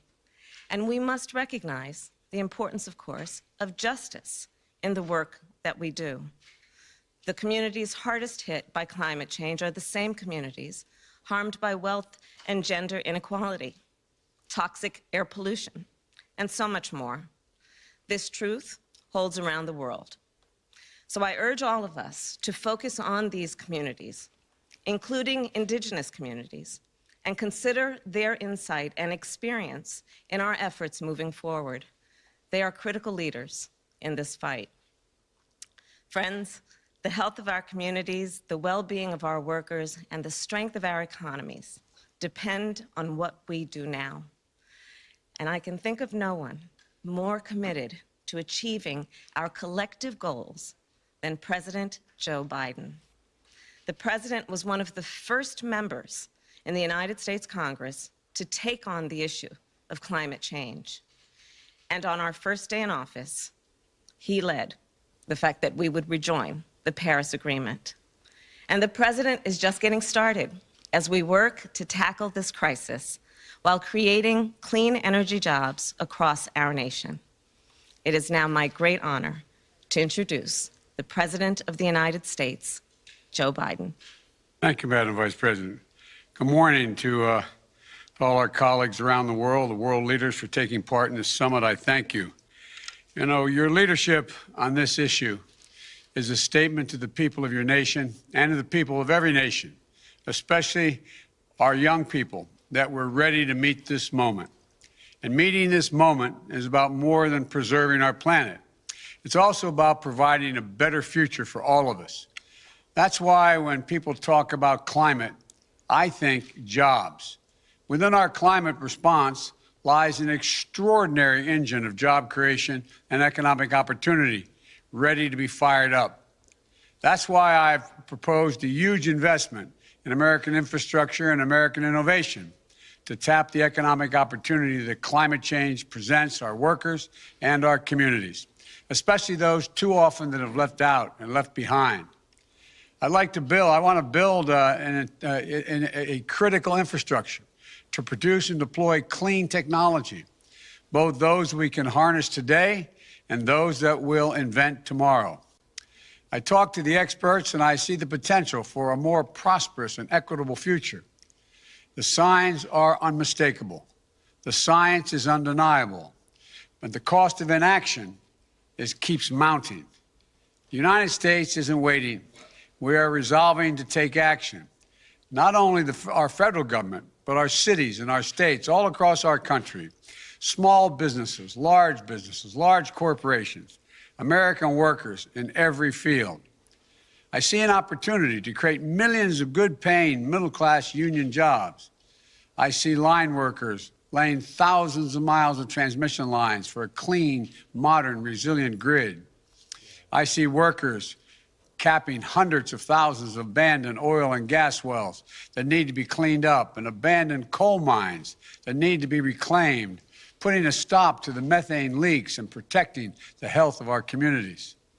I see auto workers building the next generation of electric vehicles and electricians installing nationwide for 500,000 charging stations along our highways. I see the engineers and the construction workers building new carbon capture and green hydrogen plants to forge cleaner steel and cement and produce clean power. I see farmers deploying cutting-edge tools to make soil of our heartland the next frontier in carbon innovation. By maintaining those investments and putting these people to work, the United States sets out on the road to cut greenhouse gases in half by the end of this decade. That's where we're headed as a nation. And that's what we can do if we take action to build an economy that's not only more prosperous, but healthier, fairer, and cleaner for the entire planet. You know, these steps will set America on a path of net zero emissions economy by no later than 2050. But the truth is, America represents less than 15% of the world's emissions. No nation can solve this crisis on our own, as I know you all fully understand. All of us, and particularly those of us who represent the world's largest economies, we have to step up. You know, those that do take action and make bold investments in their people and clean energy future will win the good jobs of tomorrow and make their economies more resilient and more competitive. So let's run that race. Win more sustainable future than we have now. Overcome the existential crisis of our times. We know just how critically important that is, because scientists tell us that this is the decisive decade. This is the decade we must make decisions that will avoid the worst consequences of the climate crisis. We must try to keep the Earth's temperature to an increase to 1.5 degrees Celsius. You know, the world beyond 1.5 degrees means more frequent and intense fires, floods, droughts, heat waves, and hurricanes, tearing through communities, ripping away lives and livelihoods. Increasingly, dire impacts to our public health. It's undeniable, you know, the idea of accelerating and punishing the reality that will come if we don't move. We can't resign ourselves to that future. We have to take action, all of us. And this summit is our first step on the road we'll travel together, God willing, all of us, to and through Glasgow this November and the UN Climate Change Conference. You know, to set our world on a path to secure, prosperous, and sustainable future. The health of communities throughout the world depends on it. The well-being of our workers depends on it. The strength of our economies depends on it.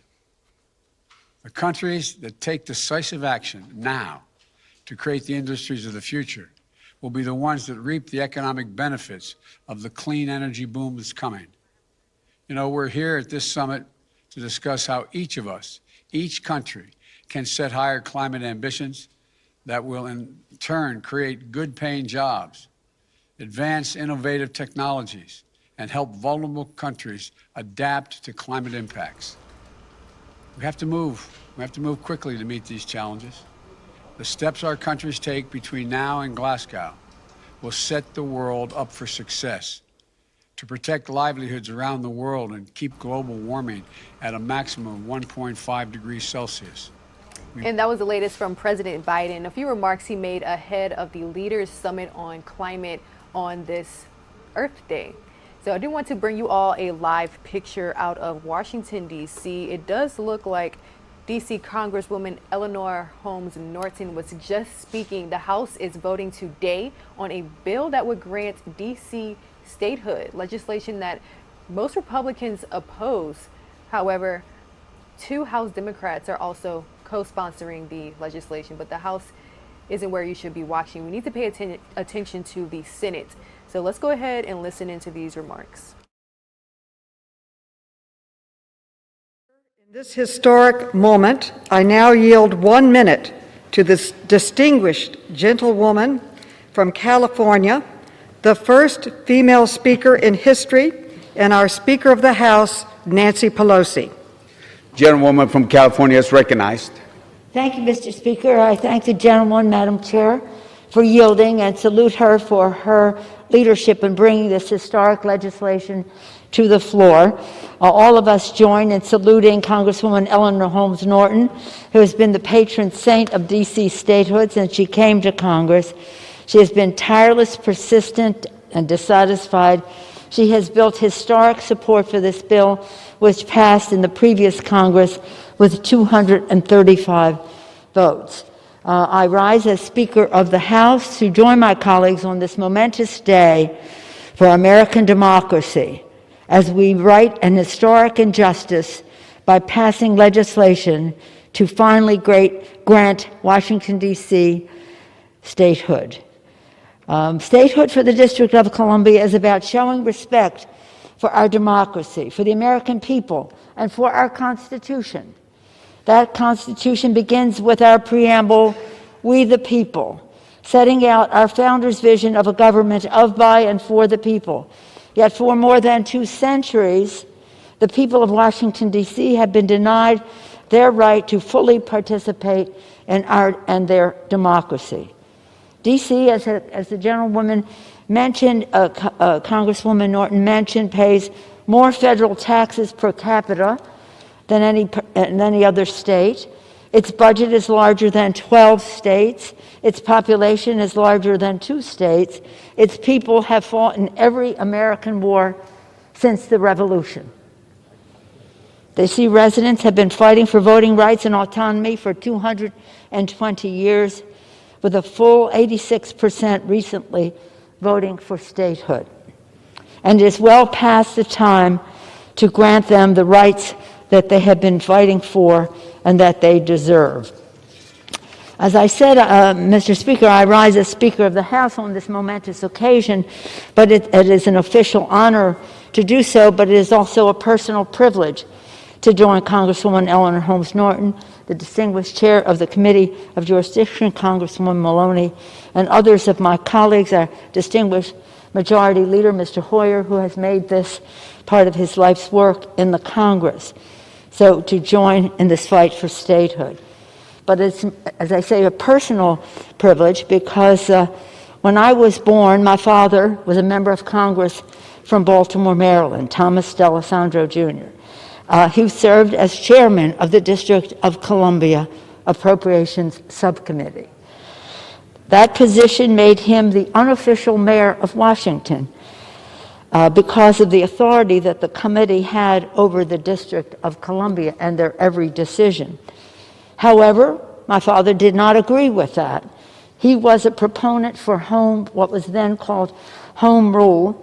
So I often say that statehood for the District of Columbia is in my DNA. They went from home rule, then finally having a mayor, and now we want statehood. There is not, and we've always wanted statehood, but now we finally are able to pass it in the Congress. There's nothing theoretical or abstract about statehood. For example, last summer, the country watched in horror as federal agents and out-of-state National Guard troops were deployed against peaceful protesters in the district without residents' approval. And then, on January 6th, as our Capitol was being defiled and our Capitol Police assaulted and killed, and our members and staff terrorized, D.C. leaders did not have the authority to call in the National Guard to protect its people. Granting D.C. statehood means ensuring that its leaders have the tools they need to keep people safe. The governor of any one of our states has the authority to call in the National Guard. That is not an authority that is afforded to the mayor of Washington, D.C. If that were the case, we would have had protection much sooner. Statehood is also a matter of civil rights. The residents of the district have a right to self-governance and control over their lives and futures. And it's particularly meaningful that we passed this legislation just days after the anniversary of President Abraham Lincoln signing the District of Columbia Compensation Emancipation Act, freeing enslaved people in the district. Today, by passing H.R. 51 to admit the state of Washington Douglas Commonwealth to the Union, the House will finally address this unjust, unequal, and undemocratic situation. We look forward to a swift vote in the Senate on this essential legislation so that we can send this important legislation to the President's desk. At the same time, House Democrats will continue our work to protect every American's right to be heard at the ballot box. With that, I urge a strong vote for D.C. statehood, 51, and H.R. 51 state, easy to remember, and for its citizens' civil liberties, security, and the right to have a say in our democracy. And as I yield back, I once again want to commend Representative Eleanor Holmes Norton for her long dedication to justice for every person in our country, starting with the people she represents in the District of Columbia, hopefully soon to be the 51st state of the Union. With that, I urge that I vote and yield back the balance of my time. Gentlewoman from California yields back. Gentlewoman from New York reserves. Gentleman from Kentucky is recognized. Mr. Speaker, I yield 1 minute to the gentleman from Arizona, Mr. Biggs. Gentleman from Arizona is recognized for 1 minute. Thank you, Mr. Speaker. Let me tell you what Democrat support is really about of H.R. 51. Democratic partisanship, Democrat power, Democrat policy, Democratic progressive issues. No state has been admitted by the Constitution, but no state was created from a territory which was crafted in the Constitution. That's what you want to obviate. Even our founders understood very clearly, as they iterated in Federalist 43, quote, the indispensable necessity of complete authority at the seat of government carries its own evidence with it.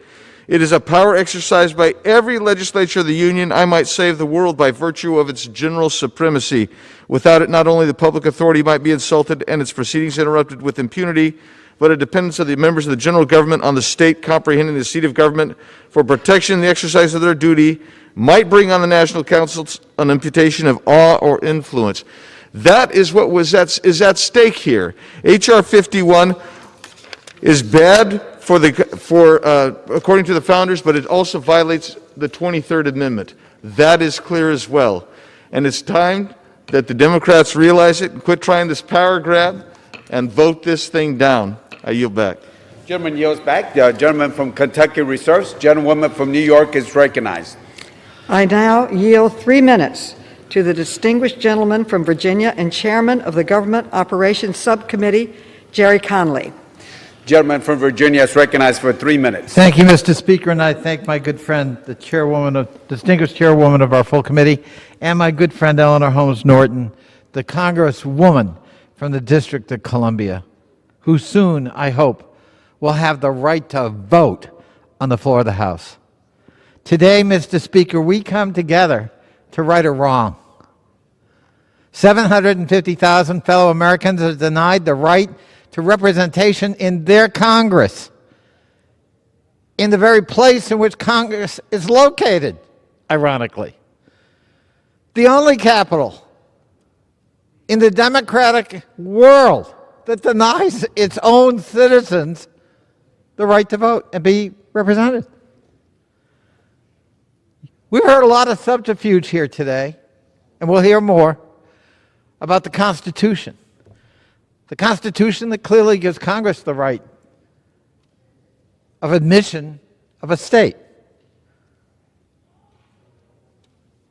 Mr. Comer comes from Kentucky. Kentucky was composed of territory claimed by my state, Virginia. And they were a bunch of Whigs. We didn't object. And Congress, not a constitutional amendment, admitted Kentucky into the Union. And they elected Whigs, if you can think about that, Mr. Speaker. But we didn't make how you might vote a condition. But we do in this case. And I got to say, there's a lot of smokescreen to cloak what's really at stake here. When some say this is not about race or partisanship, you can be sure it's about race and partisanship. A city with a majority population that apparently might vote in a different way from some. So what? How somebody votes cannot be a test of whether they have the right to vote in a democracy. Will we right this wrong today? Will we rise above our petty partisan perspectives and fears and empower and enfranchise people who are fellow citizens simply because of their race or their party identification or their geographic location? That is not the America I know and love. It's gone on too long. When the Constitution was written, this place didn't exist. Nor did the founders and the writers of the Constitution know that it would. The first capital was New York. The second capital was Philadelphia. And there was a lot of back and forth about where would it finally be. It ended up here. Let's right this wrong after 200 years and give our fellow Americans voting representation here in the United States Congress by granting statehood. I yield back. Gentleman yields back. Gentlewoman from New York reserves. Gentleman from Kentucky is recognized. Mr. Speaker, if this bill is about race, I wonder why your majority leader, Steny Hoyer, voted against this very bill in 1993. Yeah. But with that, Mr. Speaker, I yield 2 minutes to the gentleman from Ohio, Mr. Jordan. Gentleman from Ohio is recognized for 2 minutes. I thank the gentleman for yielding. Mr. Speaker, Democrats started last week with one of their members saying we should get rid of the police altogether. They ended last week with another one of their members being admonished by the trial judge in Minneapolis for saying ridiculous things. And what they do in between? They passed this bill out of committee, which gives 2 new Democrat senators to the District of Columbia. And less than 24 hours after that bill passed in committee, they introduced legislation to pack the Supreme Court. In 3 months of Democrats being in control of the federal government, they have increased the debt by $2 trillion. They created a crisis on the southern border, and they continue their push to defund the police. And now, so they can continue their radical policies, think about what else they've passed out of this body. A bill to federalize our voting laws, federalize our election laws, a bill to pack the court, as I said. They introduced that. The chairman of the Judiciary Committee, of all people, introduced that bill. And here we are today, pure power grab to give 2 Democrat senators to District of Columbia. There is a crisis on our southern border. The American people want us to focus on the crisis. Even the president called it a crisis. Let's stop the power grab. Let's deal with the issues the American people want us to deal with. That's what we should be focused on. I hope we vote this bill down. I urge a no vote and yield back to the gentleman from Kentucky. Gentleman from Ohio yields back. Gentleman from Kentucky reserves. Gentlewoman from New York is recognized. Thank you, Mr. Speaker. I'd like to clarify that this should be a bipartisan issue. Republicans used to support voting representation in Congress for D.C. residents. Then President Eisenhower called for equal political rights for D.C. residents in 3 State of the Union addresses. Then President Nixon said, and I quote, "It should offend the democratic senses of this nation that D.C. residents do not have voting representation in Congress." In 2007, then Representative Mike Pence said on the floor, and I quote, "The fact that more than 500,000 Americans living in the District of Columbia are denied a single voting representative in Congress is clearly a historic wrong." With that, I now yield 3 minutes to the gentleman from Maryland and chairman of the Civil Rights and Civil Liberties Subcommittee, Jamie Raskin. Gentleman from Maryland is recognized for 3 minutes. Thank you, Mr. Speaker. Thank you, Madam Chair. The consent of the governed. No taxation without representation. No conscription without representation. A Republican form of government for American citizens. All of our most essential democratic principles underwrite the trajectory of American political development, which has been the admission of 37 new states since the original 13 launched the Union.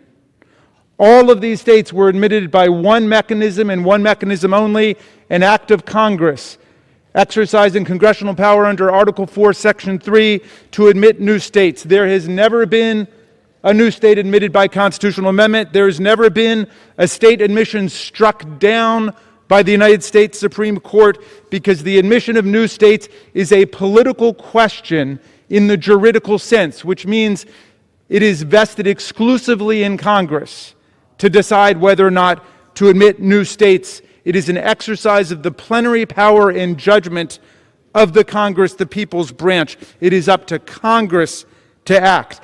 The opponents of democracy for 712,000 tax-paying, draftable American citizens right here in Washington, D.C., have now focused on the 23rd Amendment as the basis of their opposition, but the 23rd Amendment is no obstacle in any way. The purpose of the 23rd Amendment was to make sure that the local population got to participate in presidential elections. The admission of the new state vindicates that constitutional purpose. H.R. 51 itself would immediately repeal the federal statute that organizes the Electoral College for the District of Columbia, taking care of the problem that our friends are concerned about. So why don't they support H.R. 51? Well, the floor leader gave the game away when he said for him this was all about 2 new progressive liberal Democrat senators. It's all about 2 new liberal Democrat senators. They don't see taxation without representation. They don't see military service without representation, when tens of thousands of people from the nation's capital have served America in every war that we've ever had, going back to the Revolutionary War. They don't see governance without representation, without the consent of the governed. All that they see is 2 new liberal Democrat senators. But that cuts against everything that we believe in about American democracy. We do not deny people the right to vote based on our expectation of how they will vote. We don't disenfranchise people because we disagree with who they might elect. I would defend with my life the right of the people of Kentucky and Arizona to send my friends here, even to represent them, even though I disagree with most of what they stand for, including their rejection of the rights of people from Washington, D.C. And I would never disenfranchise them just because of that. The people of Washington...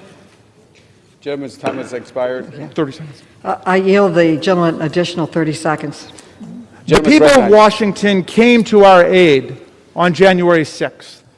When we were being attacked by violent fascist insurrectionists in this body, in this chamber, in this Congress, they came to our aid. They sent hundreds of Capitol officers and National Guardsmen to defend us. The people of Washington defend our democratic rights.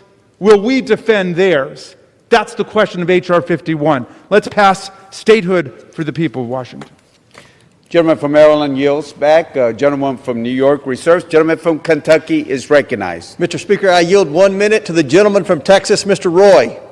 Gentleman from Texas is recognized for 1 minute. I thank the Speaker. I thank the gentleman from Kentucky.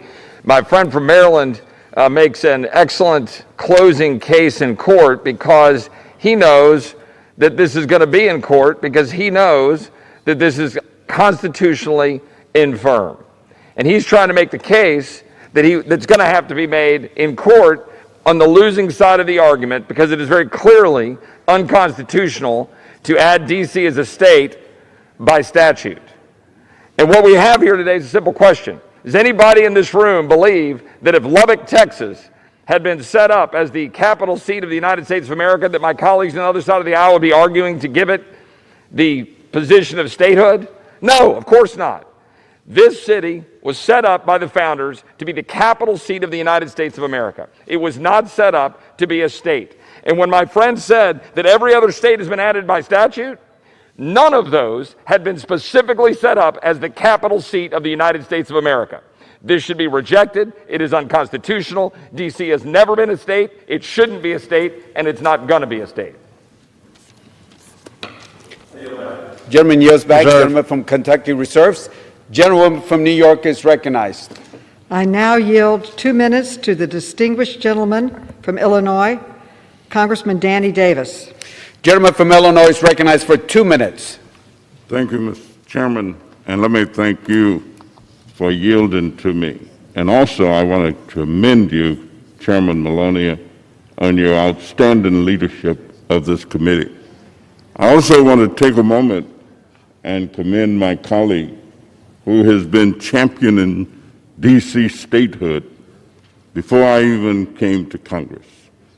You know, I've listened intently to all of the arguments, and it always gets back to one. How are the people in D.C. more likely to vote? And they're going to vote more likely Democratic. Are they going to vote for Democrats? Well, let me tell you, I got people in my district who vote Republican. Can you imagine that? They vote Republican. But we don't deny them the right to vote. And we don't deny them the right to representation. All that we're seeking and all that we're asking for is simply the principle that no taxation without representation. I think we learned that in grammar school when we took U.S. history, when we first learned how great this country is and how great it can be. Well, I look forward to the people of Washington, D.C. having all rights of citizenship as a member of a state, voting in the greatest state in the country when it becomes one, Washington, D.C. Thank you, Madam Chairman, and I yield back. Gentleman yields back. Gentleman from New York reserves. Gentleman from Kentucky is recognized. Mr. Speaker, I yield 1 minute to the gentleman from Pennsylvania, Mr. Keller. Gentleman from Pennsylvania is recognized for 1 minute. Thank you, Mr. Speaker. In 1964, then Attorney General Robert F. Kennedy summed it up best as to why the framers put the capital outside the borders or control of any state. It was indispensably necessary, this is his quote, it was indispensably necessary to the independence and the very existence of the new federal government to have a seat of government which was not subject to the jurisdiction or control of any state. As true as that was when this was said, as true as that was when our nation, when the capital was moved here, it's that true today. And my colleagues on the other side of the aisle, I'm glad, remember history, when the seat of the federal government was in New York City and in Philadelphia, the birthplace of America. They didn't want it in the control of a state. Therefore, the District of Columbia was created. The District of Columbia under the control of the United States Congress, because that is who should be determining what happens for the 50 states. Our colleagues on the other side want to change an amendment to the Constitution with law. What about other amendments to the Constitution and how they read those? Will they try to change those with law? This is not about representation without taxation or taxation without representation. This is about a Democrat power grab. And let's call it what it is. Gentleman's time has expired. Gentleman from Kentucky reserves. Gentlewoman from New York is recognized. I now yield 1 minute to the distinguished gentlelady from Texas, Congresswoman Jackson Lee. Gentlewoman from Texas is recognized for 1 minute. I thank the distinguished chairwoman, and I thank the distinguished member, Congresswoman from the District of Columbia. In the Judiciary Committee right now, we are holding hearings to fight against the scourge of voter suppression and the unfortunate abolishment of Section 5 by the Shelby case. I have heard shoutings of hallelujah when that case was abolished. The reason is because we are here today denying citizens of the United States the right to be represented fairly in the United States Congress. The 23rd Amendment, well, I can cite for you the 14th Amendment and the 15th Amendment, not depriving people of their liberty and their justice. What about those soldiers who shed blood from the District of Columbia? Those who are paying taxes from the District of Columbia, but the very citizens who work to move the engine of government living in the District of Columbia. My friends know that the capital will be separated. My friends understand that there is a basic constitutional unfairness when you deny people the right to vote. And I wonder whether or not the problem is that when I first arrived here many years ago, it was called Chocolate City. Let us not make this a racial issue. Let us make this a justice issue, a constitutional issue. It is important, Mr. Speaker. Vote for this legislation for the 51st state. I yield back. Gentleman yields back. Gentlewoman from New York reserves. The gentleman from Kentucky is recognized. Mr. Speaker, I yield 1 minute to the gentleman from Wisconsin, Mr. Grofman. Gentleman from Wisconsin is recognized for 1 minute. D.C. statehood is a ridiculous idea which should have shocked our forefathers. It's a government city. No or minimal manufacturing, agriculture, or natural resources. With all its government jobs and universities, it's a recession-proof city and should be one of the easiest cities in the nation to govern. Let's see how the current elected officials are doing. This is the second highest spending area in the country per pupil. How do they do? Tied for worst of fourth grade reading scores. Worst in the country in eighth grade reading scores. Worst in the country fourth grade writing scores. Worst in the country eighth grade writing scores. Second worst in the country in eighth grade math. They have more homeless here than 29 states. Of the cities with at least 600,000 people, they have the sixth highest murder rate. And if they were to become a state, it would immediately be the state with the highest murder rate in the country. Right now, by comparison, only 49% of the parents' newborn children in the District of Columbia are married. By comparison, again, a great foreign capital, Taipei, 96% of the parents are married. This is a government city, and it would do a horrible job as a state. Gentleman yields back. Gentleman from Kentucky reserves. The gentlewoman from New York is recognized. Mr. Speaker, under the admissions clause of the Constitution, Congress has the authority to admit new states. And that's why all 37 new states have been admitted by simple legislation. No state has ever been admitted by a constitutional amendment. And the Republicans want D.C. to use an admissions process that has never been used in the history of this country. The District Clause of the Constitution gives Congress authority over the federal district and establishes a maximum size of the federal district, 100 square miles. It does not establish a minimum size. H.R. 51 would maintain a 2 square mile federal district. And with that, I reserve and yield back. Gentlewoman reserves from New York. Gentleman from Kentucky is recognized. Mr. Speaker, I yield 1 minute to the gentlewoman from South Carolina, Ms. Mace. Gentlewoman from South Carolina is recognized for 1 minute. Thank you, Mr. Speaker. I've seen more damage done in the first 100 days of this administration than I thought possible in 4 years. Rather than unity, it's been division. Rather than working together, it's been partisanship. And we're hearing even today in the comments that we're trying to stoke racial division in this country. This is nothing but a naked power play today. That's all this is about. People who can't get their radical agenda passed under the system our framers set up now want to blow it up. This is nothing but ideological terrorism by those willing to completely ignore our Constitution and system of government. Whether it's attacks on the First, Second, or Fourth Amendment or turning our federal seat of government over to 2 more far-left senators, they simply do not care. They want what they want. This is not about a balance of power. This is about more power. This is about government-run health care, a $93 trillion Green New Deal, packing the Supreme Court, higher taxes, and a bigger, less efficient form of government. I yield back. Gentlewoman from South Carolina yields back. Gentleman from Kentucky reserves. Gentlewoman from New York is recognized. Mr. Speaker, I now yield 1 minute to the gentlewoman from Illinois and Senior Chief Deputy Whip, Congresswoman Sharkowski. Gentlewoman from Illinois is recognized for 1 minute. I rise in strong support of ending the disenfranchisement of over 700,000 people, including most of the staff that works for us every single day.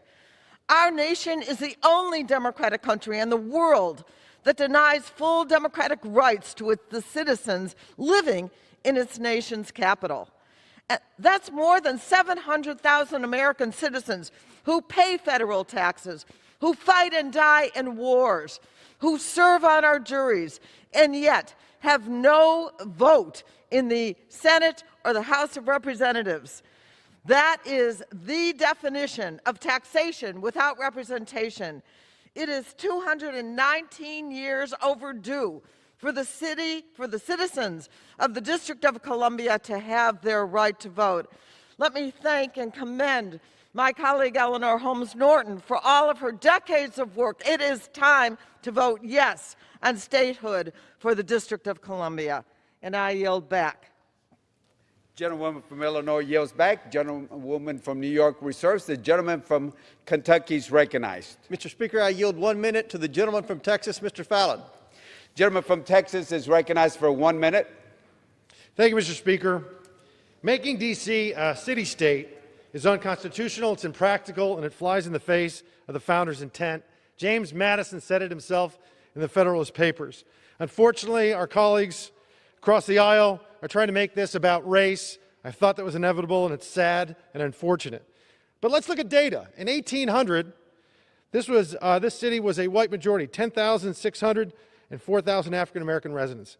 Then 150 years later, in 1950, 517,000 white residents to 280,000 African-American residents. So for 150 years, this was a white majority city, and there was no serious effort to make it a state.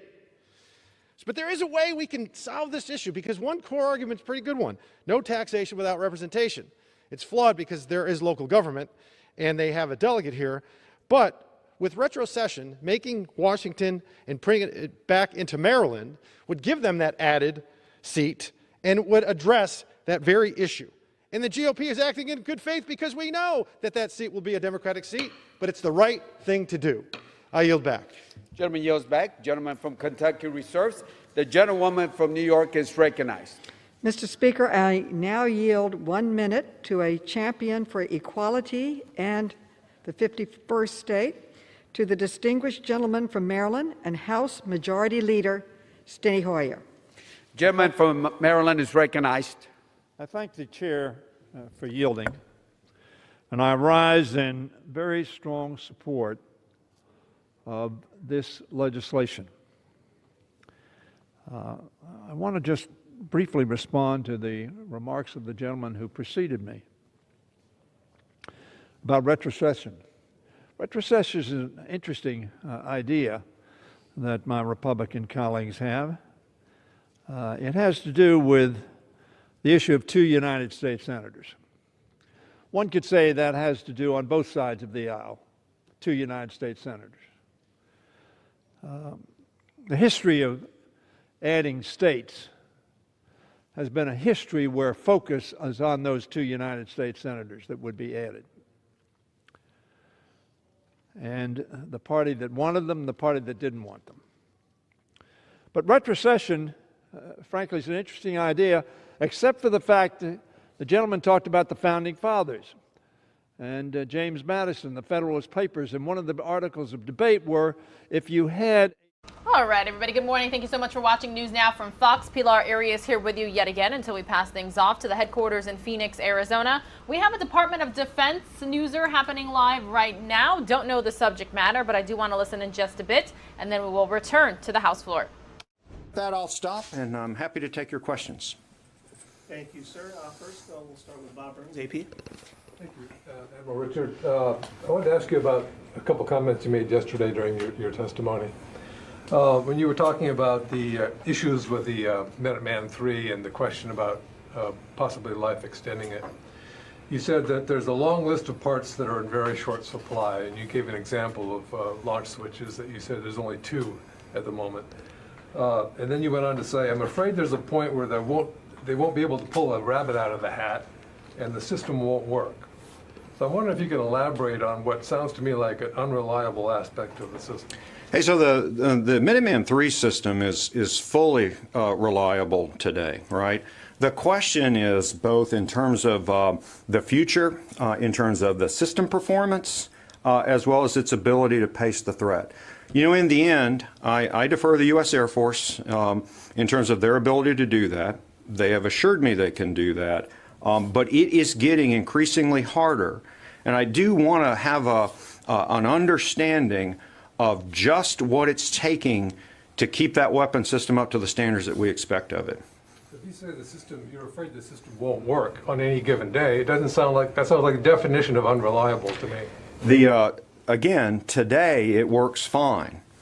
Air Force confident in their ability to get it to the points where GBSD is expected to come in. But this is another example of no more margin, right? So can you keep going with that? I want us to recognize that you can't. This defense official is now taking questions after making some very brief remarks at the Pentagon. I'm going to take you back out to the House floor again, where they are debating legislation that would make Washington, D.C. a state. Principled votes, because this is about 2 senators. We get it. It is not about principle, because there are over 700,000 people, 712 to be exact, maybe more when we get the census reports, who are unequal citizens in America. I want to thank the incomparable Eleanor Holmes Norton for her hard work and tireless advocacy for so many years as the leader of this cause. On behalf of equal rights for the citizens she represents, without a vote. Why? Are they lesser citizens? Is she a lesser representative? Surely not.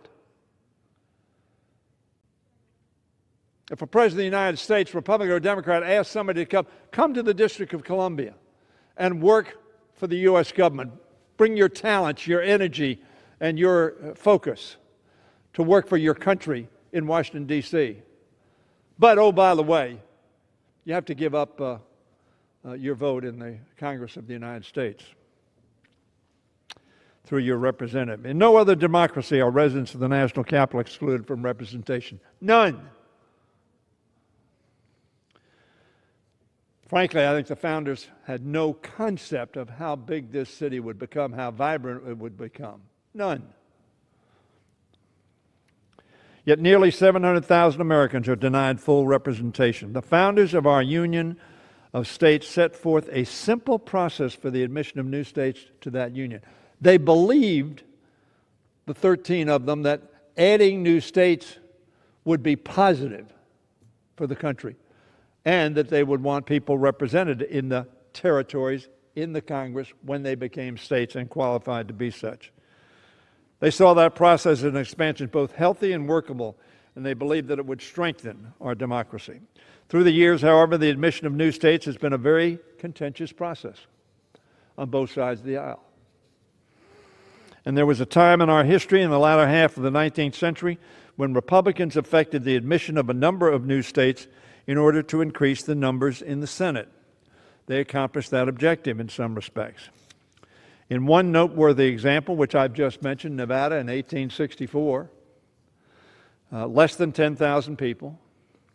The criteria at that point in time, theoretically, was 60,000. But it was ignored.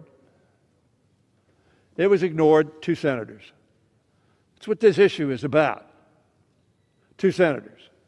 It is not about whether, on a principled basis, we ought to give to 712,000 of our citizens the right to be equally represented in the Congress of the United States. No, if they live here, we ask them to give up that right. That same process, as I mentioned, was repeated in the admission of North and South Dakota. They had hardly any people living there. They could hardly qualify if you put all the Dakota territory together, but what the Republicans did was, they were in charge at that point in time, they divided it, North and South Dakota. What happened? 2 extra senators. It wasn't about principle, about how many people, what the economic status was. It was about how many senators. When my friends across the aisle complained that this bill would lead to the election of 2 additional Democratic senators, so what? Is that the criteria? The political judgment of the citizens of some entity seeking to become a state? There's nothing in the Constitution about that. 0. It is the politics of it, I get it, but it is not the principle. I hope people vote on principle, that they believe that their fellow citizens who happen to live within this, used to be a square, but a square minus that to the south of the Potomac.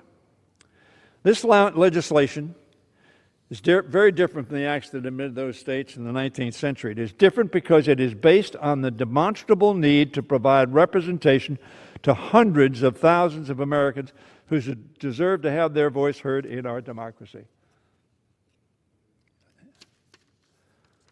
And they have determined they want to be a part.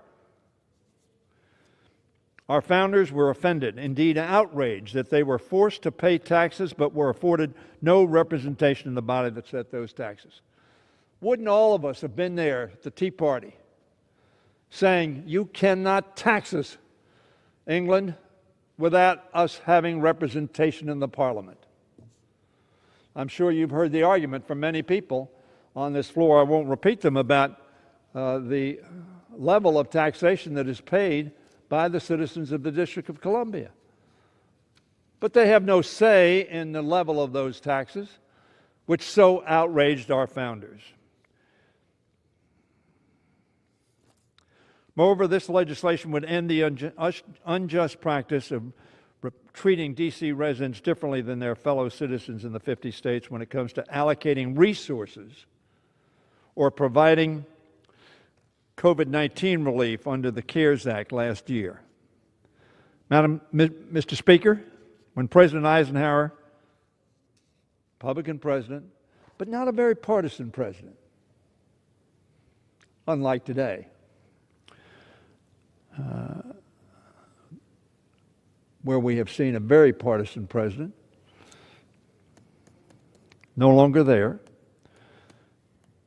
Mr. Speaker, when President Eisenhower addressed the question of admitting Hawaii as a state in the 1950s, he said the following, and by the way, I think all of you probably know that when Alaska and Hawaii were admitted not too far apart in years, Alaska was perceived to be a Democratic state and Hawaii was perceived to be a Republican state.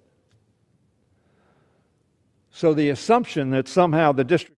All right, everybody, I'm going to interrupt Steny Hoyer right now, and that's because we are going to take you out to the Senate floor where Senator Chuck Schumer is speaking live right here on News Now from Fox. Thank you so much for tuning in.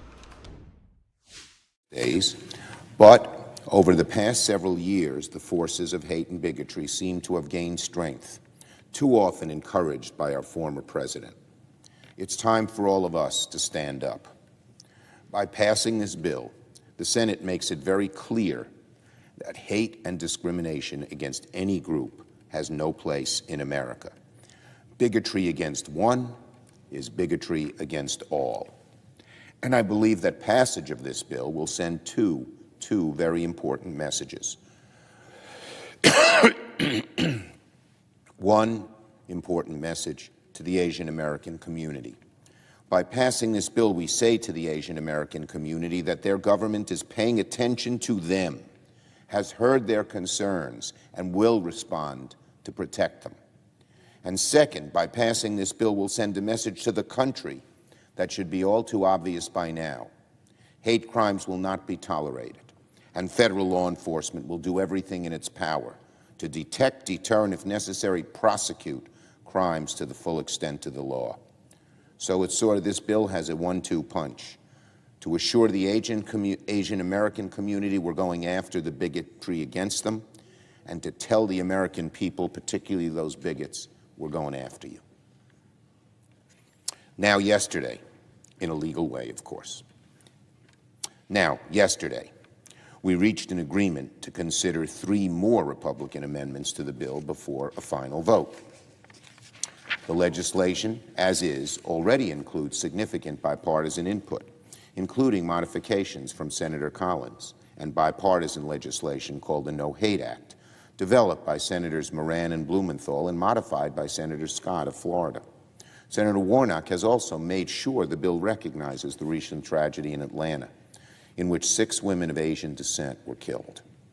Through it all, Senators Durbin, Duckworth, and especially the bill's sponsor, Senator Hirono, have demonstrated exceptional leadership. Same for Representative Mung in the House. Over the past 6 years, we've had too few opportunities to work together on timely bipartisan legislation. Let this be a reminder that when senators of goodwill work with each other, at the end of the day, we can achieve a good result. We can do it again in the next few weeks with a bipartisan water infrastructure bill, which will be on the floor next week, and soon thereafter, another bipartisan package of legislation concerning American competitiveness. Let's continue the bipartisan momentum as we move into next week. But today, I want to thank my colleagues who have worked together to bring this bill to the finish line. I look forward to seeing anti-Asian hate crimes bill passed by this chamber today and move one step closer to reaching the President's desk. On D.C. statehood, another matter. Today, the House of Representatives will pass a bill granting the District of Columbia official statehood. I applaud my House Democratic colleagues for taking this important step towards recognizing the full citizenship of more than 700,000 residents of the District of Columbia. This is a matter of just representation. Our system of government is designed to give everyone in our country a voice in forging their own destiny. Most citizens do that by voting for members of Congress and senators from their states to represent them in this temple of democracy, to advocate for their interests, to voice their concerns. The District of Columbia has more residents than Vermont and Wyoming, and nearly the same as Delaware, Alaska, and several other states. And they bear the full responsibilities and duties of citizenship like residents in all those other states. D.C. residents can be summoned for jury duty. They have served in every war since the American Revolution, and they pay federal income taxes just like residents from every other state. You can learn from any license plate outside. You can learn that from any license plate outside this building. And yet, they are denied real representation in Congress. In the words D.C. borrowed from the Founding Fathers, taxation without representation. Sadly, the debate over D.C. statehood has taken a rather dark turn. Some of my colleagues on the other side, rather than fashion any argument on the merits, have taken to denigrating the basic worth of residents of the District of Columbia, a part of our country that's 47% African American. One member of the minority party went so far as to say lawmakers should, quote, go out where the real people are across the country and ask them what they think about D.C. statehood. Get out to where the real people are. Bigotry, bigotry, bigotry. I shouldn't have to remind my colleagues that it's shockingly inappropriate to imply that lives and occupations and rights of D.C. residents are somehow less than their fellow citizens in other more real, quote unquote, and almost always more white parts of the country. We all know that the minority party opposes D.C. statehood because it fears giving political power and representation to American citizens if they might not vote for Republicans. It smacks of the effort going on right now in Republican legislatures all across the country to pass laws that are overwhelmingly make it harder for minorities, poor Americans, and younger Americans to vote.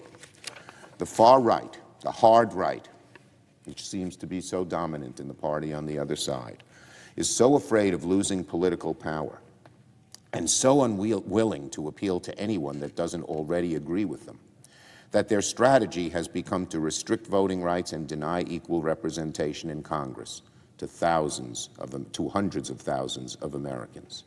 So D.C. statehood, unfortunately, is part of a continuing thread of not allowing people their right to vote, to representation, that seems to be growing in the Republican Party, particularly here in the Senate and in legislatures throughout the country, unfortunately.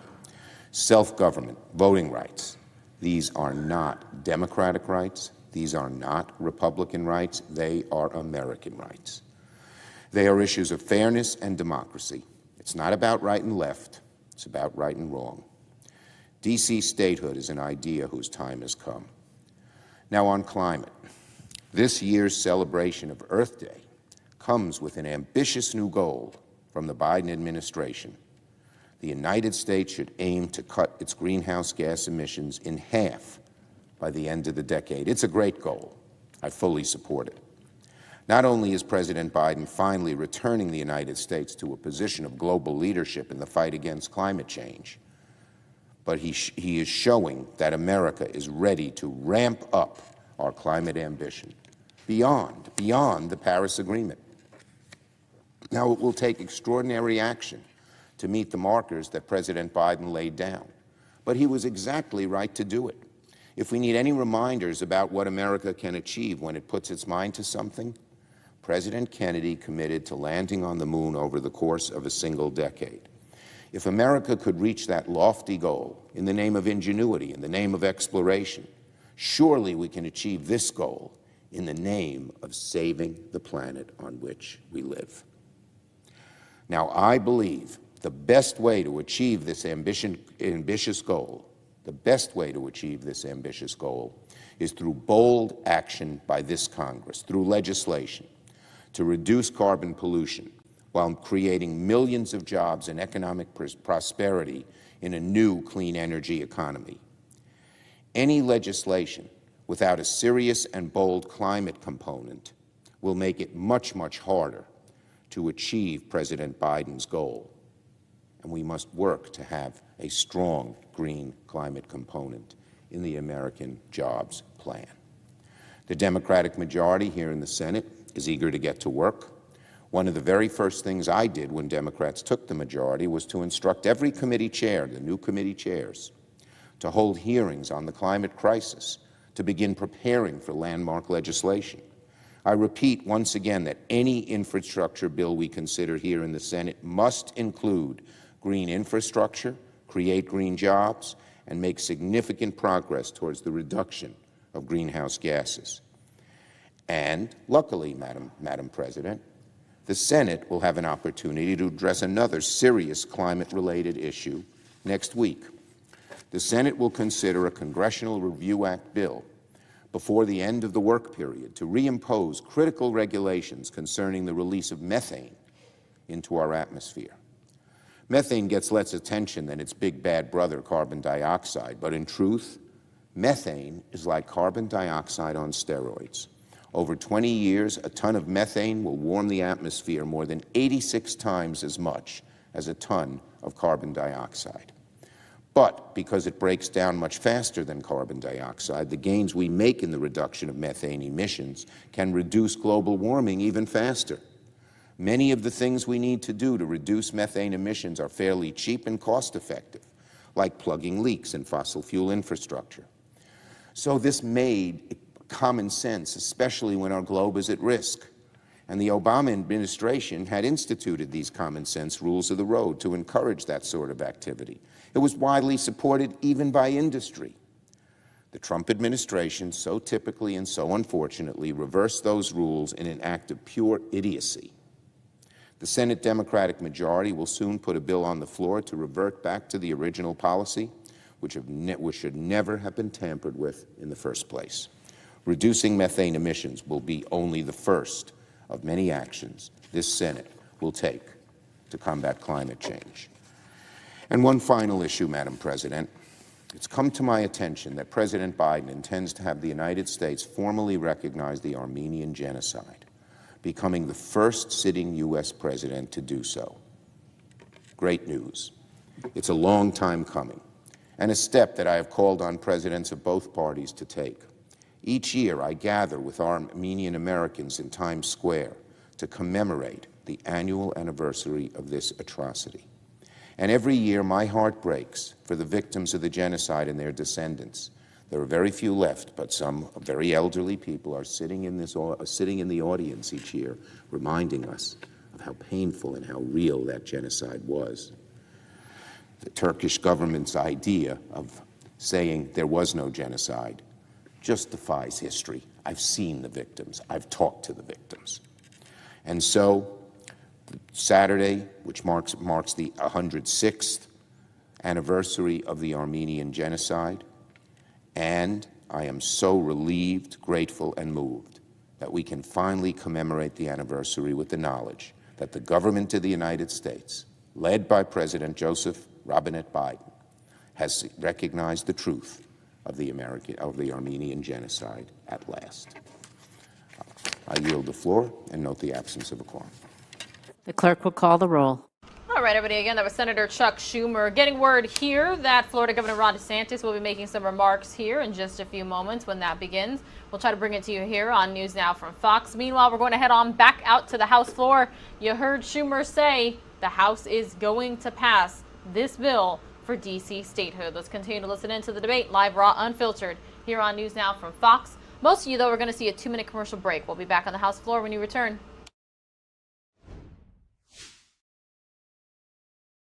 Their radical socialist agenda. As the majority leader just said, this is about 2 senators. It's not about principle. The District of Columbia has served as the federal district for over 200 years.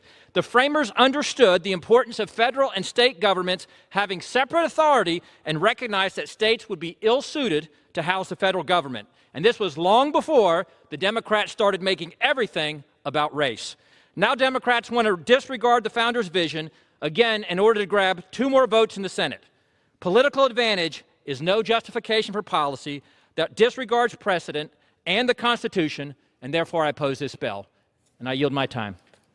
Gentleman yields back. Gentleman from Kentucky reserves. The gentlewoman from New York is recognized. Mr. Speaker, I now yield 1.5 minutes to the gentleman from Virginia, Chair of the Joint Economic Committee, Congressman Don Beyer. Gentleman from Virginia is recognized. Thank you, Mr. Speaker. I rise in strong support of H.R. 51 and D.C. statehood. My mother and father met at D.C.'s Western High School in the 1940s, before my father went off to West Point and Korea. I was raised in the Potomac Palisades of Washington and went to high school a few blocks from the Capitol. My grandchildren are fifth-generation Washingtonians. And through the generations, we've been confounded and confused that the United States citizens who live in the District of Columbia have been denied self-rule. The right to self-determination is the defining principle on which this nation was founded, and yet this very right is denied to those who reside in our nation's capital. Taxation without representation sparked our own war of independence from Great Britain. Today, the same cry for democracy, impressed on every D.C. license plate, calls out for the peaceful passage of H.R. 51. The American citizens of the District of Columbia overwhelmingly support statehood, passing a statehood referendum with 85% support in 2016. My Republican statehood opponents argue that statehood should be denied D.C. because it is too small, because it is not rural enough, because it has insufficient logging, manufacturing, agriculture, or mining, because it is not well-rounded, and because its residents are not real Americans. D.C. does, by the way, have a Tesla car dealership. The real reason my Republican friends oppose statehood is that they disagree with the political views of today's Washingtonians. But this is terrible short-term thinking. Texas voted Democratic for generations, while California and New York have had elected many Republican governors and senators. Political pendulums swing both ways. But this view betrays our democratic principles upon which our nation is founded. And with that, I yield back. Gentleman yields back. Gentlewoman from New York reserves. The gentleman from Kentucky is recognized. Mr. Speaker, I yield 1 minute to the gentleman from South Dakota, Mr. Johnson. Gentleman is recognized. Mr. Speaker, I am opposed to D.C. statehood, but I am not opposed to suffrage. If your goal is truly suffrage, rather than increasing Democratic control of the Senate, boy, do I have a plan for you. My bill would reunite the residential areas of the district with Maryland, as was done with Virginia in 1847. This plan would give full voting rights that we have heard so much about this morning, without ignoring the Constitution or the practical realities of what constitutes a state. And so I say to my colleagues on the other side of the aisle, if your goal is truly suffrage, then let's do this together. Let's set aside the divisive rhetoric we have heard and work together to craft an appropriate and bipartisan solution to give representation to the people of D.C. Mr. Speaker, I yield back. Gentleman yields back. Gentleman from Kentucky reserves. The gentlewoman from New York is recognized. Mr. Speaker, I reserve. Gentlewoman reserves. Gentleman from Kentucky is recognized. 1 minute. 2? 1 minute, yeah. Mr. Speaker, I yield 1 minute to the gentleman from Texas, Mr. Gomer. Gentleman from Texas is recognized for 1 minute. Thank you, Mr. Speaker.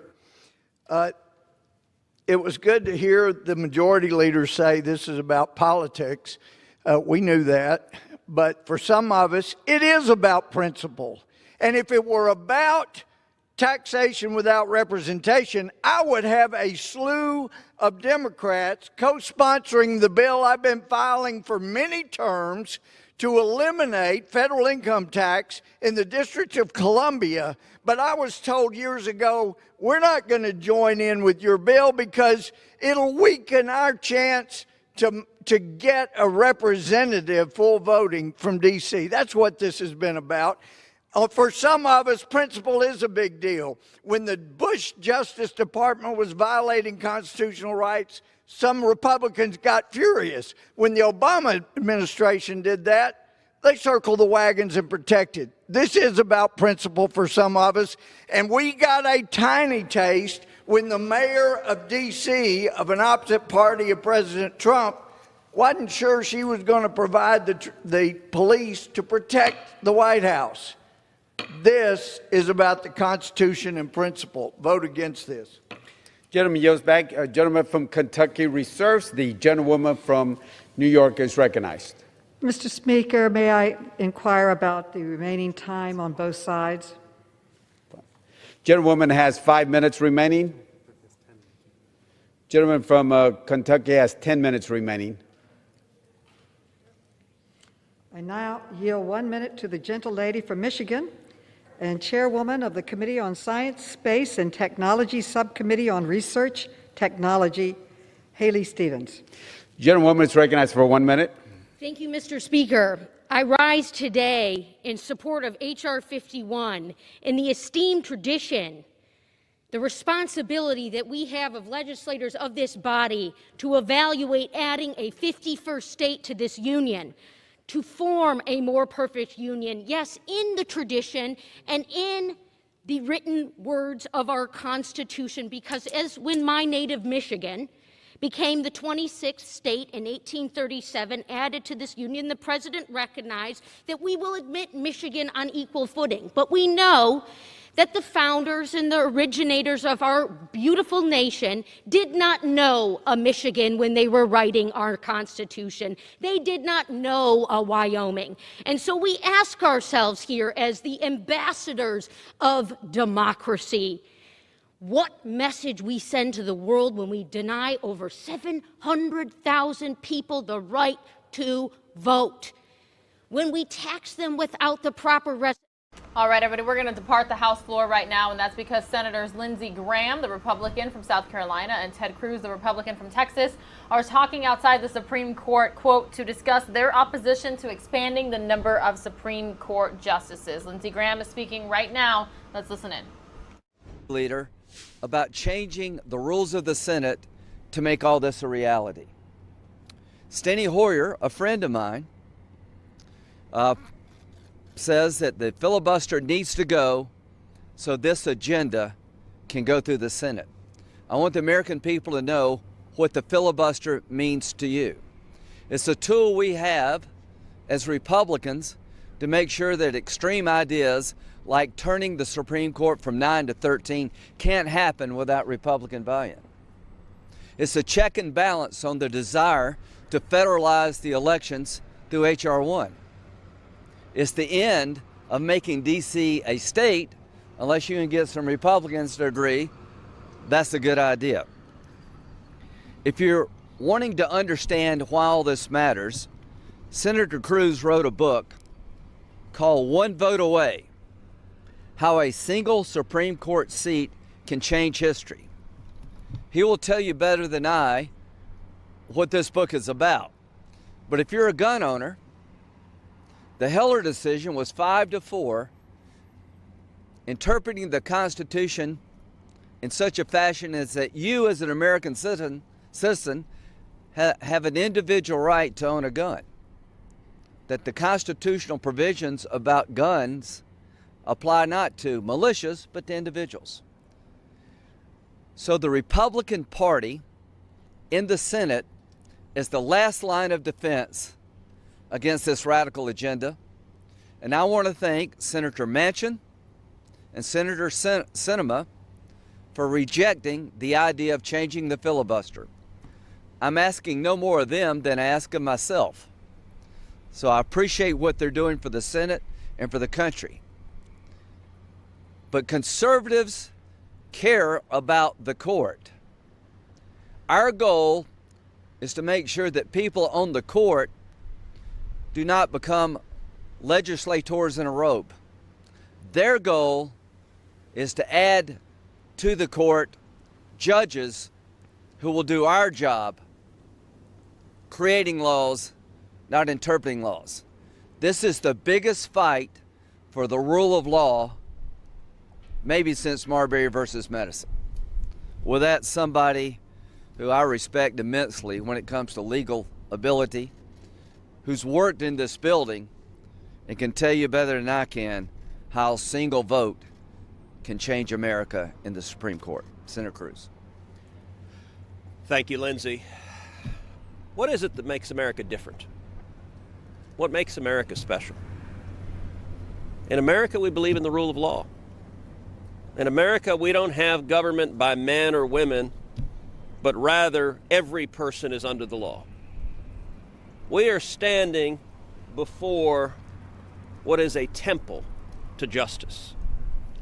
This institution, the Supreme Court of the United States, has stood up to political pressures from the very first day America was a nation. It has stood up against buffeting politics. The Supreme Court in Brown versus Board of Education, decreed that the despicable practice of segregated schools and Jim Crow laws were no longer acceptable in America and struck them down. And the justices had the courage to have the independence to follow the law and follow the Constitution. What differentiates America from dictatorships? My father fled Cuba under a communist dictatorship today. In banana republics, the dictators don't have courts that follow the law. They instead have puppet judges that do what they want. When Hugo Chavez came in Venezuela, one of the first things he did is destroy the court and take it over. What Senate Democrats and House Democrats are trying to do is fundamentally corrupt. Their first priority is to change the rules to stay in power. Now that tells you a lot of things. It tells you, number one, they don't believe in democracy. They don't believe in the voters. If they want to stay in power, there's a real simple path to that. Convince the voters your ideas are right. But that's too complicated. Sometimes the voters disagree. So what are Senate Democrats trying to do? They're trying to add new senators to the Senate so they keep control forever. They're trying to change voting in America so Democrats can never lose. And they want to pack the U.S. Supreme Court with 4 left-wing radicals. This is an assault fundamentally on the independence of the judiciary. Franklin Delano Roosevelt tried this nearly 100 years ago. He had a Democratic supermajority in the House, he had a Democratic supermajority in the Senate, and his own party stopped him. FDR, at the height of his popularity, they said, no, this is a bad idea. Packing the court is a bad idea. It will threaten our fundamental freedoms. Unfortunately, today's Democratic Party is a lot more radical than the Democratic Party used to be, and they're perfectly happy to tear down the institutions of democracy, to tear down the institutions that protect our Constitution in order to try to ram through their agenda. Lindsay referenced my book, One Vote Away.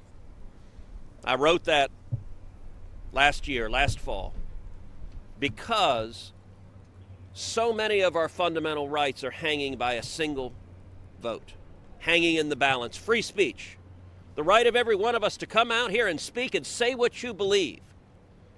We're one vote away from free speech being stripped away and Congress having the power to punish you for exercising your right to free speech, for speaking about politics. Religious liberty, the fundamental right we have to worship God according to our own faith.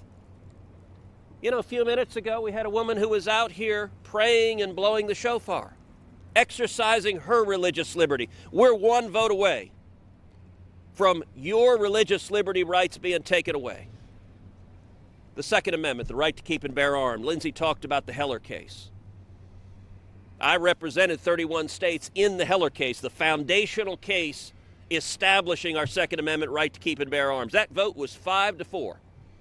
The 4 dissenting justices were prepared effectively to erase the Second Amendment from the Bill of Rights, to conclude that no American anywhere has an individual right to keep and bear arms. These are radical and extreme ideas, and by the way, they're incredibly unpopular ideas. There's a reason the Democrats don't want to actually go to the voters and try to convince the voters to do this, because the voters would tell them to jump in a lake. So instead, they're trying to rig the game. Instead, they're trying to fix the system. They're behaving like corrupt politicians. And by the way, just a few years ago, Republicans were in the same position. 2017, all of us were here. We had a Republican president, a Republican Senate, and a Republican House. We didn't do this. We could have. They love to say Donald Trump, to paint him as some crazy autocrat. You didn't see Republicans, when we had control of the Senate, try to rig the game. You didn't see us try to pack the court. There was nothing that would have prevented Republicans from doing what they're doing, other than respect for the rule of law, other than basic decency, other than recognizing that democracy matters. and packing the court and tearing down the institutions that protect our rights is fundamentally wrong. And the American people need to know this is not, look, we can have arguments back and forth about tax rates. Democrats want to raise taxes, we don't. Fine. That's the bread and butter of politics. That's the sort of thing you're supposed to debate in the Capitol. What we shouldn't be debating is a radical plan to destroy the United States Supreme Court, to destroy judicial independence, and to destroy the rights that are protected in the Bill of Rights. All of those are hanging in the balance. Thanks, Ted. And Ted's exactly right. Can you even imagine what Joy Reid and her MSNBC friends would be saying if Republicans had tried to pack the court? They would just lose it, and it would be nonstop coverage. One of the things that we do know is that the Democrats are trying to pack the court to turn it into a super legislative body so that they have people that are going to rubber stamp everything that they believe. Everything. Whether it's the Green New Deal, whether it is H.R. 1, whether it's the Equality Act. And if they are successful, you will not see life protected. You will see government-run health care. You are not going to see your rights protected, and I guarantee you they will come to take away your guns. These are things you can count on because this is their agenda. Their policies are so unpopular, they know they could not get it through the House and the Senate. Why are they keeping the Capitol in lockdown? Why are they keeping people away, not giving them the opportunity to petition their government? They are doing it because they want to radically change this country and radically change our institutions. So, are we standing against their push to pack the court? Absolutely. Will we continue to fight to preserve our liberties? Absolutely, we will. These institutions are important to the American people, and they want to see us stand for the Constitution, for freedom, for liberty, for these institutions that have kept this nation free. Lindsay? Yes. Senator Graham, what do you think Senator Schumer's end game is here? Today, the House is going to vote on D.C. statehood, and then he's committed to bringing up some of these other bills. All right, everybody, we got a warning that the feed was going to change there, but we didn't know it was going to be that quickly. It looks like we are going to have another news conference there. I'm not quite sure if that's Nancy Pelosi's, but that is A-OK. I'm going to bring you out here to Florida here next on News Now from Fox. We are just minutes away from hearing from Governor Ron DeSantis making a major environmental announcement. This is in Wellington, Florida. So let's listen in here on News Now from Fox. Important agreement with the United States Army Corps of Engineers that's going to allow them to start the construction on the reservoir component of the project. And that's really all because of the leadership and the tenacity of our Governor DeSantis. Our partnership with Secretary Noah Wallenstein at the Florida Department of Environmental Protection, support from the Florida legislature, and engagement with the Jacksonville District of the United States Army Corps of Engineers. Just moments ago, the governing board voted unanimously to authorize the EAA Reservoir Project's Project Partnership Agreement. This agreement memorializes the state's commitment to expediting the EAA Reservoir Project. More importantly, though, the agreement is the last step necessary for us to take before the U.S. Corps of Engineers begins construction on their portion of the project to the reservoir. As a lot of you know, it's also Earth Day, and I'm so glad to not only celebrate Earth Day with all of you, but to be here to witness progress in action as the state of Florida takes its final step before the Army Corps starts construction. It feels like we have more momentum than we've ever had, and I want to thank our governor for his unwavering commitment to Florida's water resources and Everglades restoration. Now, in case you weren't with us a couple weeks ago, we celebrated progress in the removal of the old Tamiami Trail roadbed in Miami-Dade County. The massive Caloosahatchee Reservoir on the west coast is well on its way to being completed soon. The C-44 Reservoir stormwater treatment area along the Treasure Coast right over there are going to be done in a matter of months, and additional storage is being developed north of Lake Okeechobee. When you couple all these projects with the EAA Reservoir project, the Everglades is going to be given new life. But we really don't work alone here at the district, and I'd like to say thank you to our partners. As I look out in this audience, I see so many people who have been critical to getting us to where we are today. Senator Joe Negron, sitting right there in front of me, I am in awe of your courage, sir. Thank you so much for what you've done for all of us in the coastal estuaries, and thank you for making this possible. I see many of our stakeholders here. Your tenacity, you've been working on this for 4, 5, 6 years. Thank you so much for being here. I'd also be remiss if I didn't recognize the men and women of the South Florida Water Management District who are led by our Executive Director, Drew Bartlett. Thank you. Lastly, I can't say enough to thank you to Governor Ron DeSantis for the opportunity to serve the people of Florida, to get the projects done for our environment. Governor, 3 short years ago, I have a feeling the odds makers would have been betting against us standing here today. This reservoir has been an absolute uphill battle, but it's a battle that needs to be fought. You showed, and you continue to show, courage and leadership. And when I'm sure it was politically expedient for you to just throw in the towel, you didn't do that, because that's not your nature. When you commit to something, you commit, you lead, you make it happen. It's a real honor to be able to welcome you here today, and I now give you the 46th Governor of the state of Florida, Ron DeSantis. Thanks, Governor.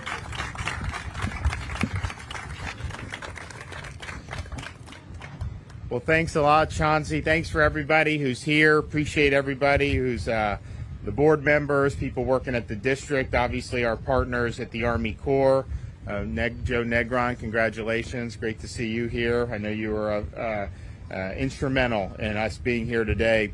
So thank everybody for their commitment to the Everglades. As Chauncey said today, the South Florida Water Management District unanimously approved the project partnership agreement with the U.S. Army Corps of Engineers so that federal construction can finally begin on the critical EAA reservoir. Prioritizing Florida's vital water resources has been a major part of my administration.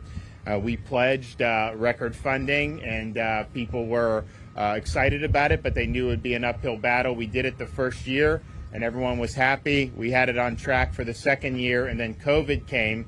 We had the budget right before COVID, really, and they were like, well, there's no way this is going to make it. But we were able to make smart choices. You know, I did veto $1 billion, but we were able to keep our commitment to our water resources. And so we were happy to do that. But then people were saying, well, okay, the budget's going to be a disaster for this coming year. There's no way you're going to be able to do it. And in terms of meeting what we promised, I can tell you the legislature is not equaling what I asked for. They're doing much more for both water resources and for Everglades. So we're actually putting the pedal to the metal, even in this uncertain budget time. But I think part of the reason why we're able to do that is because the state's healthy. We have a healthy economy. You know, they were predicting big shortfalls a year ago.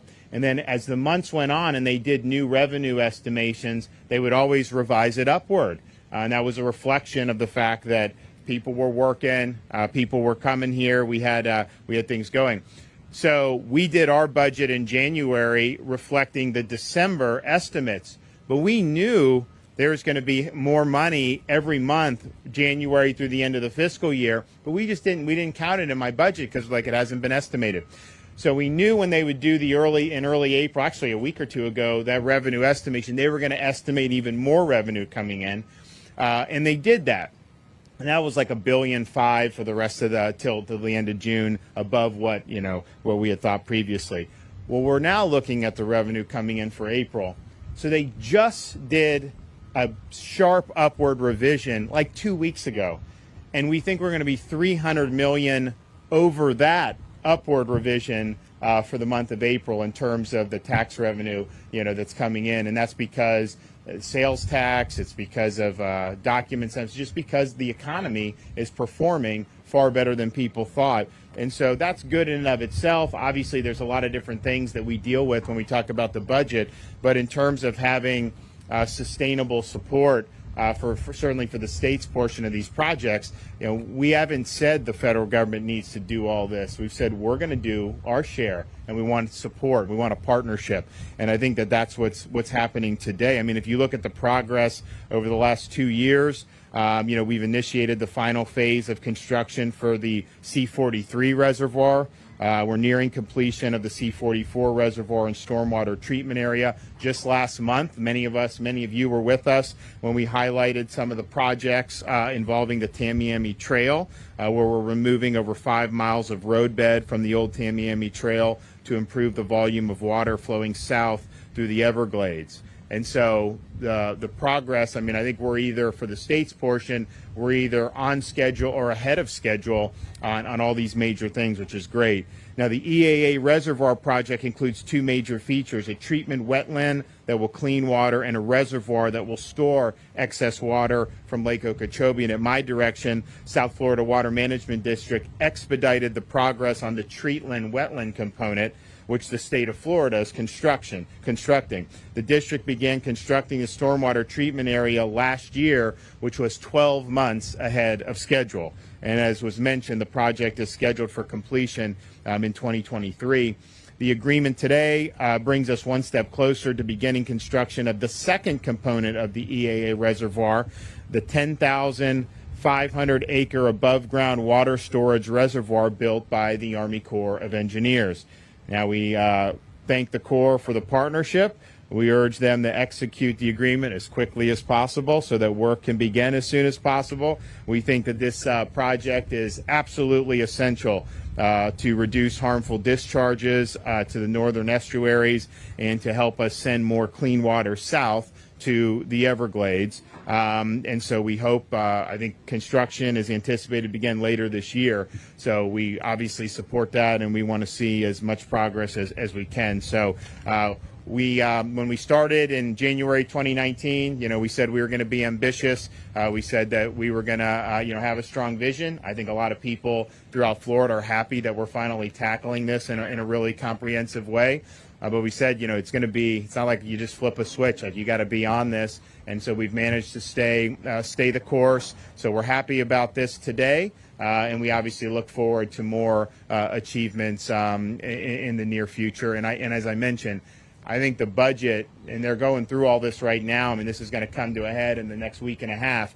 But I think people are going to be really, really satisfied with what we're doing in terms of the budget for protecting Florida's water resources and what we're doing for our infrastructure related to water. And so thanks to the legislature for answering the call. I mean, probably didn't have as much support when Joe Negron was there for some of the stuff we're doing. This was a really tough fight for them back then. Now we have, I think, a stronger consensus. And so I think that that's really good for the people of Florida. So it's an honor to be here. And who's coming up next? Noah, come on. Thank you, Governor. My name is Noah Valenstein. I have the privilege of serving as Secretary for the Department of Environmental Protection. And what a great backdrop for...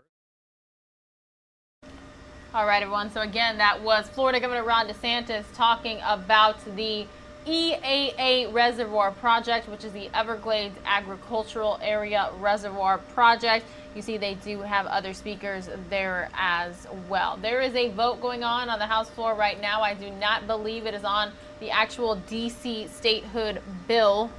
But I'm going to take you out there right now here on News Now from Fox. Most of you are going to see a 2-minute commercial break as well before we get to the top of the 11 o'clock hour and officially pass things off to the News Now from Fox headquarters in Phoenix, Arizona.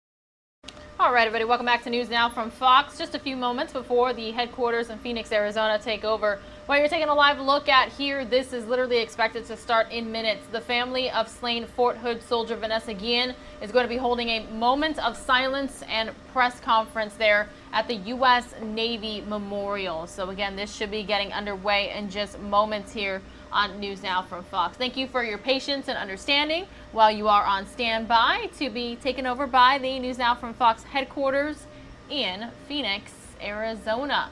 Meanwhile, this is Speaker Nancy Pelosi's news conference. Should be getting underway any moment as well. So again, the East Coast Hub would like to thank you so much for tuning in this morning. We had plenty of live events and top stories from across the country. Me, Rain Augustine, Regina Gonzalez. We will see you guys again soon. But again, here in just moments, we are waiting to hear from the family of slain Fort Hood soldier Vanessa Guillen. Again, they're holding a moment of silence and a news conference at the Guillen Memorial in Washington, D.C. is what we're being told now.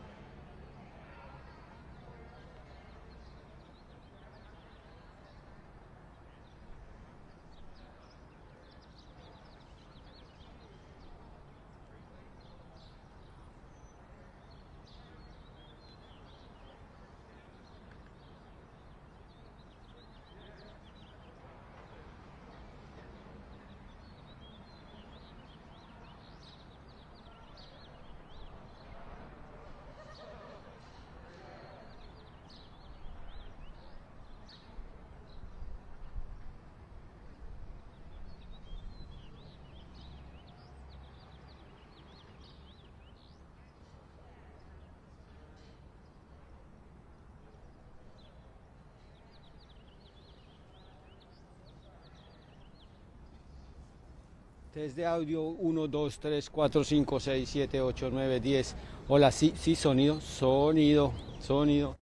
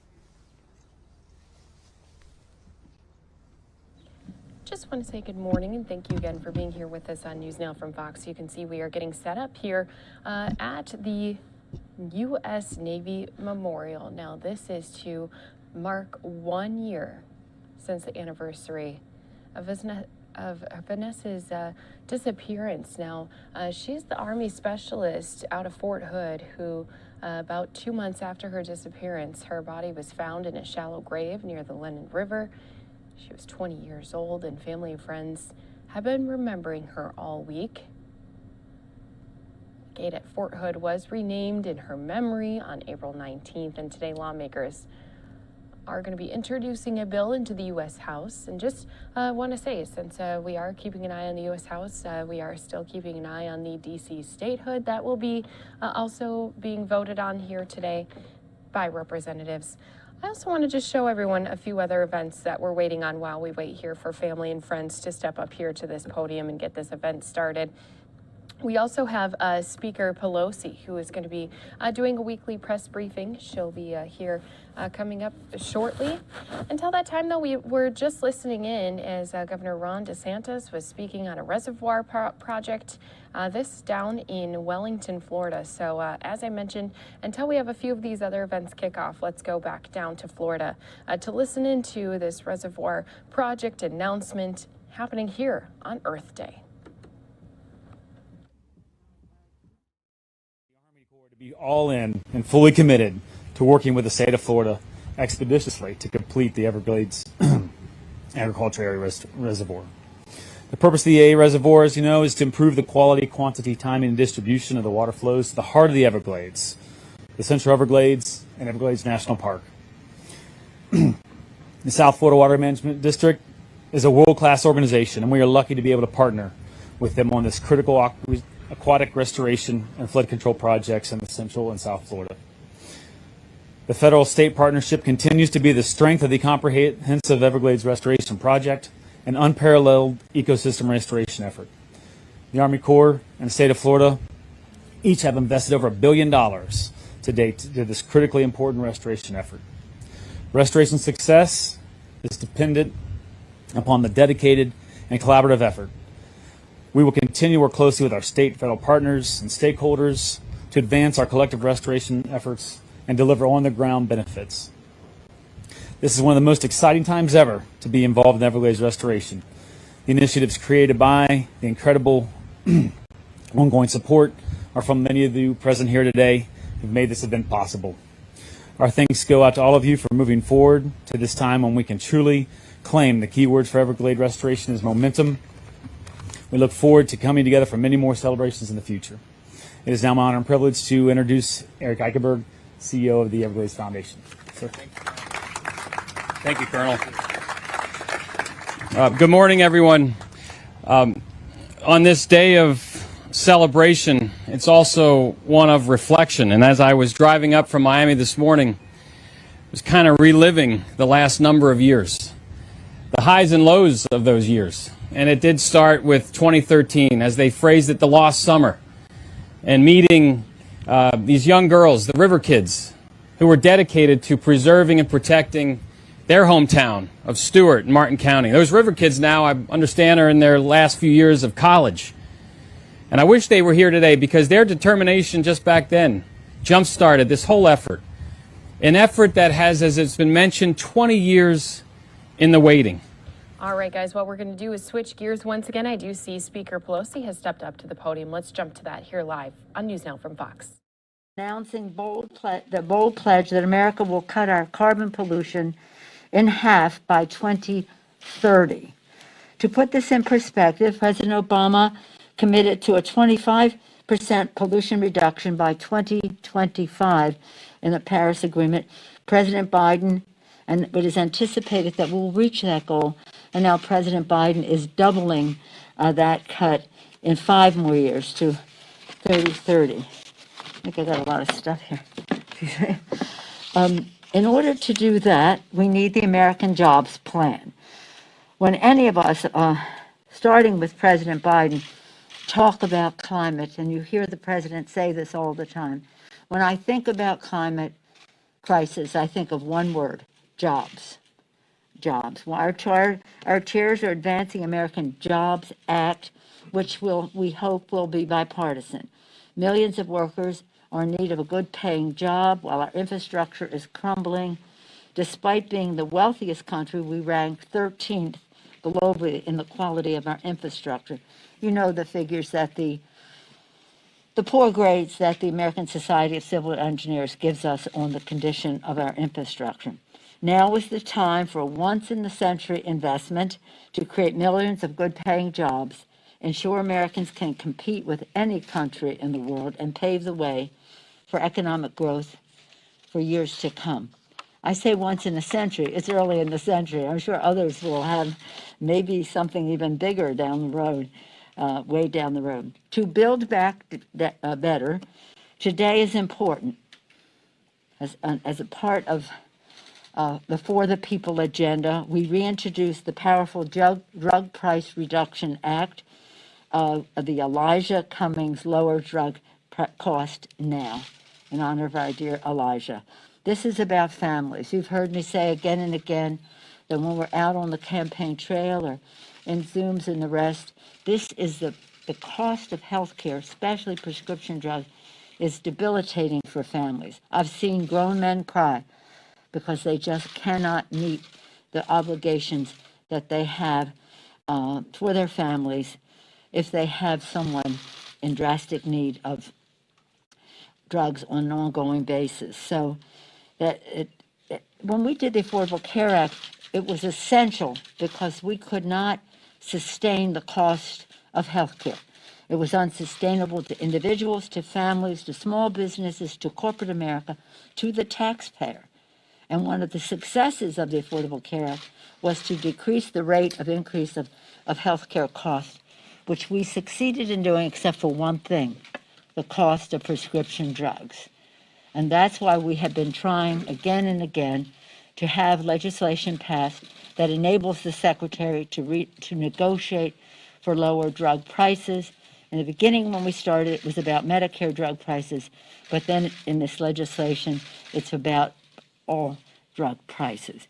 It is unacceptable that Americans have to pay 3 times more for prescription drugs for the very same drugs that are sold 1/3 of the cost overseas. Millions of Americans, as I say, cannot afford their medicines, particularly during the pandemic, where profits have soared for the pharmaceutical companies. Also this week, in the For the People agenda, we have legislation on the floor. This morning, we are passing H.R. 51. Some of you were with us yesterday when we talked about that with Eleanor Holmes Norton, to secure statehood for the District of Columbia, for Washington, D.C., whose residents pay taxes, fight in our wars, power our economy, yet do not have a full voice in our democracy. Yesterday, we passed 2 bills, a No Ban Act, a real cause for celebration to get rid of that act of discrimination, and the Access to Counsel Act, rejecting xenophobia and discrimination on the basis of religion, and reaffirming that all people, including immigrants, are entitled to civil rights, civil liberty, and dignity, access to counsel. Finally, but before I go on about the District of Columbia, let me just talk about this. I said yesterday when I was here, because Stenny was talking about his history of how long he was going back, and this one, how far they went back on this issue, and I said this District of Columbia statehood is in my DNA. And I bring you this picture. I mentioned it yesterday. I said, come to my office and see it. But until COVID enables you to do that, I brought it here. This is a picture of my father and the First Lady, Eleanor Roosevelt. It was the first time he had a hearing as the chair of the District of Columbia Appropriations Subcommittee. As chair of that committee, he was known as the unofficial mayor of Washington because, sadly, the Congress had so much say over what happened in the District of Columbia. He did not support that. He was all for home rule and what would come after that. But this was an invitation he extended to Eleanor Roosevelt And she, as I said, was the first lady to ever testify in Congress. And she testified about the conditions in St. Elizabeth welfare institutions in the District of Columbia. And this is the picture that was taken. We're so proud of it. And again, proud to help, but help meant letting the District of Columbia decide for itself. So as everybody talks about how long they've been working on it, DNA, District of Columbia, statehood. So that was then. This is now. Next week, we celebrate 100 days of the Biden-Harris administration. At that time, with the American Rescue Plan and President Biden's actions, we have made extraordinary progress in crushing the virus and recovering from the economic crisis. Yesterday, we reached the milestone, our country reached the milestone of administering 200 million shots in under 100 days. As we said in the rescue package, vaccines in the arms, money in the pockets, children in school, people at work. Now, 100. First he said 100 shots in 100 days, and then the success was so great that he succeeded 200 shots in less than 100 days. Half of the adults have at least one dose. Over 80% of seniors have had their first dose, up to 8% when president. It went from 8% when he took office of seniors having their first shot to 80% of seniors having their first shot now. In the first month of the administration, also 80% of educators and school staff have received their first dose. Many are now fully vaccinated. This was quite an eventful week in many ways. In terms of the verdict in the Derek Chauvin murder trial, I want to salute our colleague, Representative Karen Bass, Madam Chair, for her tremendous work on the George Floyd Justice in Policing Act. Last year, May 25th, was a horrible day that we saw George Floyd murdered before our very eyes. By June 8th, the House introduced the Justice in Policing Act under Karen Bass's leadership. Soon after, in a hearing that would come up before it could come to the floor, we had a hearing. The family was here.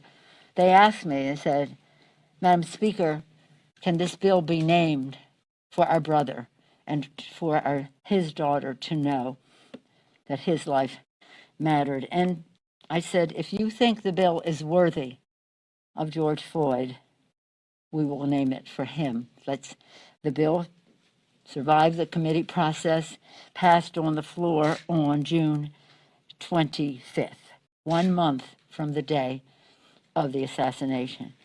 And on March 3rd of this year. All right, guys, what we're going to do is continue to move things along here for you on News Now from Fox. That's one of the things about us is we always like to bring you live, fresh content that's happening. I do see we do have friends and family of Vanessa Guillen. Now, she is, again, that slain soldier who had reported some sexual misconduct happening, and she's the Fort Hood soldier then who was missing for 2 months before her body was found. We do have representatives as well as family and friends remembering and honoring her here just 1 year later.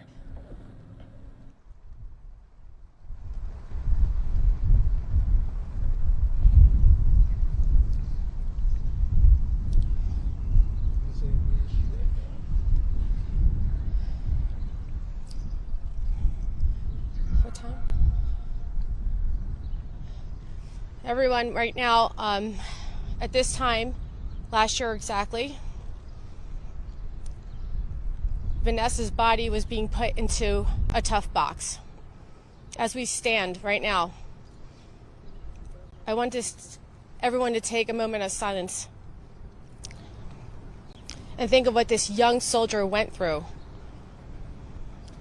right now, this time, exactly a year ago.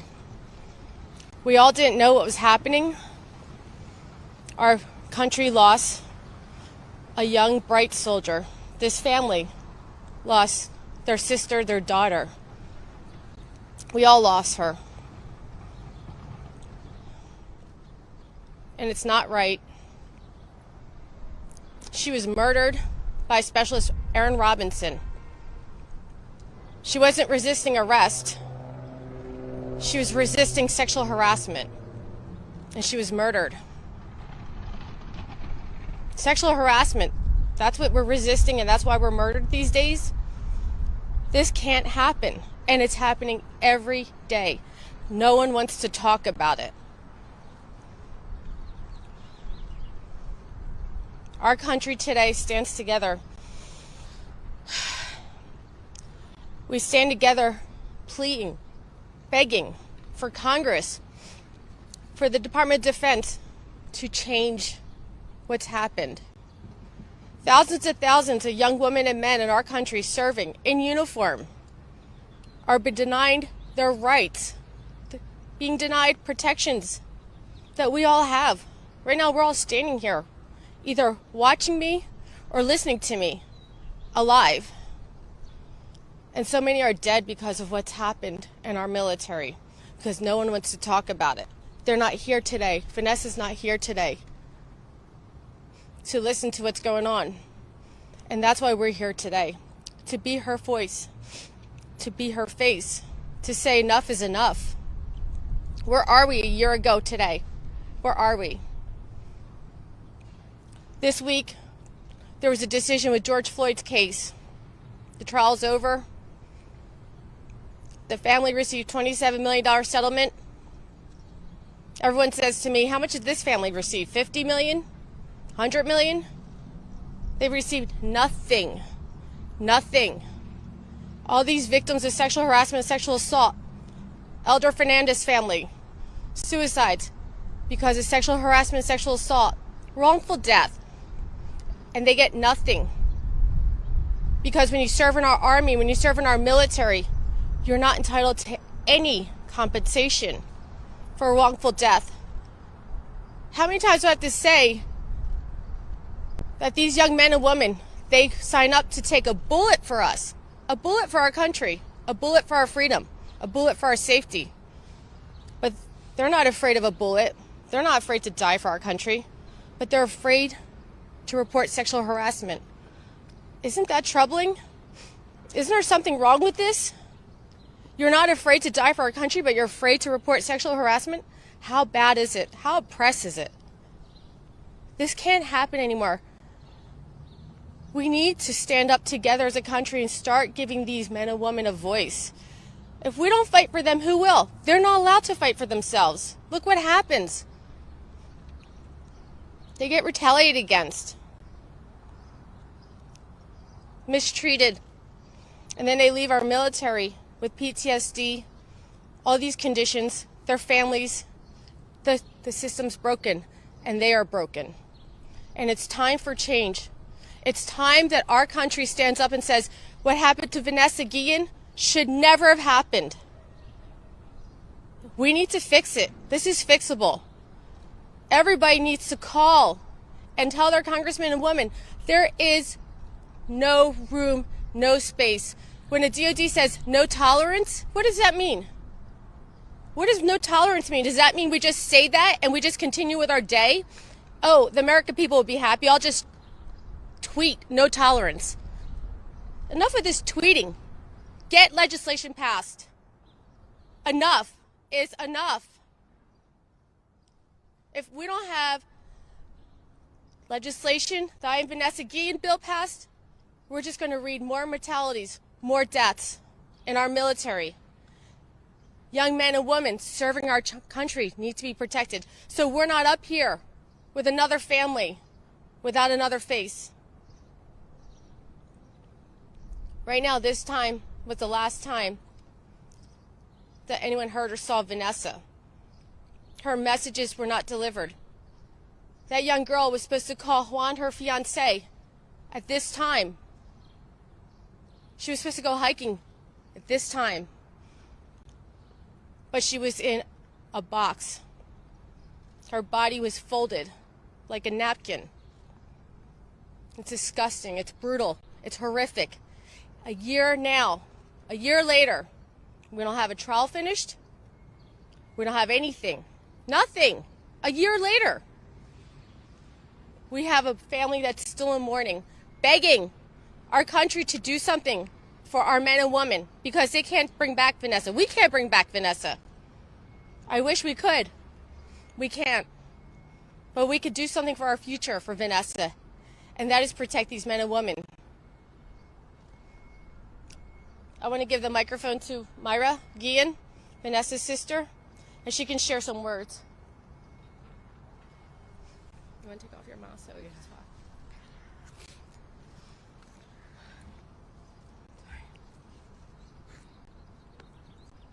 We got this.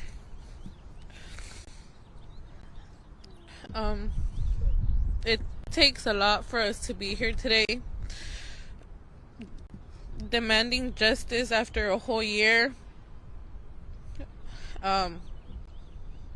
Sometimes I'm speechless as to why these things happen and why Vanessa, she never meant any harm to anyone. She was one of the most humble persons ever, and for her to be treated worse than a terrorist or anybody that would try to damage this country when all she wanted to do was protect us.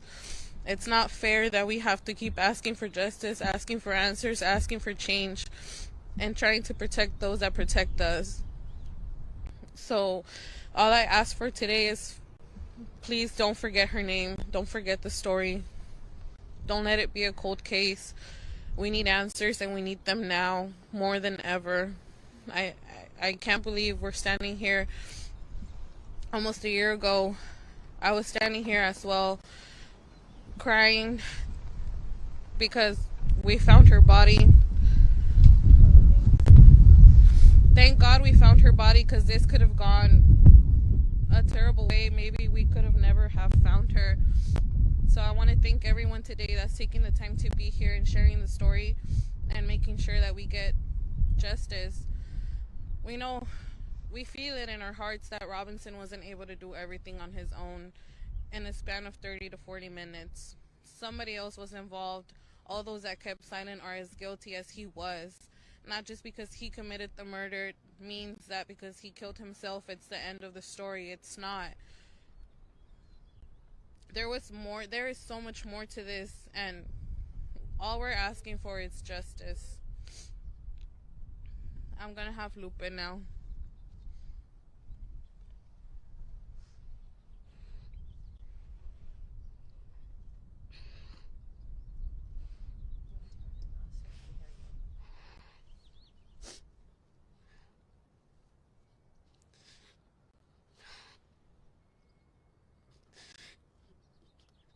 It's hard. It's so hard for me and for my family to be standing here today. It's so emotional, but these tears that are coming out of my eyes are of sadness, but mostly of frustration, because a year later, nothing has been done. So at this time, I want to take a moment of silence, a minute, at least a minute, in her honor, in her memory, because she was being brutally murdered and put in a soft box in a military base by her brother in arms. That at the end of the day, he was a nobody. That at the end of the day, he was a criminal because he killed my sister and sexually harassed her.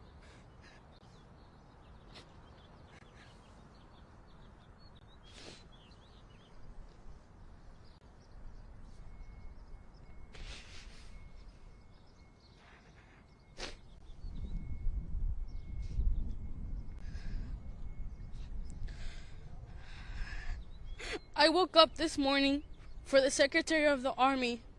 The one has, not Secretary McCarthy, because he resigned his job, because he couldn't take this much effort, because he didn't care.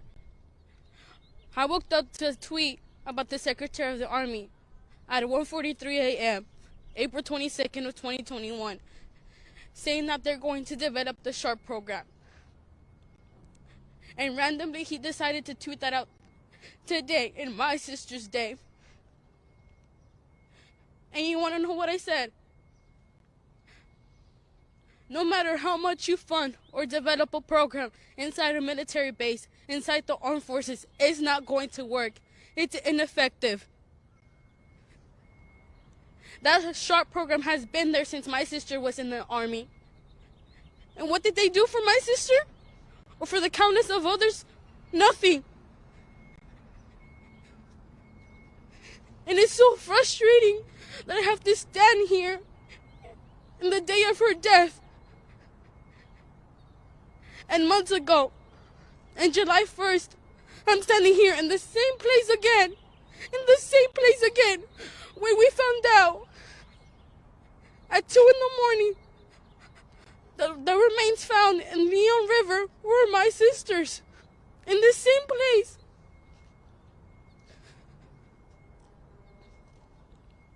In the same place. Yet my sister's not here today. But we are here. We are here, and I have a voice. And I'll be her voice as many times I'll be repeating it. I am her voice, and I'm going to be her voice. Because nothing that had happened to my sister is fair.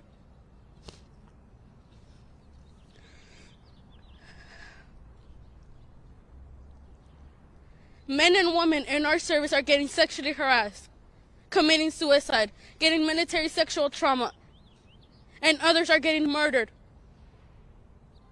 Simply because a woman or a man says no to someone. Simply because someone doesn't want to have a relationship with someone else. Simply because they don't want to they don't want to tolerate uncomfortable touching or disgusting words that they told my sister.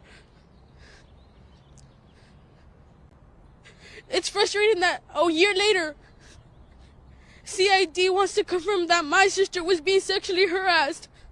A year later, they want to be like, yes, Vanessa Guillen was being sexually harassed while being at Fort Hood, Texas, while being in a military base.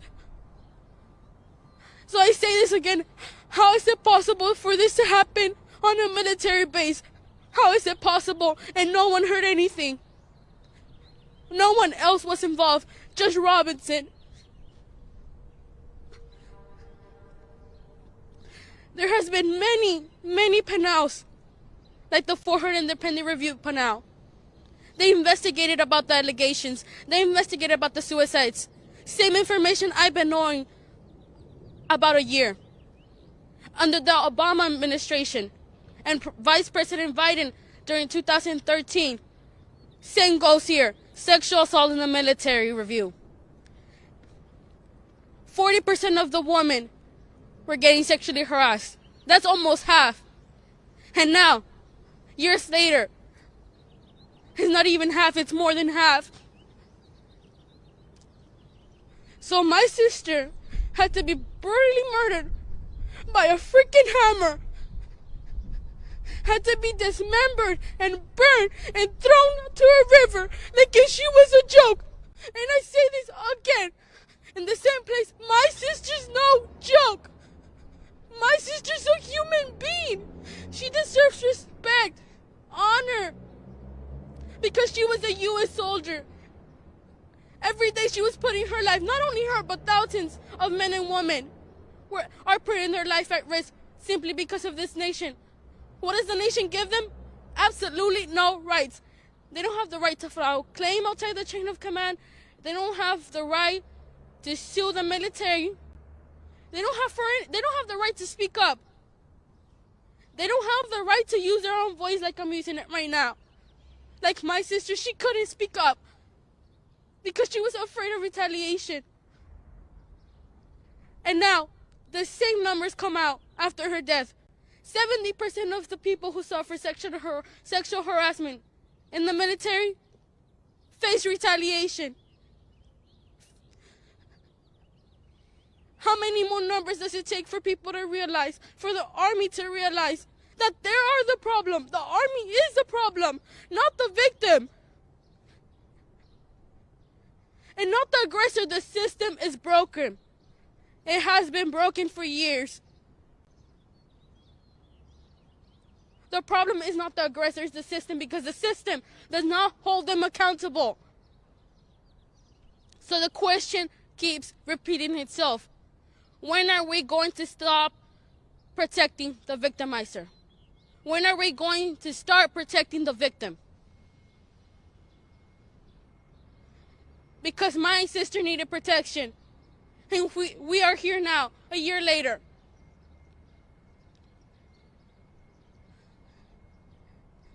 So if you can sense my frustration right now, I cannot imagine my mother's frustration. That's why she's not here today. I cannot even imagine my father's frustration, because he rarely speaks, because he's still grieving a year later because there hasn't been justice for his daughter. So now, we're in D.C., we're in the Capitol. We are here where legislations get passed. I want to call out President Biden. He sent out a statement last year. You can look it up if people don't believe me. He sent out a statement while he was in election saying, we owe it to the families and for those people who put on the uniform every day for us. We must end this epidemic of sexual violence in the military. Well, months later, we're trying to meet with you. We're trying to get your support for this legislation, the I'm Vanessa Guillen Act.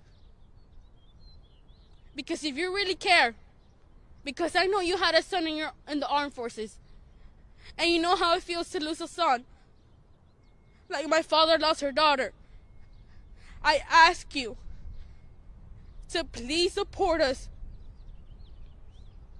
To please support us in this fight for justice. Because our fight is not over. Doesn't matter how long it takes. Because yesterday night, our attorney, Natalie Kouam, I started crying when I read that text that she sent us, me and Myra. She said, we're not over with this and we will never be. So thank you. Thank you for everyone that has been supporting us since day one. And remember, this doesn't stop here. And like I always say, be the voice, be the change. Because Vanessa cannot speak now. But I can, you can. So I demand justice for Vanessa Guillen.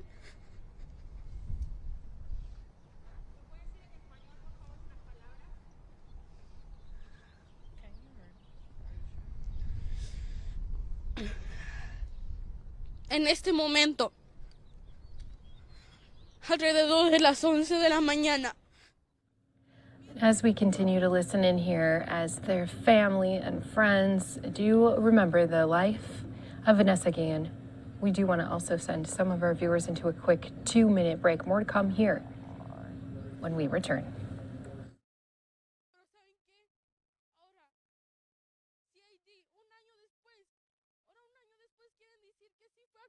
Sexualmente, un año después, tanto les costó decir si fue acosada. Entonces. And for our viewers who are still here with us on News Now from Fox, we do want to remind you what we are watching here today. April 22nd today marks the 1-year anniversary of the disappearance of Army Specialist Vanessa Guillen from Fort Hood. About 2 months later, the body of the 20-year-old was then found in a shallow grave near the river. Now, friends and family have been remembering Guillen all week. A gate at Fort Hood was renamed in Guillen's memory. And it's now time for lawmakers to continue to speak up for her and her family. They have introduced the I Am Vanessa Guillen bill in the U.S. House. Attorney for Guillen's family, who we heard from earlier this morning, did say that the family's holding their press conference here today in Washington, D.C. at the Naval Memorial. They have vigils that are also planned this week. And let's listen back in live here for you on News Now from Fox. At the beginning of our plight for justice for Vanessa, we will not stop. We will continue to fight for justice.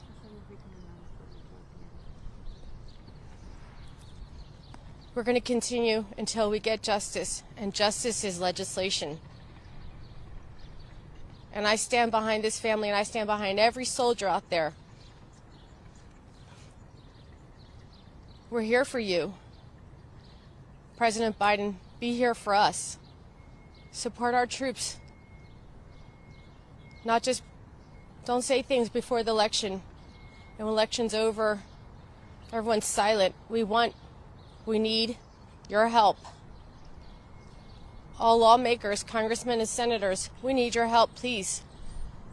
This can't continue to happen in our country, the land of the free.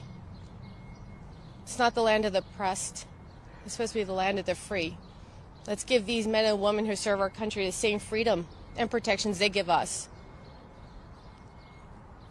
This evening at 6:30 p.m. we will be at the mural in D.C.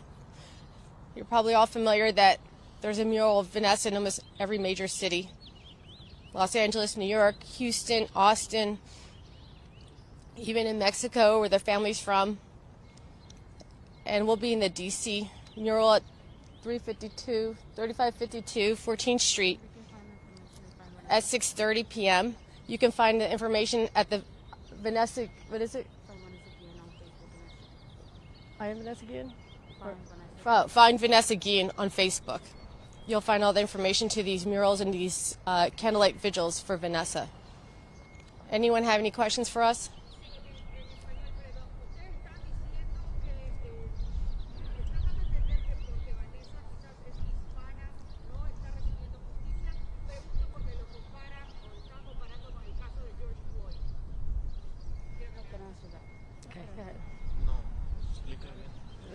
What she asked was about if my sister is not receiving justice because she's Hispanic.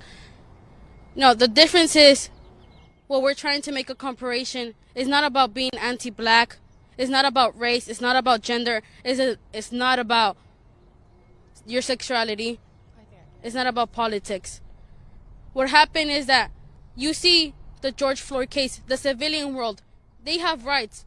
Military world, the armed forces world, they don't have rights to anything, absolutely anything. Yet they're the ones giving us the rights. They're the ones that are serving every single day for us. They're the ones risking their life every single day for us. Yet they don't have the same rights as someone here, as me, as you. Because what happened with Vanessa is not a racial issue. Whether you're white, whether you're Asian, whether you're black, whether you're Hispanic, Latino, it's not whether you're a man or a woman, because it happens to all of us. It's not whether it's a Democrat or Republican issue. It's a human issue. Because sexual violence is an epidemic in this world, and especially in the armed forces. Lo que pasó hoy, no estamos haciendo una comparación de razas. George Floyd y Vanessa, no. Es una comparación como en el mundo civil tienen todos derechos, como yo, usted, como todos nosotros. Pero en el mundo de los ejércitos, ellos no tienen derechos. No tienen derecho para nada, no tienen derecho para hablar, deben que pedir permiso para salir. Tienen que hacer todo bajo un comando y eso no está correcto. Entonces, el caso de Vanessa no es racial, no es que si eres latina, latino, no es que si eres blanco o eres blanca, no es que si eres negro, afroamericano, no es si eres asiático. No es que si eres hombre o mujer, porque nos pase a todos. No es un caso donde si es demócratas contra republicanos. No, esto no se trata de políticas. Si se trata de políticas, es el bill. Pero el bill es para proteger a nuestros soldados. Es lo que queremos. Es lo que queremos que pase.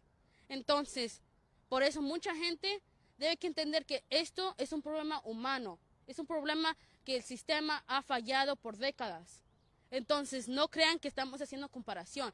Es una comparación de civiles, derechos y los derechos que no tienes adentro de la base militares.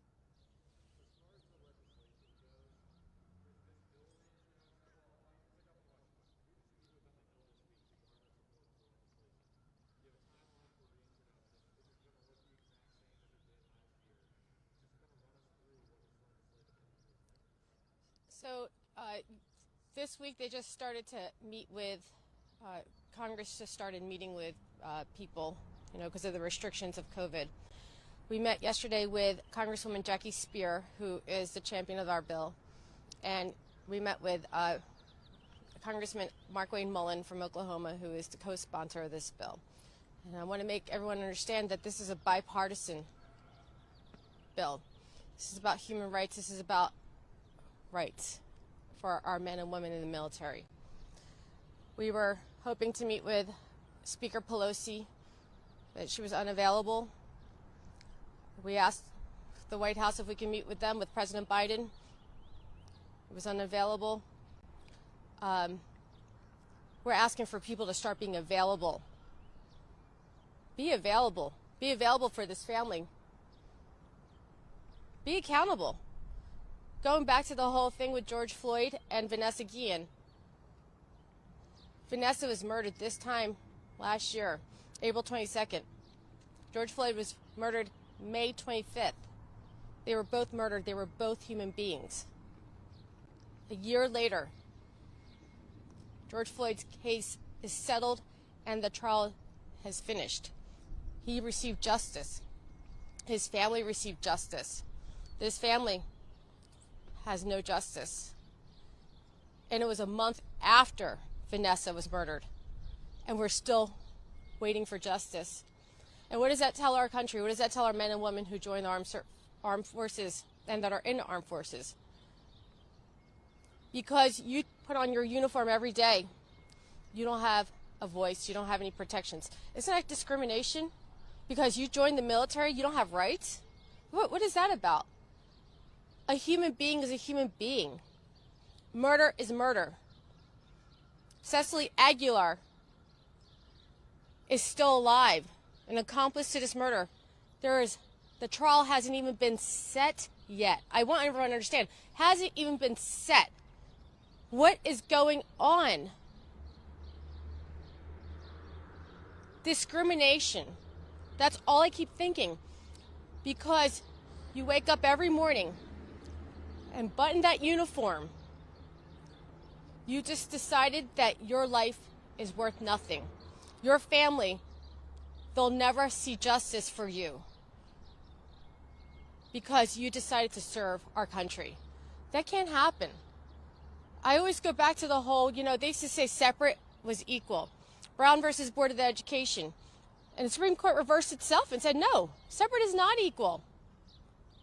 Everybody needs to be treated the same. Everybody needs to be treated equally. What happened with our armed forces? What happened with our soldiers? Did we forget about them? We're here today to say stop forgetting about people and lives and start protecting them.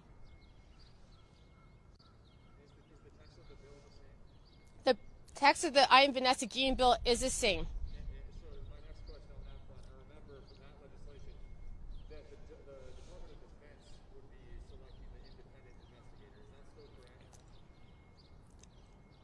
There will be a unit created to investigate for example, this is what it's a little complicated, but it's really simple too. Instead of going directly through your chain of command to report the incident, you're going to a special investigative group that's not in your chain of command to investigate it, who are trained to investigate sexual harassment and sexual assault. They will be trained. They will understand this. So you're putting somebody who is trained to understand it and to look into it versus your commander who isn't trained. He is not a sexual assault expert. He is a military expert. He should be worried about going to war, not whether she did it, he did it, or this ever happened. We need to start letting the doctor do the surgery, the shoemaker make the shoes, the sexual assault investigator investigate the sexual assault. So I guess that's my question. It's still with the military, technically. It would still be a unit within the military. Is that independent enough for you? Well, you know what? I could be very radical on this issue, but I know it needs to be passed. A lot of people have an issue with Thank you. Jonathan, can you get that, Jonathan? I guess, Jonathan, you can't do that.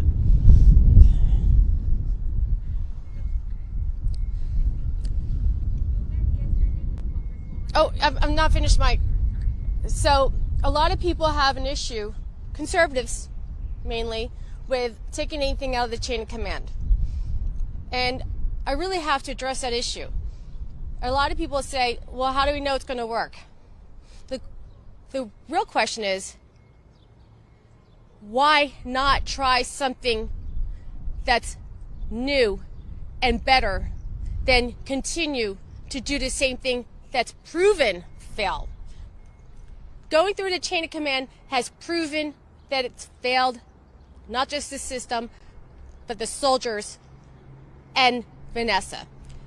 We can't continue to do the same thing. Yesterday, Mark Wayne Mullen said a good point.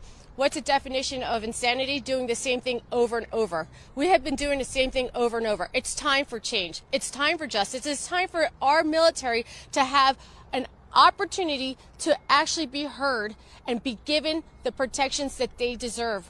So this would be still in the DOD, but it won't be in the chain of command where the direct conflict exists.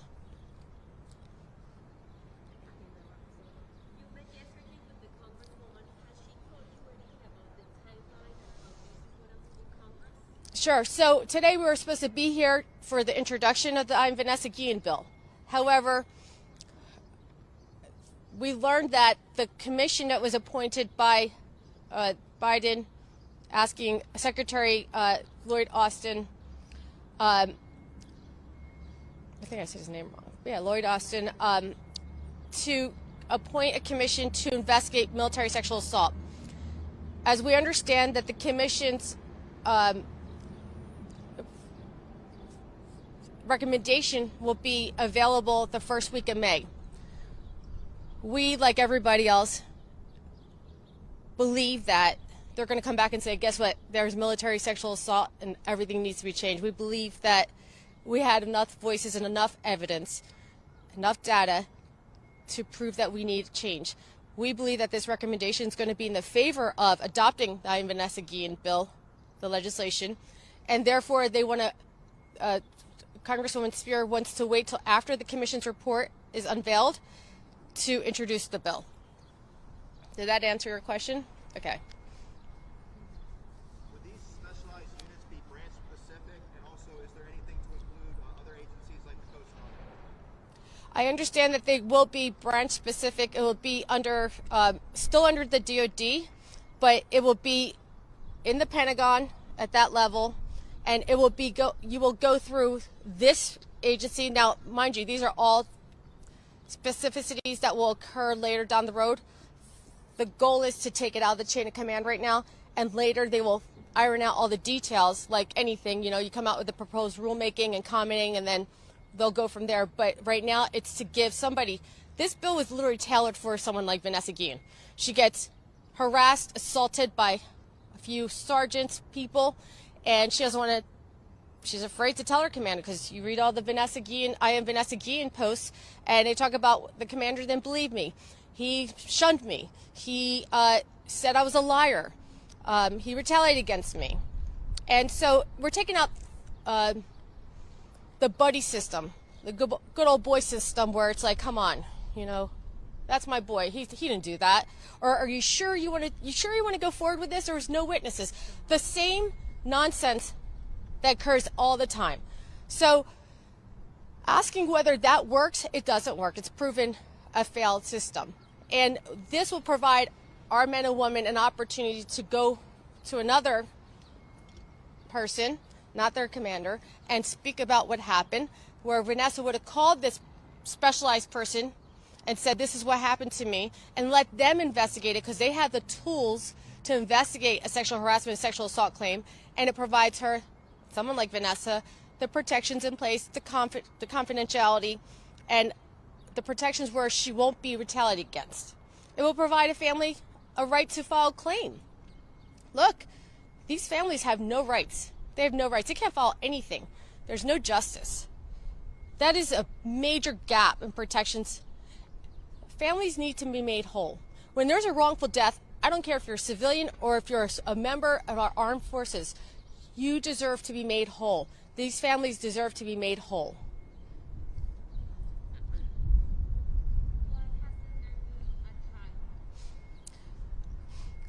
The trial has been continuously postponed and delayed and continued.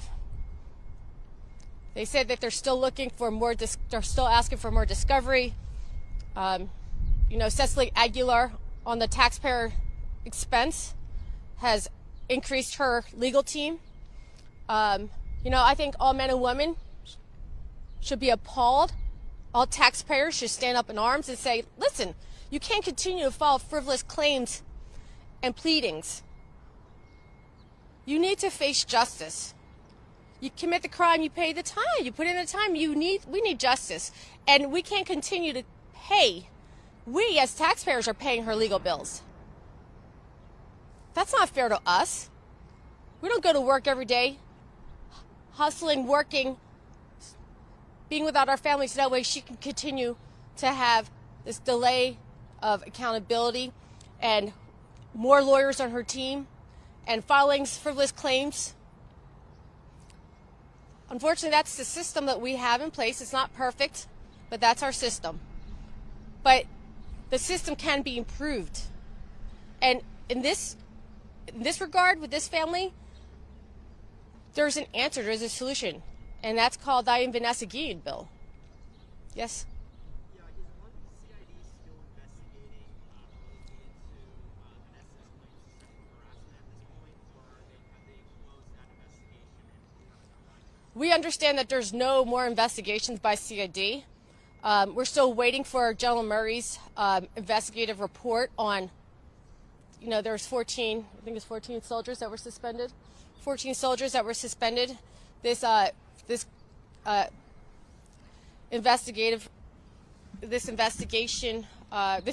report will come out and tell us what the final decisions are.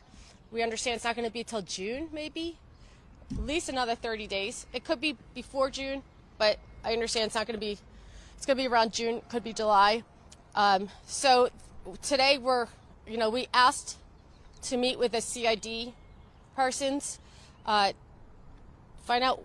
We want to go through the facts. We've asked to go back to the armory room to figure out how it's unlikely that he murdered Vanessa and cleaned it up all within 43 minutes. Why is that? She was a strong girl, 20 years old. How much was she lifting? How much? She was lifting more than 200 pounds. So a hammer is not going to take someone out that quickly. And how do we know that? Because they didn't do a blue star till 72 days later, and there was blood all over the room. So that means that there was definitely a fight, a struggle. How do you kill somebody? First you fight them, and then you're killing them, and then you're cleaning up the blood all over a room all within 43 minutes. Oh, and then you're, by the way, going to the cleaning supply room to go get cleaning supplies all within 43 minutes. It didn't happen. Look, this family has suffered enough, and to lie to a family is insult to injury. But we want to go look in this armory room and see. We want to look at this, and we want to figure out how this happened. We're supposed to be meeting with Deputy Secretary of Defense tomorrow, and we're hoping to get more answers. And we're going to ask that the Secretary, do you support the Vanessa Guillen bill? We're going to ask the President, do you support the Vanessa Guillen bill? We want to know who doesn't support this bill. We want every man and woman, every voter to know who doesn't support the Vanessa Guillen bill. We want to know where they stand. Stop doing commercials that you support the troops. You love our veterans, so you can get elected. Put your money where your mouth is and tell us whether you do or you don't support our military, our soldiers, and their rights.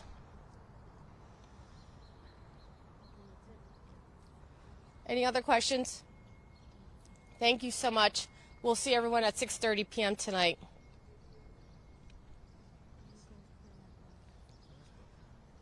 All right, again, friends and family, and the family's attorney there is speaking on behalf of the family, and they are honoring, again, Vanessa Guillen just 1 year after her life was lost. And what we're playing some video of right here for you is a gate being named after Vanessa.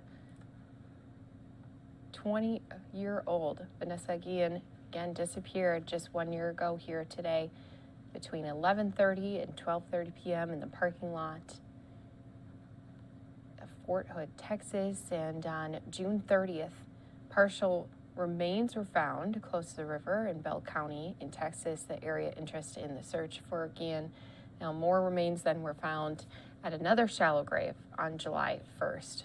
Remains were then later identified to be that of Vanessa Guillen.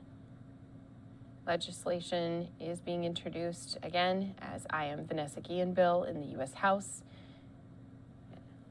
And as you're seeing there in that video, a gate at Fort Hood was renamed in her honor on April 19th. We're going to take a quick 2-minute break, have more to come when we return.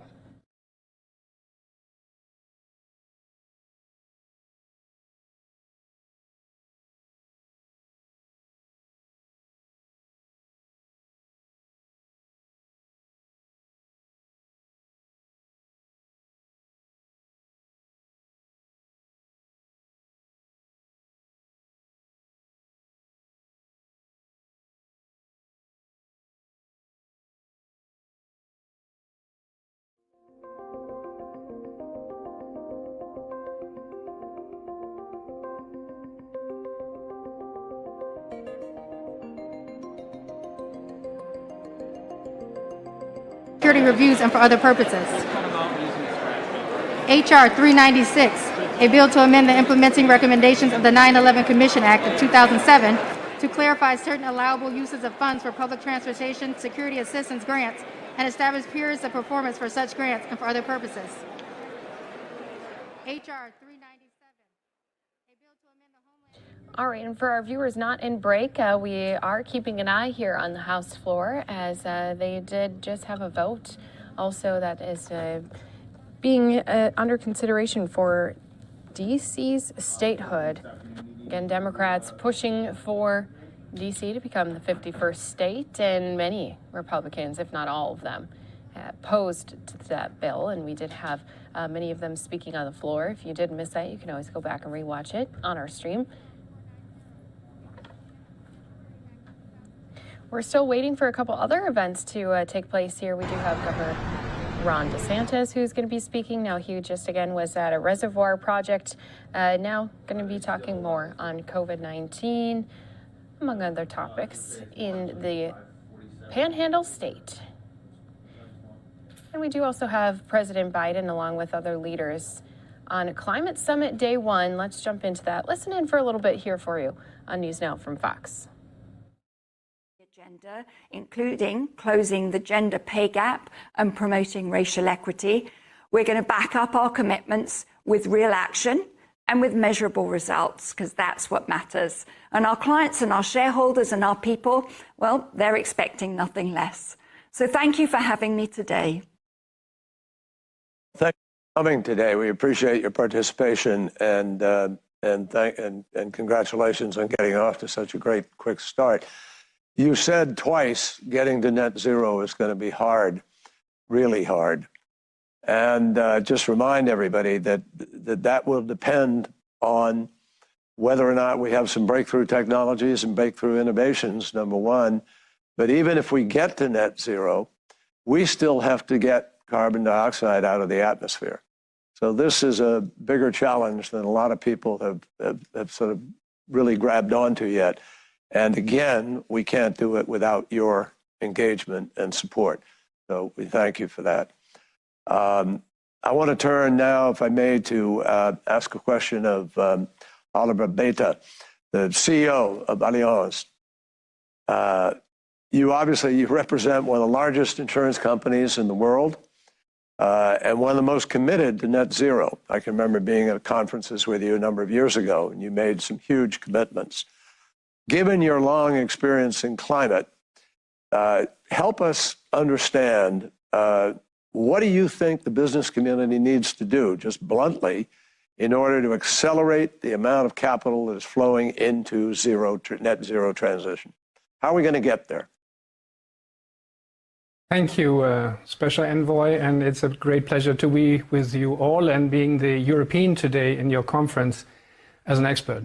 We started actually with the Net Zero Asset Owner Alliance in September 2019. We were only about 13 companies. Marcy will talk about that, convened by the UN and particularly Secretary General Guterres, who I would like to applaud for his initiative to bring us together. Now, at the time, and I will answer your question in a second, it was a coalition of the willing. It was people that had a dedication wanted to put, like many today, wanted to put their personal energy and their companies behind that. So the answer is we need to move from something that is voluntary and a coalition of the willing to making it mandatory in the financial sector to drive to net zero. We have, for example, the German insurance industry that is committing to 100% doing that. So we need to move from a few banks, a few asset managers, a few asset owners to have them. Let me give you an example and just be very forthright. We have today heard more than 70% of global GDP committing to net zero. Alas, there's a lot of countries that have very large sovereign wealth funds that have not yet committed to net zero. And that we should ask ourselves why that is. So we need to move from an idea and an aspiration to action. Otherwise, it will remain, as Thomas Edison says, a hallucination, and our children will not be happy. The second thing is we heard a lot about practicalities. So reporting, making sure we have transition finance both into green energy but out of brown energy. But we need to have a deadline. A lot of these things have deadlines to 50 that are too far out. So for example, in the net zero asset owner lines, every member has to deliver concrete targets and actions and achieve results by 2025. And that is around the corner. And that is what we really need to do. So we need a pathway and we need credible outcomes and credible action short term. And last but not least, there's a quote from one of my kids. They said, "Dad, put a deadline behind these things and reinterpret it."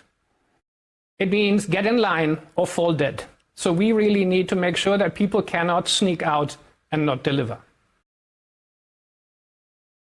Thank you, Oliver. I'm with your kids. Thank you for your contribution. Finally, the last panelist is Marcy Frost, the CEO of CalPERS. CalPERS, as a universal investor, sees a whole bunch of different kinds of investments. And I'd like to ask you, what are the barriers to mobilizing the money that is needed for climate solutions and what governments can do about it together in your own investments? And what does the experience of CalPERS say to you? Yeah, so thank you, Special Envoy Kerry, as well as on the behalf of CalPERS. We really appreciate and are honored to be a part of this summit. As the largest public defined benefit system in the United States, CalPERS manages approximately $450 billion in global assets on the behalf of 2 million members. Our duty to pay benefits decades into the future requires that we take a long-term view in assessing whether the companies that we would hold in our portfolio manage both the short and the long-term risks effectively. For many years, we've carefully monitored material climate risk that our portfolio companies face and engaged directly with those companies about their efforts to mitigate those risks. We also work on global initiatives to help develop more effective reporting frameworks. CalPERS is a co-founder of Climate Action 100+, an initiative to really ensure the world's largest corporate greenhouse gas emitters, take necessary action on climate change. A newly released benchmark from this group indicates the seriousness around this topic and how serious investors like CalPERS are in measuring progress toward the 2050 net zero target. We believe it is also vital that federal regulators do their part and closely monitor climate risks to the financial system and provide clear guidance to financial institutions who are really addressing these risks on a daily basis. If federal regulators are not attentive with their international counterparts to monitor these climate risks, we truly believe that coordination is necessary to protect our interconnected capital markets from climate disruptions. And our capital markets also need to adequately mitigate these risks. So in our view, government should take 3 immediate steps. And these are, the first one is really in support of Secretary Yellen's comments that she made earlier, that we require mandatory climate risk reporting. We welcome efforts by the Securities and Exchange Commission and international financial reporting standards in this area. Sustainable data disclosure should be fully integrated with and held to the same standards as financial data disclosures, whether that's a timely release of this data, how comprehensive that data is, the reliability of that data, and the ability to audit it. investment grade data would be a game changer and could lead to an inflection point. We also believe that we should remove, or that removal of all fossil fuel subsidies to that industry should be eliminated. We also believe that, as many have already stated prior to me, that instituting carbon pricing is essential to the markets to mitigate ongoing and future risk. Without these policy measures, investors like CalPERS, as one large institutional investor, we do not have the data needed for climate intelligent capital allocation and stewardship. The subsidies and lack of carbon pricing are giving a false positive on the investment risk and returns of carbon, which is not sustainable over the long term. The Commodity Futures Trading Committee's report on climate change as a financial risk backs all three of these points, and CalPERS was a member of that committee. CalPERS will continue to address climate risks so that they can be accounted for comprehensively within our portfolio, and we look forward to working with regulators to advance initiatives to protect our markets from climate risk. And with that, I'd like to thank you again for allowing CalPERS to participate in the summit. Well, thank you, Marcy. Thank you for participating. Unfortunately, because of time, we have to move to our next two speakers.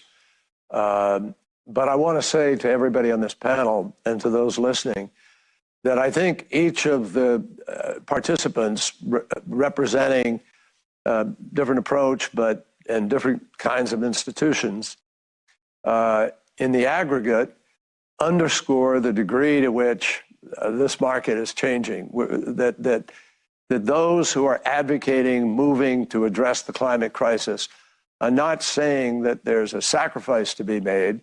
In fact, they're saying it's the opposite. There's an enormous opportunity. The largest market the world has ever known is waiting for everybody and growing by the day right now. And I don't think these institutions would be talking about investing if it weren't true that they're able to produce a return on that investment for the investors. So this market is going to happen. The challenge is whether or not it happens fast enough. And already we're seeing exponential movement in the technologies, the capacities, but we're going to need all of you even more because we obviously are behind. We have to accelerate and bring a lot of things to scale that just aren't there yet. It's known that to do this, about half of the emissions we have to reduce are going to be reduced by technologies that are not yet at scale in the market. So, we're a 4.5 to 5 billion energy user market today. We're going to go up to 9 billion in the next 30 years. That's the largest market in the world. So thank you for being here and sharing your thoughts. And I'm sure we're going to be working together and sharing a lot more going forward. It's my privilege to turn to two leaders who together are helping to shepherd this process, the international climate negotiations, to ensure that we can deliver on the promise of the Paris Agreement with the ambitious action that is needed in order to achieve 1.5 degree limit in the warming. So I want to introduce Minister Carolina Schmidt, who led Chile's presidency of the 2019 UN. All right, guys, just going to break in real quick because I do want to let everyone know, since we've been keeping an eye on it. We were earlier playing the debate that went back and forth between the two party lines about passing the legislation. I do want to let everyone know it did pass here this morning in the House. So they today said that they would grant statehood to Washington, D.C. Now, the legislation would create the new state of Washington, Douglas Commonwealth, and would give the district one representative and two senators. And the bill is now poised to make its way to the Senate for a second consecutive session of Congress. We did have earlier this morning multiple senators or representatives speaking on the issue, as we've heard a lot of Republicans rallying against D.C. becoming its own state. House Majority Leader Hoyer says he expects all House Democrats to vote in favor of the legislation. That happened. but the legislation would keep some land, including what we're looking at right here, the White House, but also the U.S. Capitol and the National Mall as a federal district. So we just wanted to update you on this. Of course, it was something we had played earlier for you, and we always like to keep you the most informed on what's been going on. And I do see we do have more motions being considered on the House floor. If there's anything else of importance, we can always jump back into that for you. But what we're going to do is go back out to the Climate Summit. It is day one here on Earth Day 2021. And we're going to be jumping back into that live for you right here on NewsNOW from Fox. Under the UNFCCC agenda was established an important step for the integration of the climate and environmental agendas in a blue COP, highlighting the importance of protection of oceans to tackle the climate crisis. We catalyzed technical assistance and knowledge on loss and damage with the Santiago Network. We adopted a comprehensive global gender action plan for climate action with justice. We step action on adaptation, as relevant and as urgent as mitigation, holding the first COP ministerial on adaptation, and develop key progress, bringing us closer to an agreement on a global market mechanism on Article 6.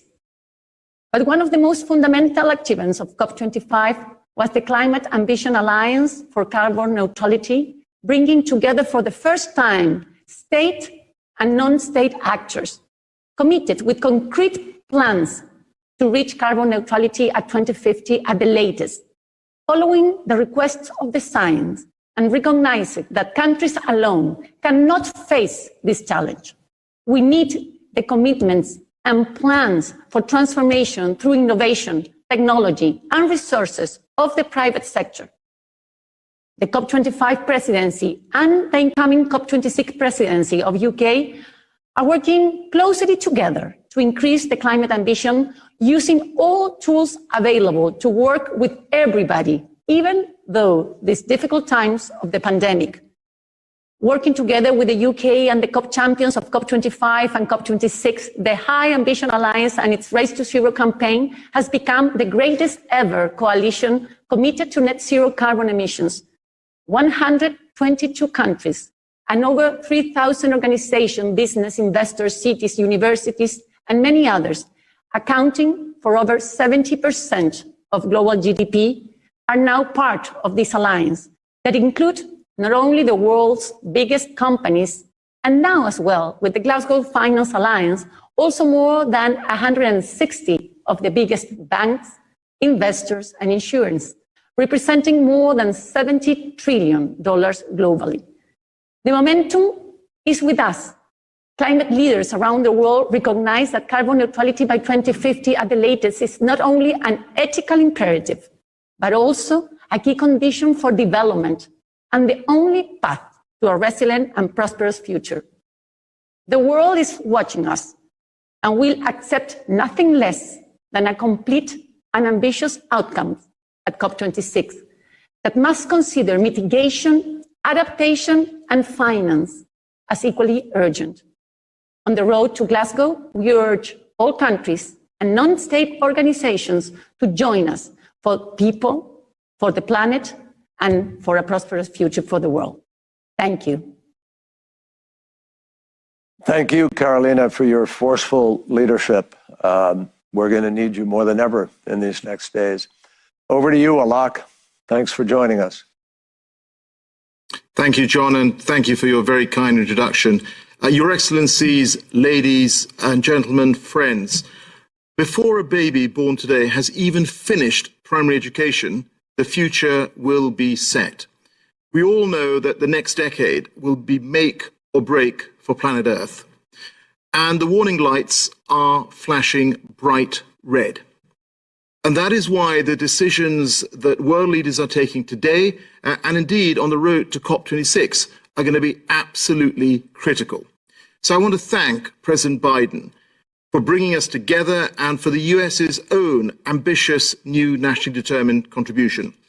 And indeed, I'm very grateful to everyone who has made announcements and moved us closer to our clean, green future, to creating those jobs and prosperity without harming the planet. And with today's announcements from the US, from Canada, from Japan, every G7 country now has an NDC that puts them on a path to net zero by 2050. This is a significant step towards keeping 1.5 degrees within reach from a group of countries who have a responsibility to lead. As you've heard, net zero commitments now cover 70% of the global economy, and this is real progress. But we have much further to go. Because as I said at the Climate Ambition Summit in December, the key question is, have we collectively, as a world community, done enough to put us on track to limit warming to 1.5 degrees, to protecting ourselves from climate change and making the Paris Agreement a reality? Friends, the answer to that question is still no, not yet.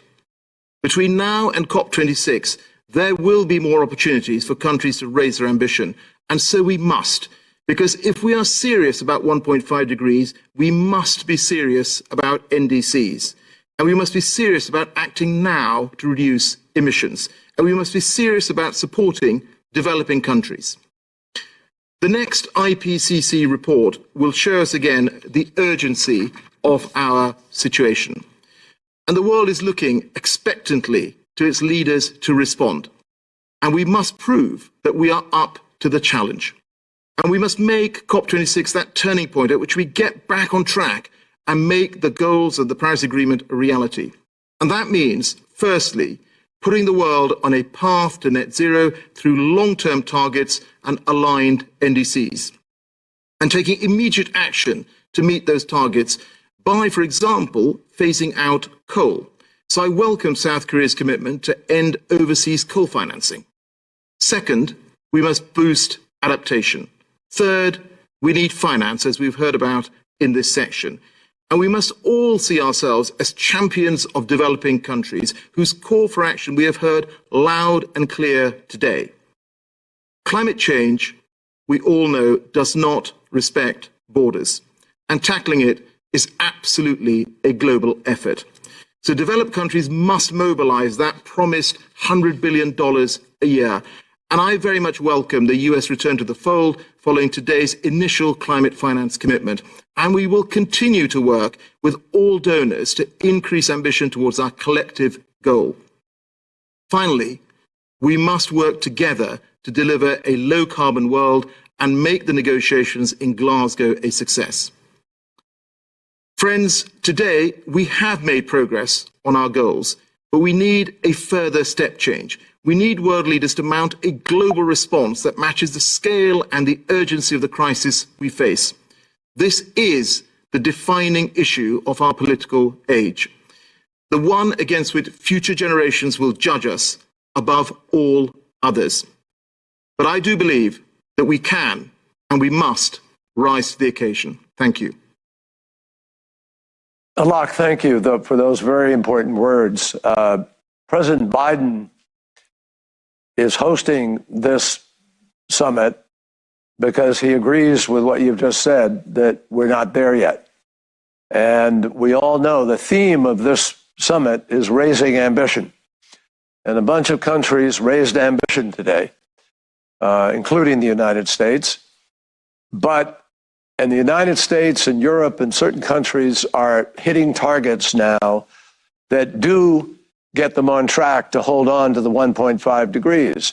And Prime Minister Modi, with his 450 gigawatt renewable, if it gets deployed, keeps India on that track. So there's a beginning of the level of commitments necessary.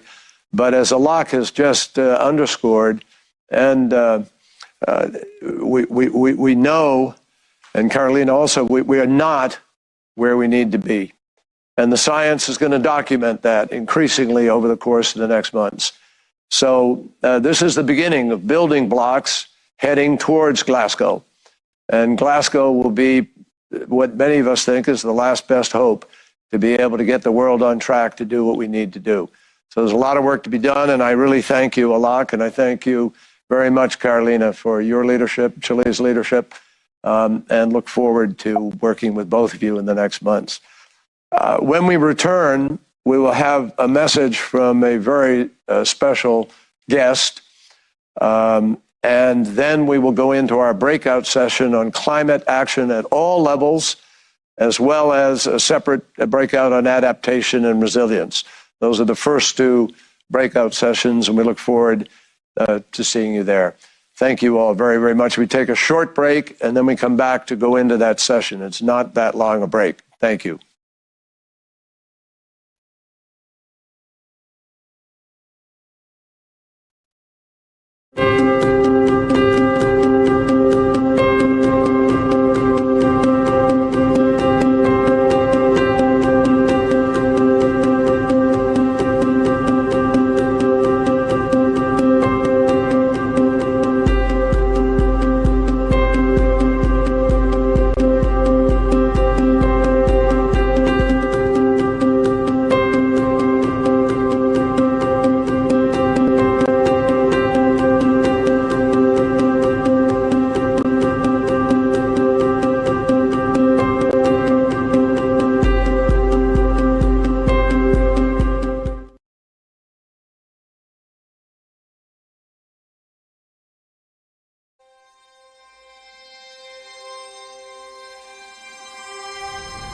Are we at risk of destabilizing the whole planet?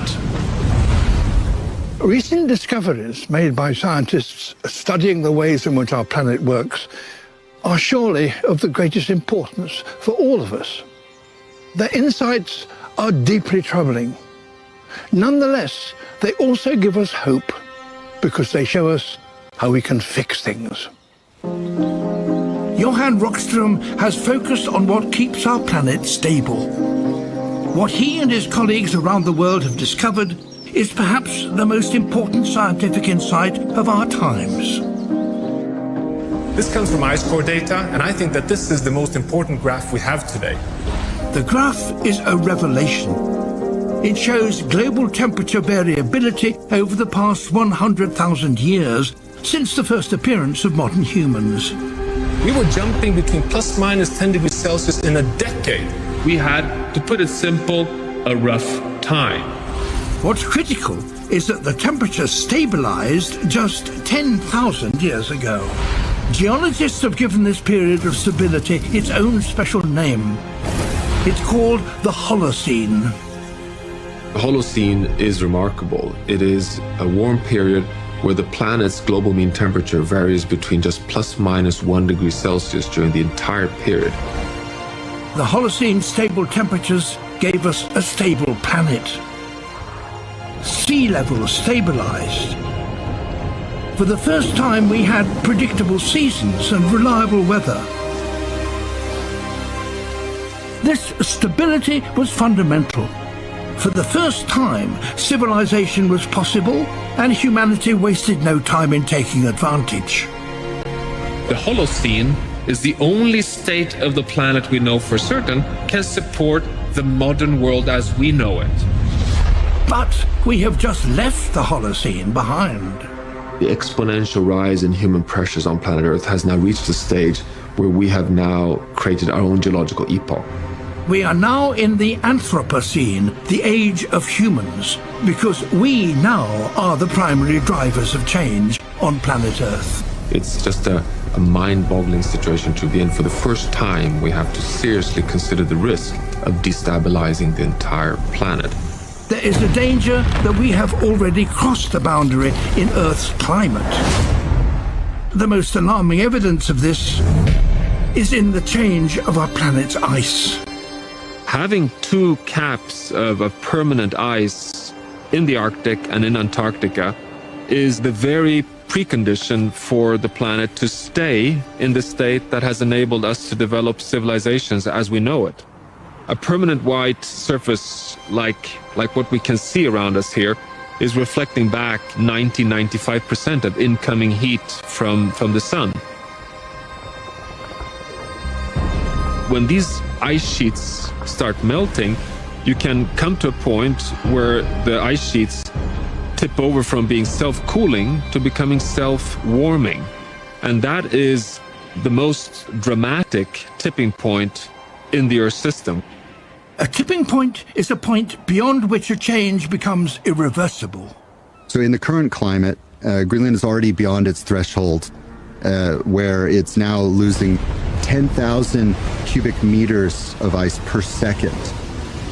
That's the average loss rate. Now, that loss rate will only continue as the climate heats up. So, is Greenland lost? Evidently it is. The drama here is that one characteristic of tipping points is that once you've pressed the on button, you cannot stop it. It takes over, it's too late. It's not like you could say, oops, now I realize I didn't want to melt the Greenland ice sheet. Let's back off. Then it's too late. The important point to make here is that everything in the Earth system is connected. If one part of the climate system crosses its tipping point, then that might make it more likely for other parts of the system to also cross their critical threshold. So you can think of this in terms of dominoes. If you tip one of them over, then this might lead to a cascading effect. When we cross tipping points, we unleash irreversible changes. That would mean that the planet will go from our best friends, a position where it dampens and reduces the stress, sucking up carbon dioxide, taking up heat, absorbing impacts, and tipping over to a point where it could self-reinforce warming and become a foe. In 1988, we passed 350 parts per million of carbon dioxide in Earth's atmosphere. This was the moment we crossed the boundary.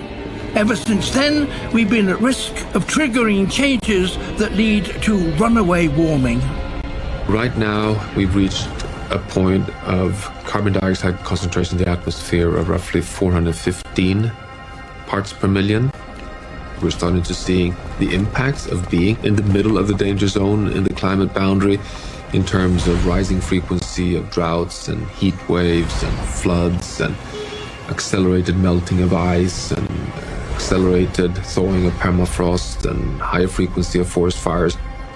Today, our assessment is that the uncertainty range in science lies between 350 ppm, which is the boundary between the safe zone and entering the danger zone, up to 450 ppm, which is when you exit the danger zone and go into really high-risk zone.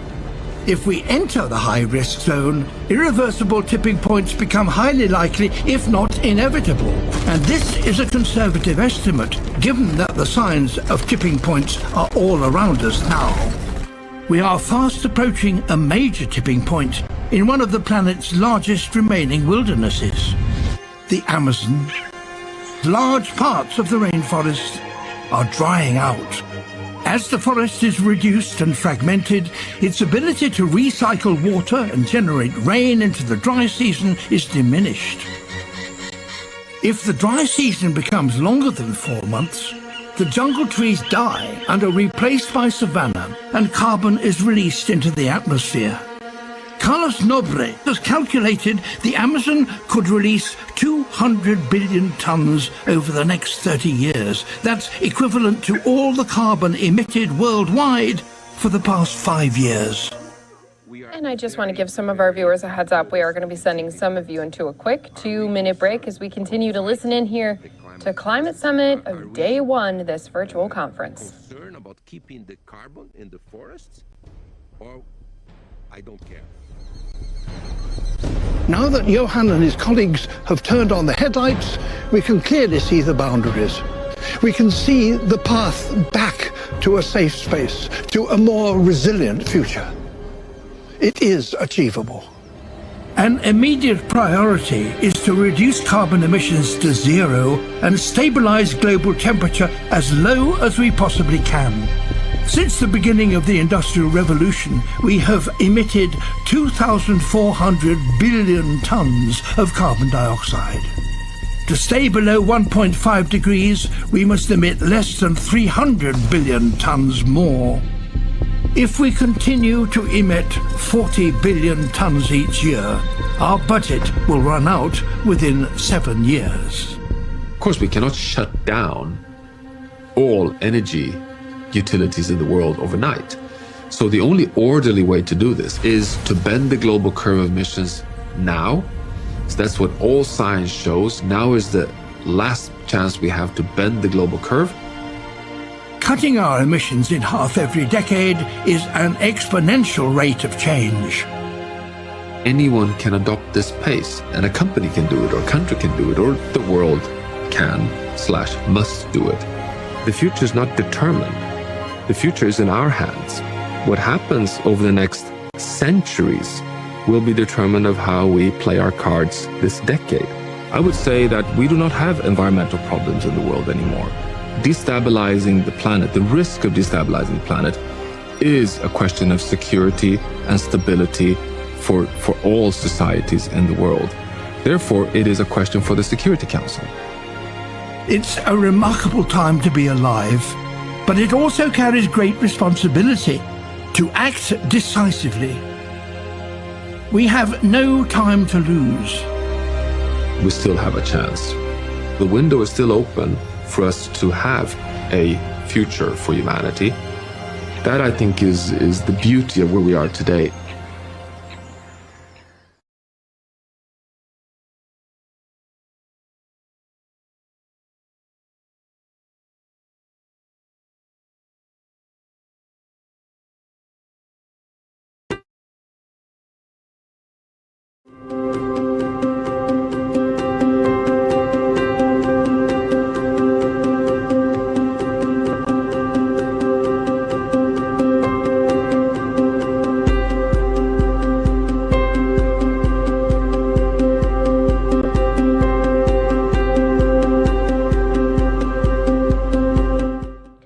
Guys, just want to say thanks again for being here with us on News Now from Fox. Christy Larson here at the desk with you. I did want to let everyone know here with us on our News Now from Fox stream that we are just over 20 minutes away, so less than a half hour away from the Daunte Wright funeral down in Minnesota, and we are going to be keeping an eye out for, as soon as we do get a shot from the area where they're holding the funeral, we'll bring it to you here on our stream. And so we will be going into that. We are expecting to hear from Reverend Al Sharpton, as well as the family attorney Ben Crump. So we will be going out to Minnesota here shortly. Again, that's expected at 10 a.m. Pacific time. I think of Pacific time because that's where we are in our time zone here, but it's happening at 1 Eastern time. So as soon as that does come here to our News Now from Fox desk, I can bring it to you guys here on our stream. Until that time, earlier this morning, we were playing a press conference to you from Capitol Hill with Speaker Pelosi. We do also have Republican Kevin McCarthy. He's going to be also having a press conference that will be playing out for you guys as well. So let's jump back into the press conference with Nancy Pelosi. I'm not going to start things from the beginning since we were already in it, and we're just going to try to pick up from where we had left off for many of our viewers here with us. So she was speaking not only on American jobs, but also D.C. statehood, which did pass in the House here today. So let's jump back into it here for you again on News Now from Fox. The cost of health care. It was unsustainable to individuals, to families, to small businesses, to corporate America, to the taxpayer. And one of the successes of the Affordable Care Act was to decrease the rate of increase of health care costs, which we succeeded in doing except for one thing, the cost of prescription drugs. And that's why we have been trying again and again to have legislation passed that enables the Secretary to negotiate for lower drug prices. In the beginning, when we started, it was about Medicare drug prices, but then in this legislation, it's about all drug prices.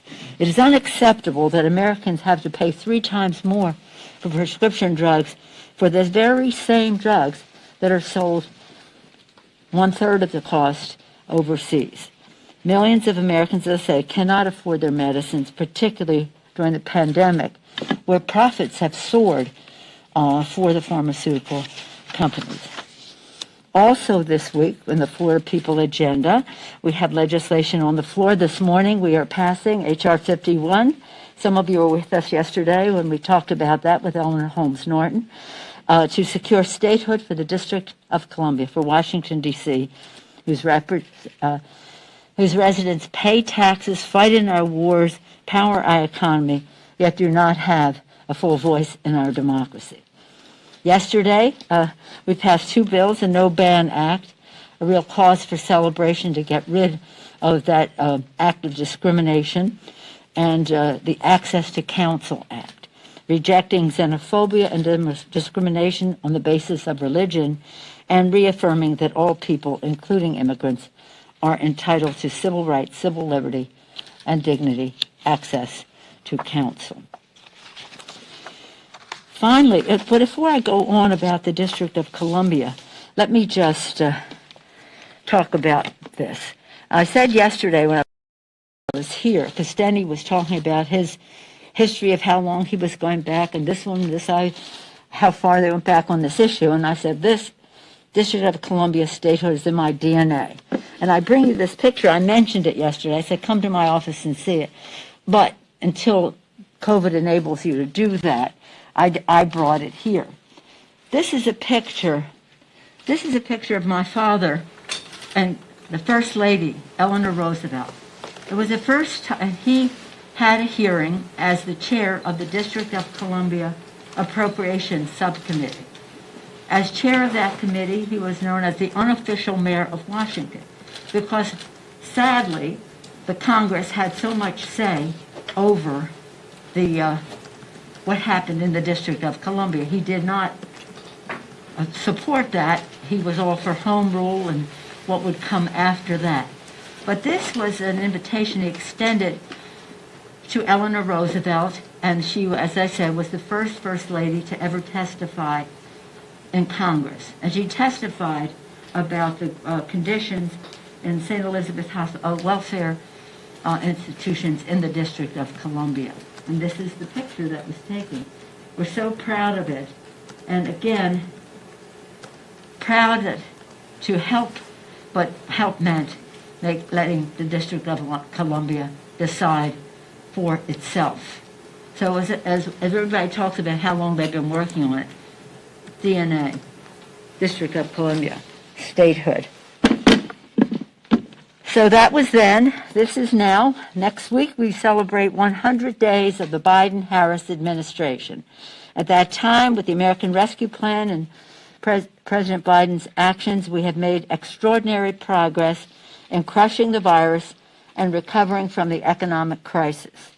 Yesterday, we reached the milestone, our country reached the milestone of administering 200 million shots in under 100 days.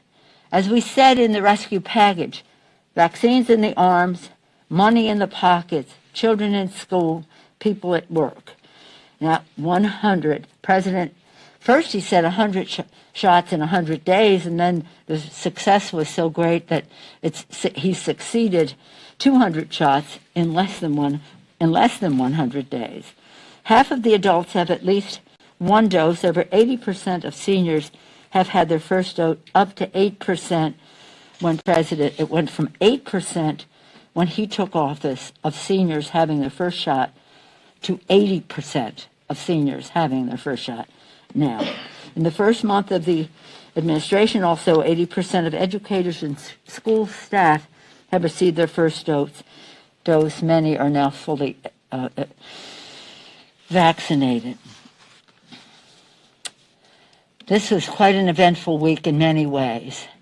In terms of the verdict in the Derek Chauvin murder trial, I want to salute our colleague, Representative Karen Bass, Madam Chair, for her tremendous work on the George Floyd Justice in Policing Act.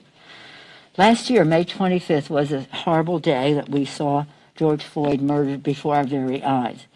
By June 8th, the House introduced the Justice in Policing Act under Karen Bass's leadership.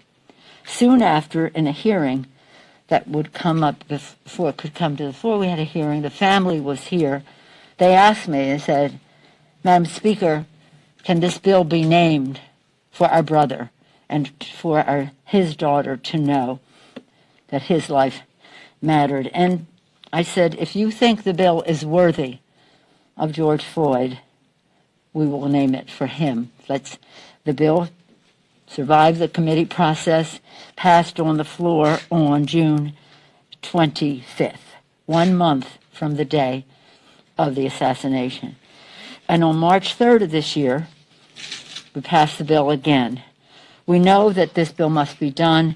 It must be enacted into law. And again, I want to salute Karen Bass for her ongoing efforts from the start to write a bill, working with all of the interested parties, the stakeholders in all of this, and then again now trying to reach consensus with the Senate.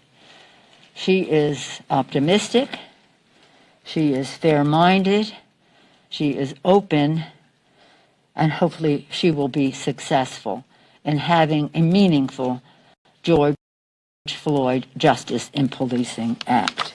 I'm just so proud of the work that she has done. She's been working on these issues for years, as has our Black Caucus. That's why they were so ready. They were so ready to, when this happened, to have a bill ready by just the second week in June and on the floor and passed by 1 month since the most unfortunate tragedy. Any questions? You got? Madam Speaker, if we could get an update on the 1-6 Commission. We know that you've said that you're willing to equal number of Republicans and Democrats and equal subpoena power, but your Republican counterparts have said that they have not received your proposal yet. Have you extended that offer to them, and what other parts of the proposal do you hope to change?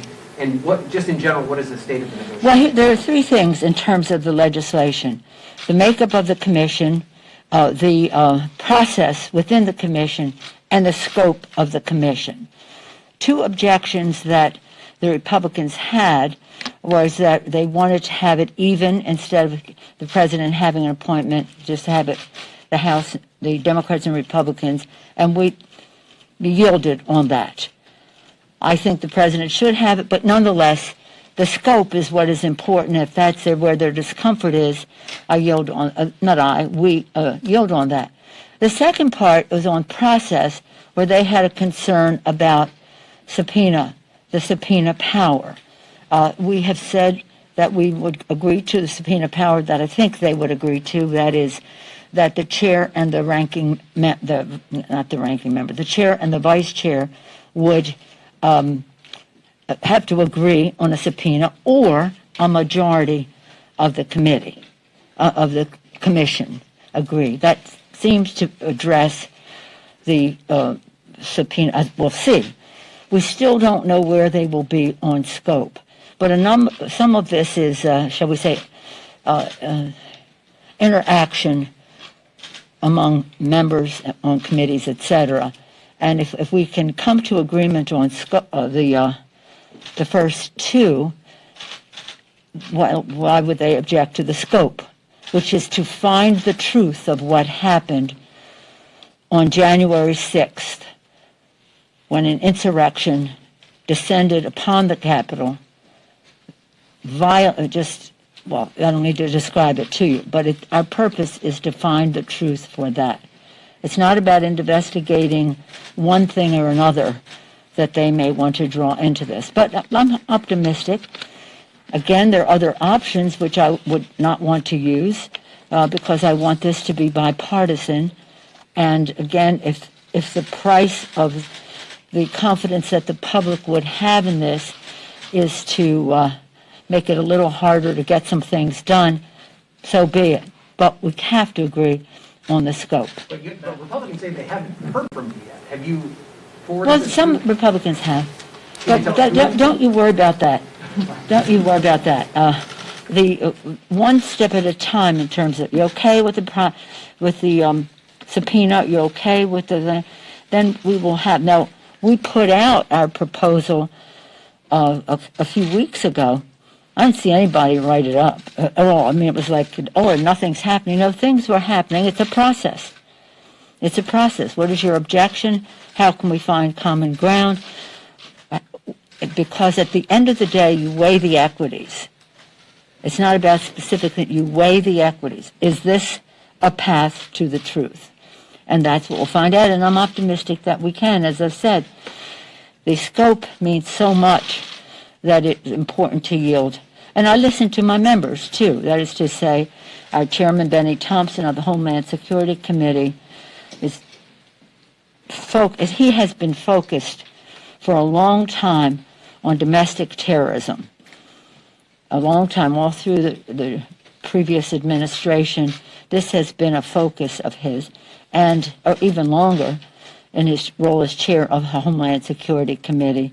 So I take some of my lead from him and other members about what the weighing of equities will get us in seeking the truth. But I think it's very important. And you know the provenance. I had the bill in 2001. I was author of the legislation for the commission then. So we all have a great deal of experience in terms of the makeup, the process, the who, and how is that defined.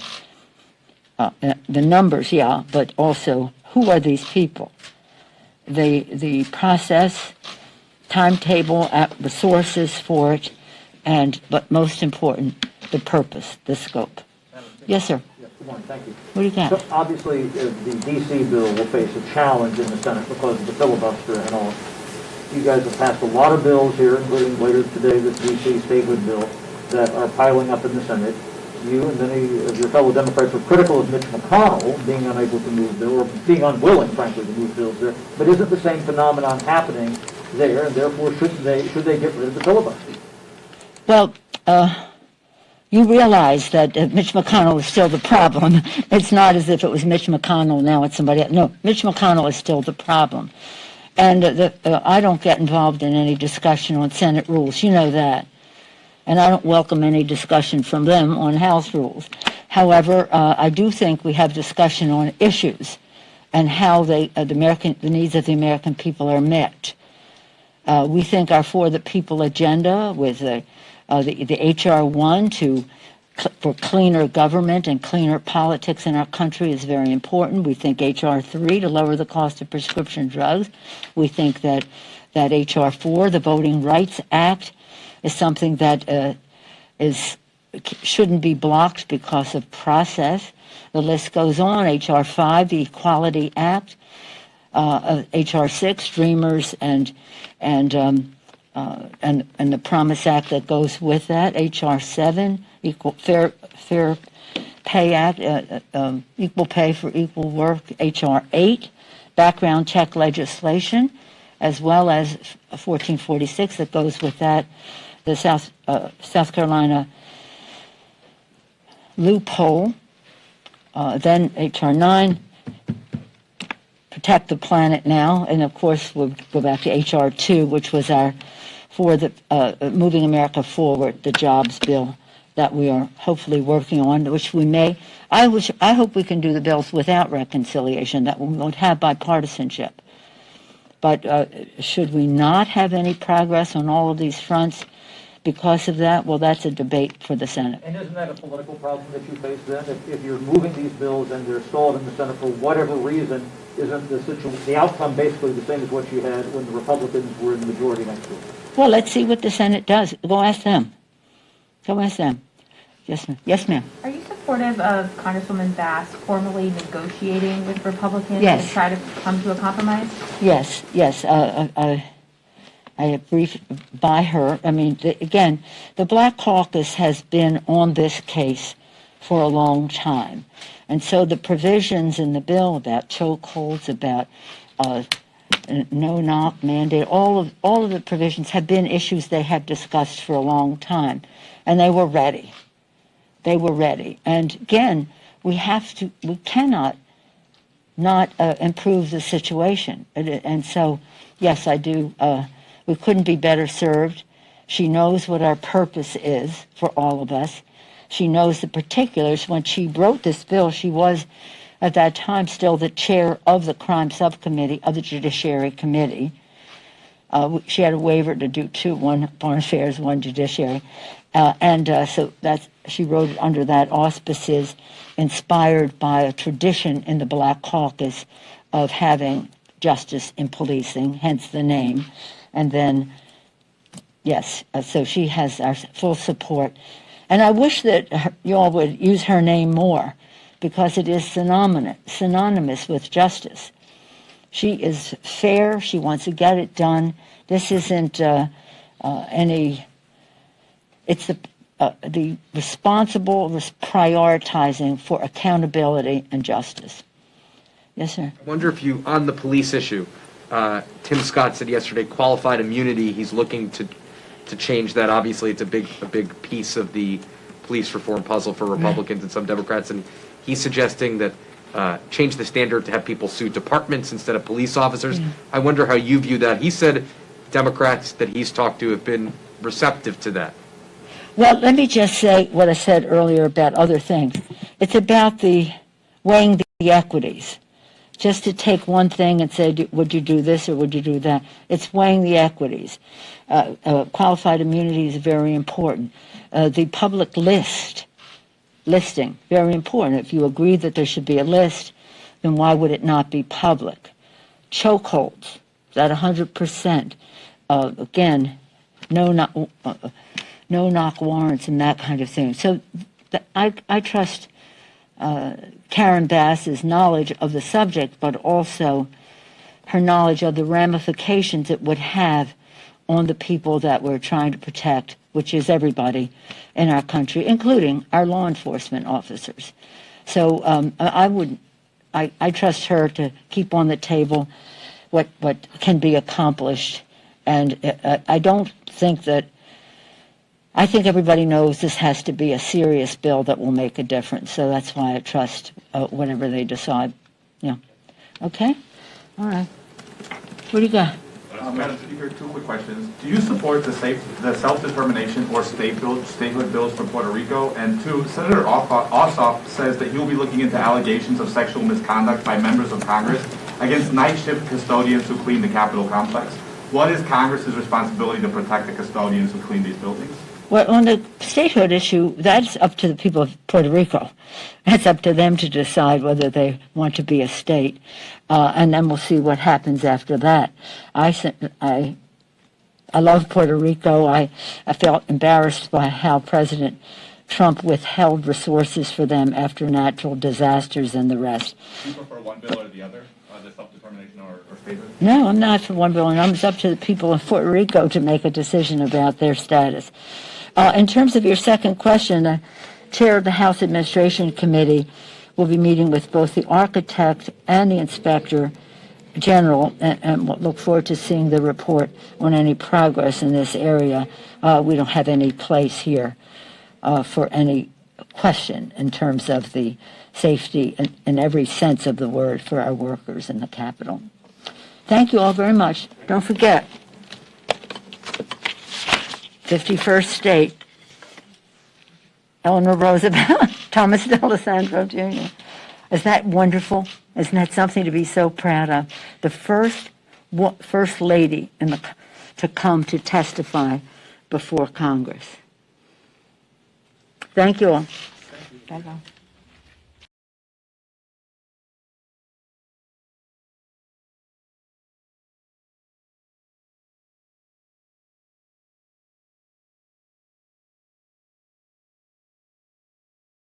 All right, guys, just want to say thanks so much for being here with us on NewsNOW from Fox. I am going to send some of you into a quick 2-minute break ahead of this funeral getting started in the Minneapolis metro area.